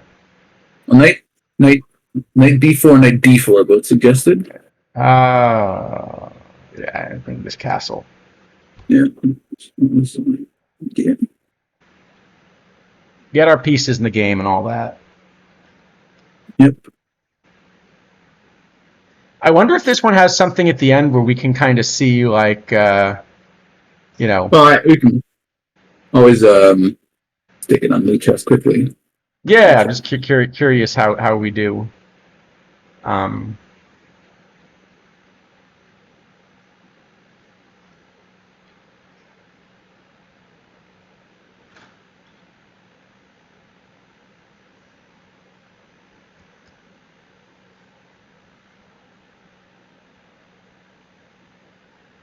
it'll tell us we're both, like Both terrible. 800s or That's something. usually what it tells us. Yeah. It tells me at least. Chess is a very, very hard game, as it turns out. Yep. It's your turn, right? Yeah, I just castled. It's your turn. Yes. Okay.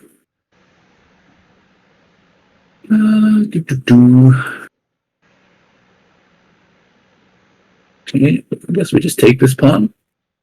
Why not? So bishop takes. Yeah. All right. I think that's right. It might still be it's right. It might still be that's better for them than letting us play d6, but Probably.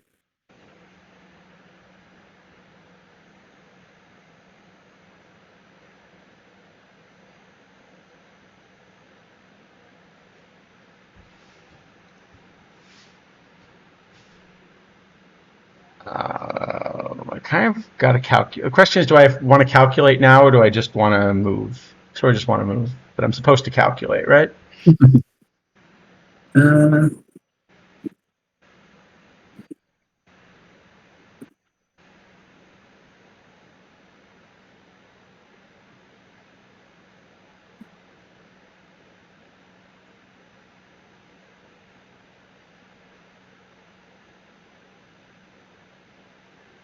Huh. Knight takes a2.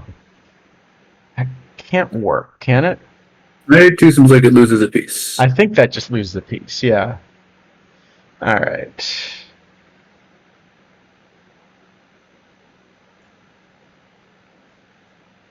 There are a bunch of good options here, huh?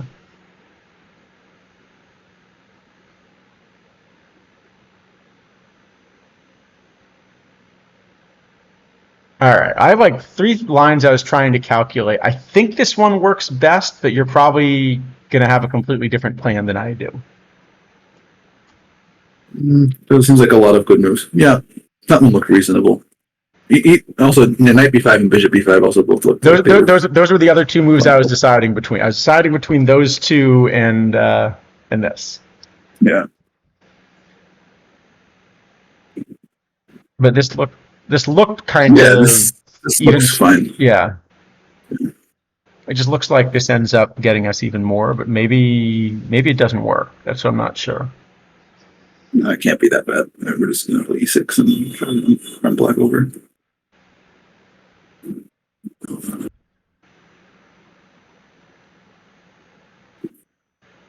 Maybe it's actually even better. Maybe we can just checkmate.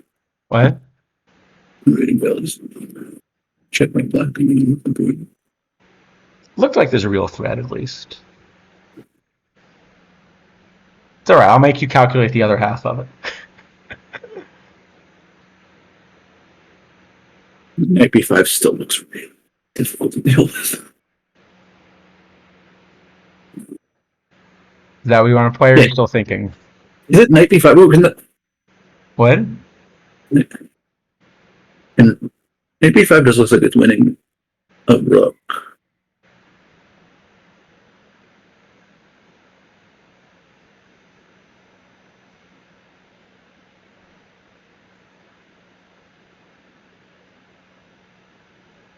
Oh, I guess there's king c6 at the end.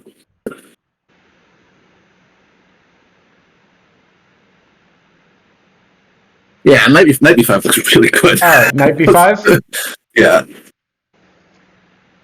Problem is, I couldn't decide between knight b5 and bishop b5, and so...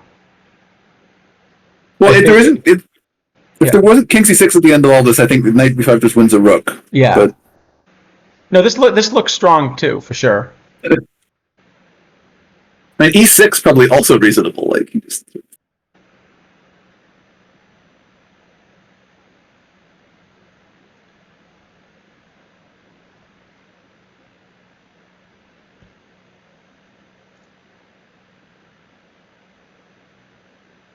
I guess it has. Is it king d7? Is that what they're? Nah, but king d7. I mean, that's the line with king c6, right? King d7, e6, takes king c6. Yeah. But I didn't see an immediate win there.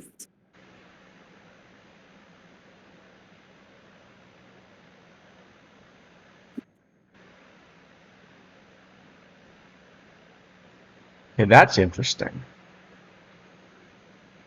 Huh. So it's a cool idea.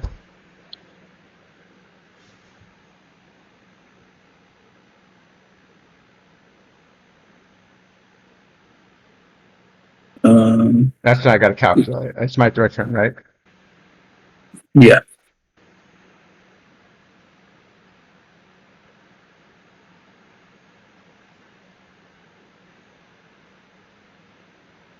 Well, I see something that's winning, but I'm looking for something cleaner. Right? Yeah. Ajax, you don't know who your teammate is, but you don't like them.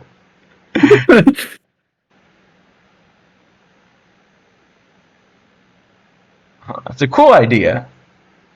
All right. Okay, so we can just grab a rook. I like rooks. Rooks are good. I do. I just I want something cleaner. I was trying to calculate and see if there's anything cleaner. I was looking for a mate and couldn't find it, but maybe there is one. That's what I'm looking for. Yeah, look. It looks like there should be something. I just can't find it.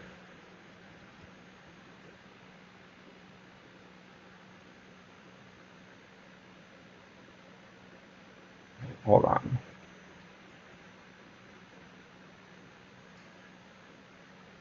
Wait a sec. Hold on. I might see something. Takes. Trying to talk myself into not taking the free rook. Really trying hard to talk myself. The bishop's going to be hanging all the time. I know. Like, the pawn has to stay to keep the bishop, otherwise you're never mating. But then you can't. I don't think there is anything. I mean, there's no checkmate at least. I don't think. No. Alright, I don't see one. Don't see one. So I'll just do it this way. It seems to win. Oh, lots of stuff wins.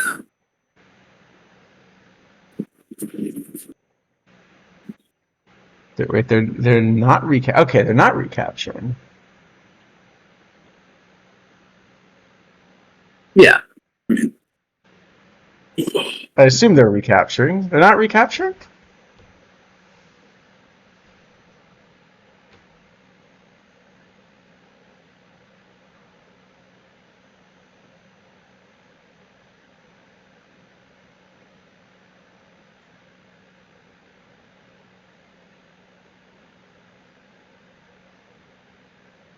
I mean, this would give us a chance to sack a piece, you know. It's always good style, right? So how does it decide when it's a tie? Is it just randomly between the two? I don't know. Okay, we have knight e3.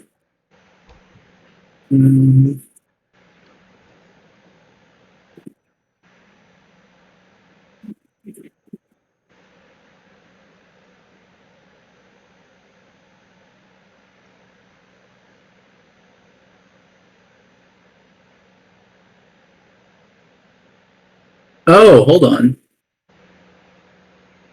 Wait, does this work?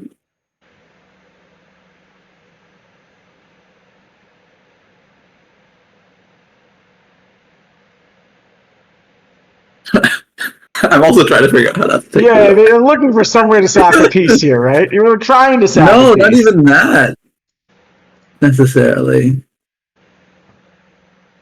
Doesn't it look like there has to be something clever here? Well, I'm trying to make knight e6 work, Yeah, I was looking at. but I can't make it work. I can almost make it work. Yeah, but that's not good enough. Unfortunately.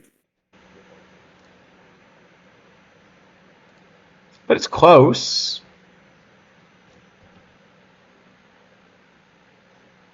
Okay, I guess there's.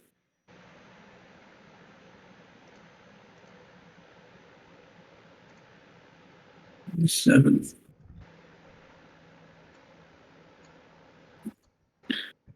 Oh man, it's very close. Isn't it, though?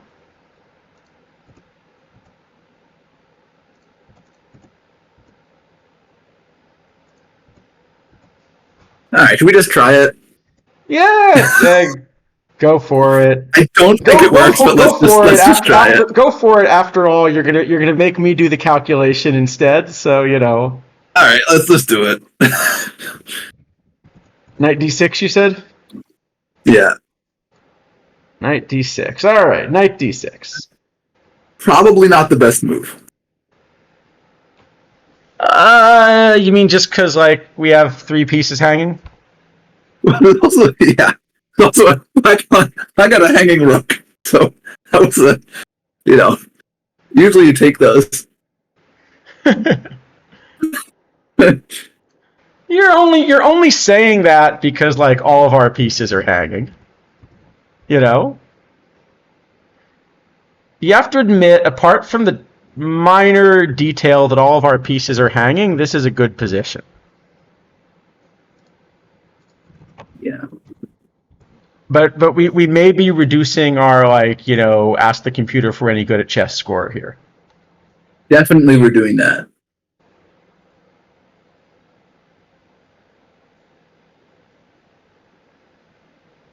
But maybe we can all right. Well, now clearly I just have to continue this.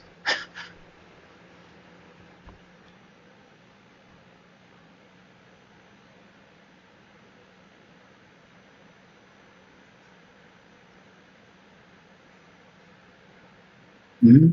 I looked at e6 also, but it didn't work. No, I don't think it worked. I'm not. Yeah. E6, F takes E, D takes E works, but they don't play F takes E. They just walk away, and then everything's hanging. Yeah. But it's not clear this works either, which is kind of unfortunate. I mean, I guess it's. Oh, this is gonna work. This is gonna work. Actually, I think this actually does work.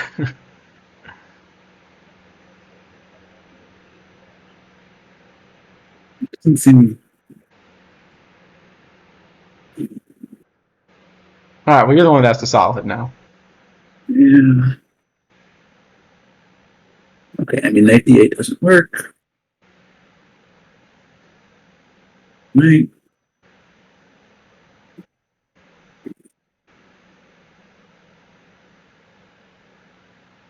I mean, rook e3 or rook d3 looks like the move. Rook d3, you said? Hold on. There's a lot of things hanging. Oh no, it's fine because Everything's hanging. That's the position. Merged up a piece. The end of it, no matter what. Yeah, what's the worst that could happen, right? Yeah, rook e3. Rook d3. I know I said rook d3. Rook d3? Yeah. All right, rook d3. See, I was just looking at taking on f7 and then, No, I mean, like I think we're just ending up a piece here. Yeah.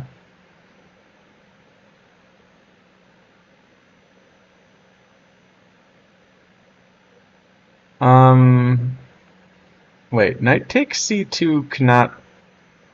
I don't think that's the move chat wants to make.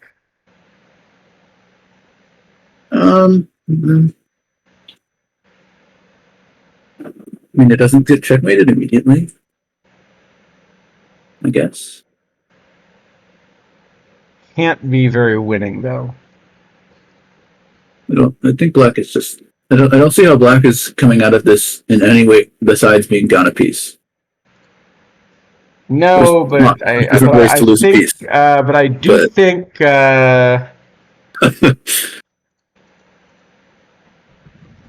I do think like A takes B was probably the better of the two. Yeah, A B or bishop E5. All right, our move. Mm-hmm.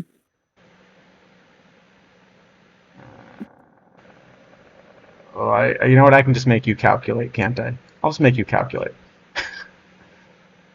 You could have just played King C2. I know, but this way I get to make you this way I get to make you calculate. Now we have a pawn hanging.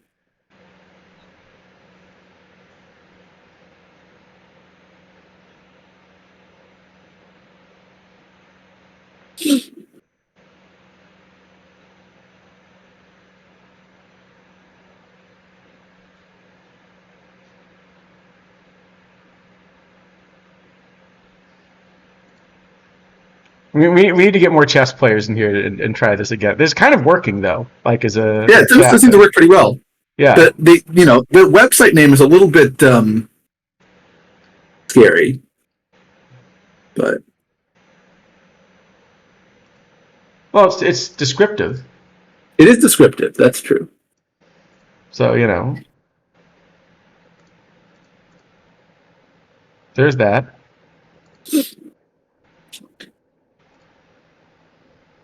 Is it it's you, right? Me. Okay. Bishop C5, I guess. All right, Bishop C5. Wait, do they actually have to vote on this one? I think they should all agree on this one, right? Yeah, I would hope so. I'm actually surprised not just moving immediately. Yeah.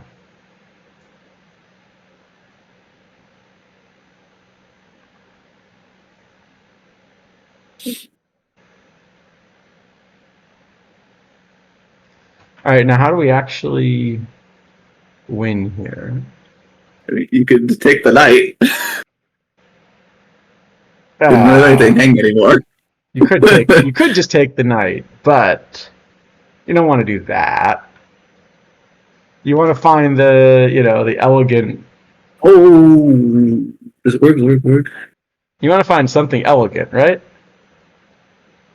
Oh wait, hold on. I think it works. Does it work?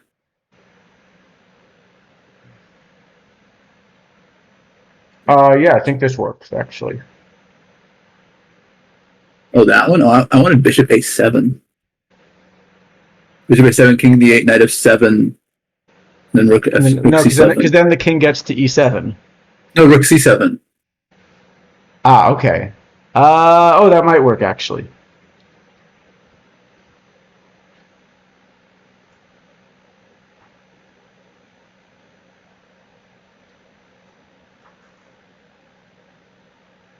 No, you're right. That works better. Yeah, but the bishop is hanging, but I think it's not mate because the king can just run to g1, but it's. Yeah. Oh, actually, you can't run to g1. No, the king can run someplace. I don't think it's mate, but it's.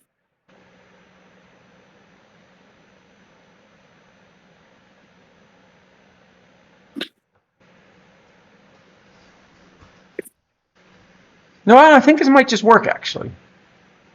Yeah, yeah. Your move. All right, your move. It's my move. It's almost checkmate, but not quite checkmate. It's very annoying.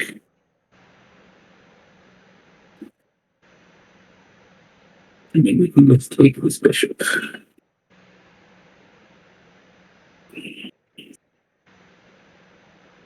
Could. It's not very elegant to take the bishop, though. But there's no mate. No, there's no mate. But it's not elegant to take the bishop, right? Okay, all right. Fine. Bishop d4. Let's do that. Bishop d4?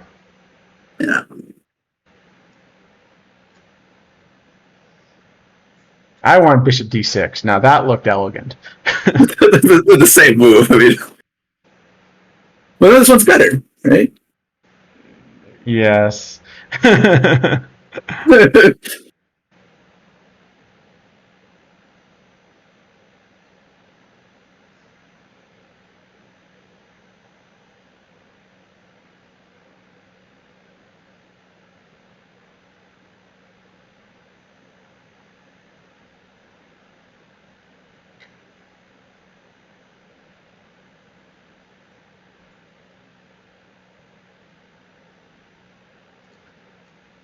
We can resign. Yeah, I don't think we should do that.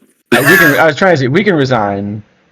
I guess we probably should not resign. Yeah, I think I think resigning is not a good. we might be ahead here. This position looks good for white. It does. It actually does. All right. Yeah. All right, we'll just take. I think. Seems like a good idea. I'm surprised it doesn't make these like only legal move things immediately. I think I may be able to change the chat timer to. Oh, they do have a resign. Okay, they do have a resign op. Okay, they can vote resign.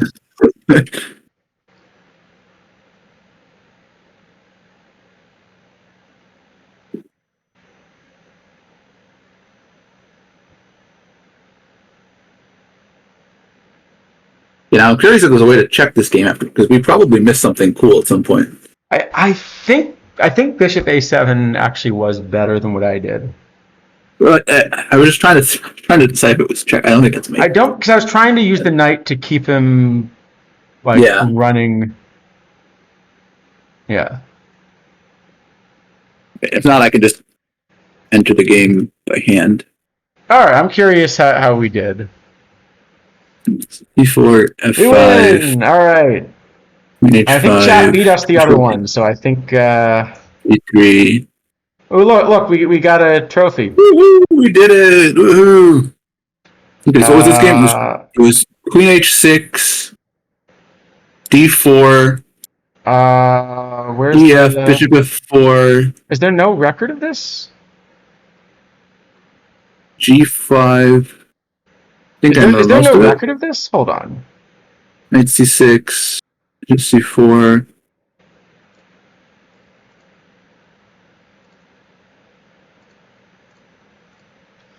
I'll just say we're probably not as good at streaming chess as OOTP.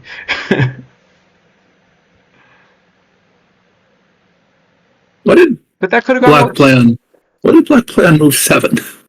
All right, there's got to be. There's got to be a history of the game, doesn't there?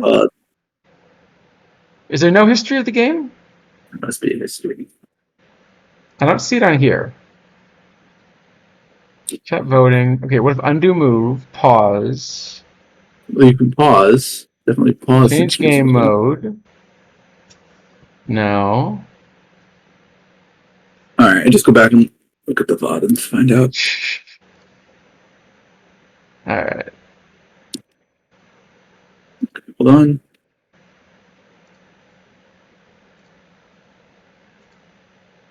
All right, what was happening here? Okay, oh, that went well. We should definitely do that again.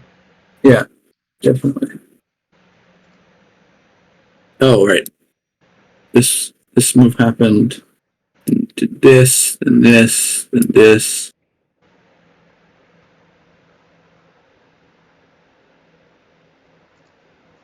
All right, this here, castle. Your D6. Hold on, I'm slowly getting it.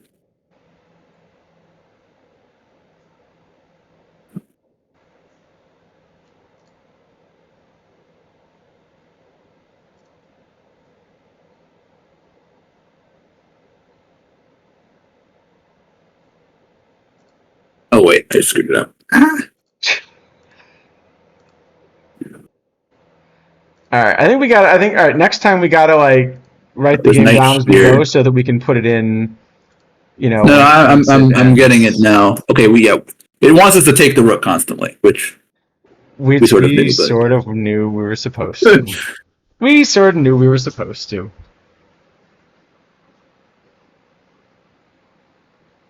All right.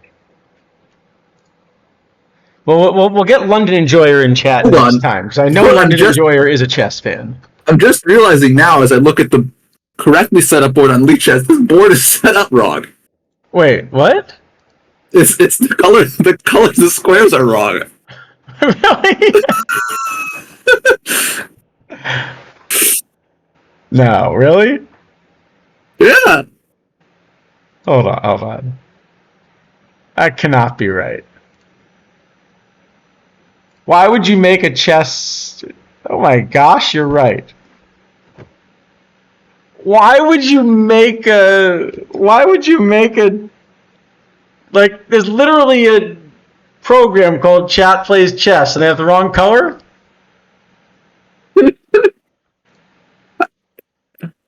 Yeah.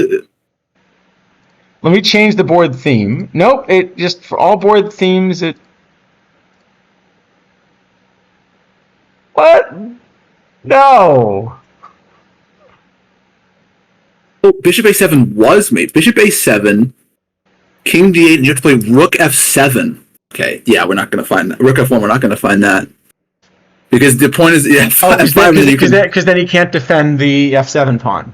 Yeah, well, you can play F5 and you take en passant, and you like. Oh, okay, that's pretty. We're not finding that though. No. But all right, that's well done. All right.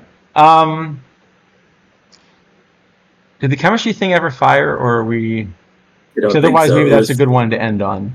Yeah, I think that's probably All right. So let's try that plan. So we're happy to get some feedback on this, whether this worked better to kind of not do the card grades, so we're not really stepping on the toes of the certified experts, but still. Well, yeah. And I think next time I think looking at some data would be interesting. If we can sort of collect some, let's say. Yeah, I think it's reasonable.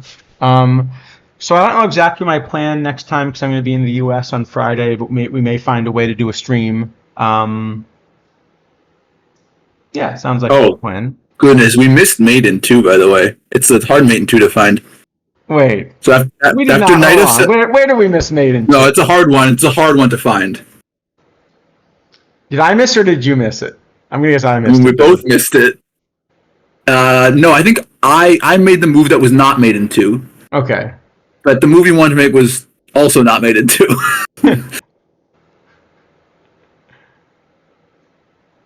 All right, should I spoil it? Sure. Okay, so after Bishop C5, King C7, Knight F7. Yep. Bishop E5. We have Bishop A7. Which hangs the rook. That's the one I had looked at, yeah. And then D6 is checkmate. I looked for something like that and I couldn't find it. All right, nice. But that is a hard one to find. I mean, we probably should find it, but... So if you found Bishop A7, I definitely would have found D6. Yes. Because then I have the easy job. Yeah. All right. I think we did okay we did better than last time. All right. Sounds like a good plan. Anything else with people want to ask in chat? If not, we'll go right into who can we rate into? Let me see who's going. PBE Sim, it looks like, is going on something. I don't know what they're doing exactly. Sim. I don't know. Is there anyone else? Let me see. There's one other person streaming. Capcom, but it's not. There's one other person streaming over to be 25. You know what? Should we do that? That's always fun. All right. Should we go for the person who has literally one viewer? Sure. Why not? That sounds fun. All right. What the buck? The buck 821. 821. All right. Sounds good. I don't know what 821 is, but I'm gonna find out. Apparently. All right, sounds good. Thanks, everyone. I'll see you. Well, maybe 2 weeks from now, maybe next week. We'll figure that out. Yeah, we'll see. And if people do want to kind of come back with card grades, like I said, that's one to get more community feedback on, I think. So, all right, sounds good. We'll raid in. This will be fun. Be nice to what the buck. All right, see y'all. Yeah, right.